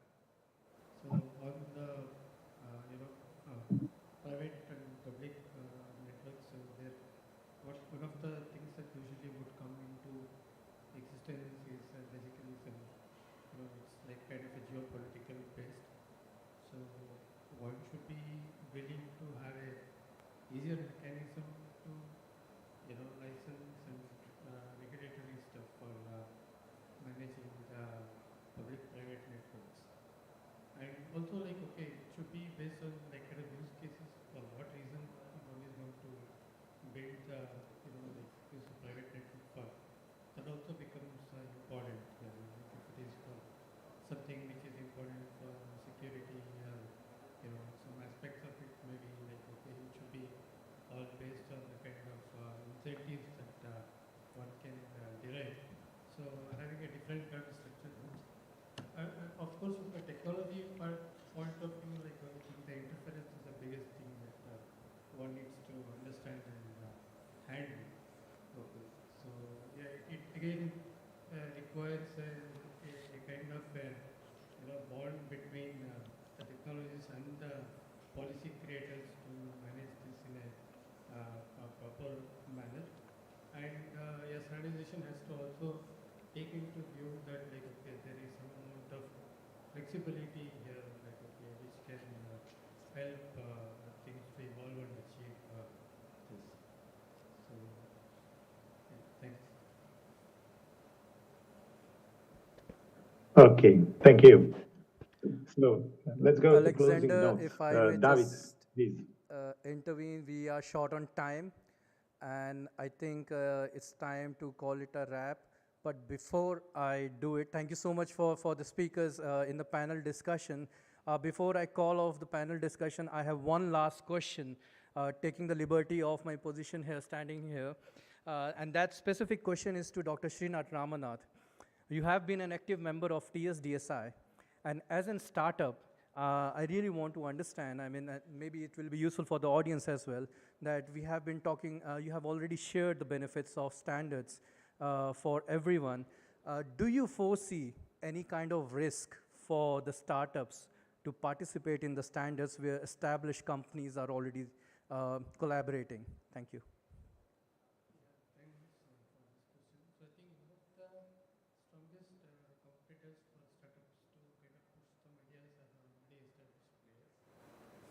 So it's not easy to kind of get into this mode. But what also happens is like startups come with startups happen because of some innovative ideas. Somebody thinks differently and then like okay wants to experiment, take risk, bring in something. That's how like startups form. And here like it is quite, for example, if you just look at, for example, IMC itself here, you see there are so many companies like trying to push ideas. But you can also see like a lot of established companies already, showing prototypes and products. So eventually ideas come actually. Like for example, just to give an example, like for example, we all talk about 6G. We talk about localization as an example where you use radio waves to kind of know the environment of the user. But recently, like for example, in my company, we have some idea where this idea was, we were not calling it as localization or sensing, but we were calling it as a learning-based environment sensing mechanism. Okay. Interestingly, this kind of ideas, like being a small company or setup, it's really hard to kind of push it into the standards convincing, like okay, the already established fields. But that is where you need to fight the battle. Like, the startups have to kind of grow. You need to take your idea, you need to push it, and for that actually TSDSI kind of things actually help you there. Like okay, you know your face, so you put your idea, you see how it floats, you get more confidence, then like okay, you bring it along to make it happen. Right? So slowly we are seeing like okay, some things like this happening. I'm quite sure like a large the big players will definitely contribute.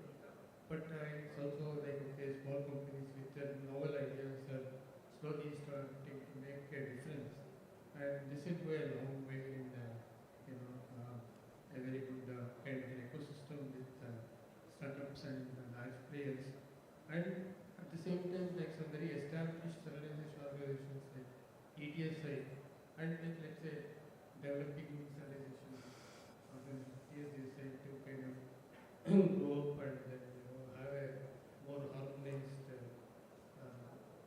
like design and development of things. That's what I see.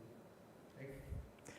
Thank you so much, Dr. Srinath. It's wonderful to have you here. And finally, I would like to thank all our panelists and the speakers who have, spent so much of time. I mean, we have gone beyond the clock for a session, but thanks to the, organizers who were doing the previous session as well. So thank you so much to the panelists once again for your time and for insightful explanations on topics on standardization. With this, I would like to invite Mr. Benoit Sovroche to help me appreciate our speakers with a token of appreciation that we are getting here.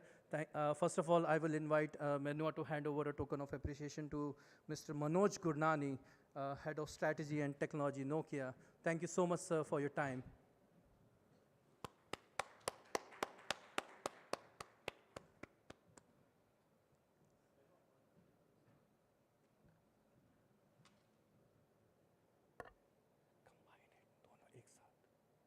एक साथ together. Then I'll ask Mr. Benoit Sovroche to please facilitate our speaker, Mr. Manish Gange, Head R&D, Bharti Airtel. Thank you so much, sir.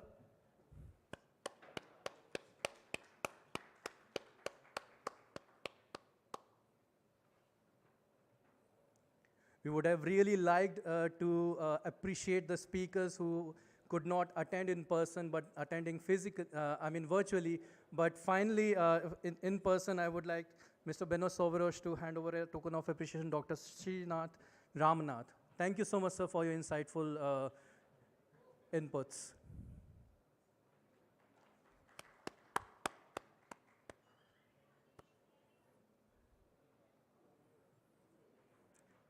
And finally, it's my responsibility to facilitate my boss, Mr. Benoit Sauveroche, for his time and efforts in explanation and giving an overview of the EU-India relations on standardization cooperation.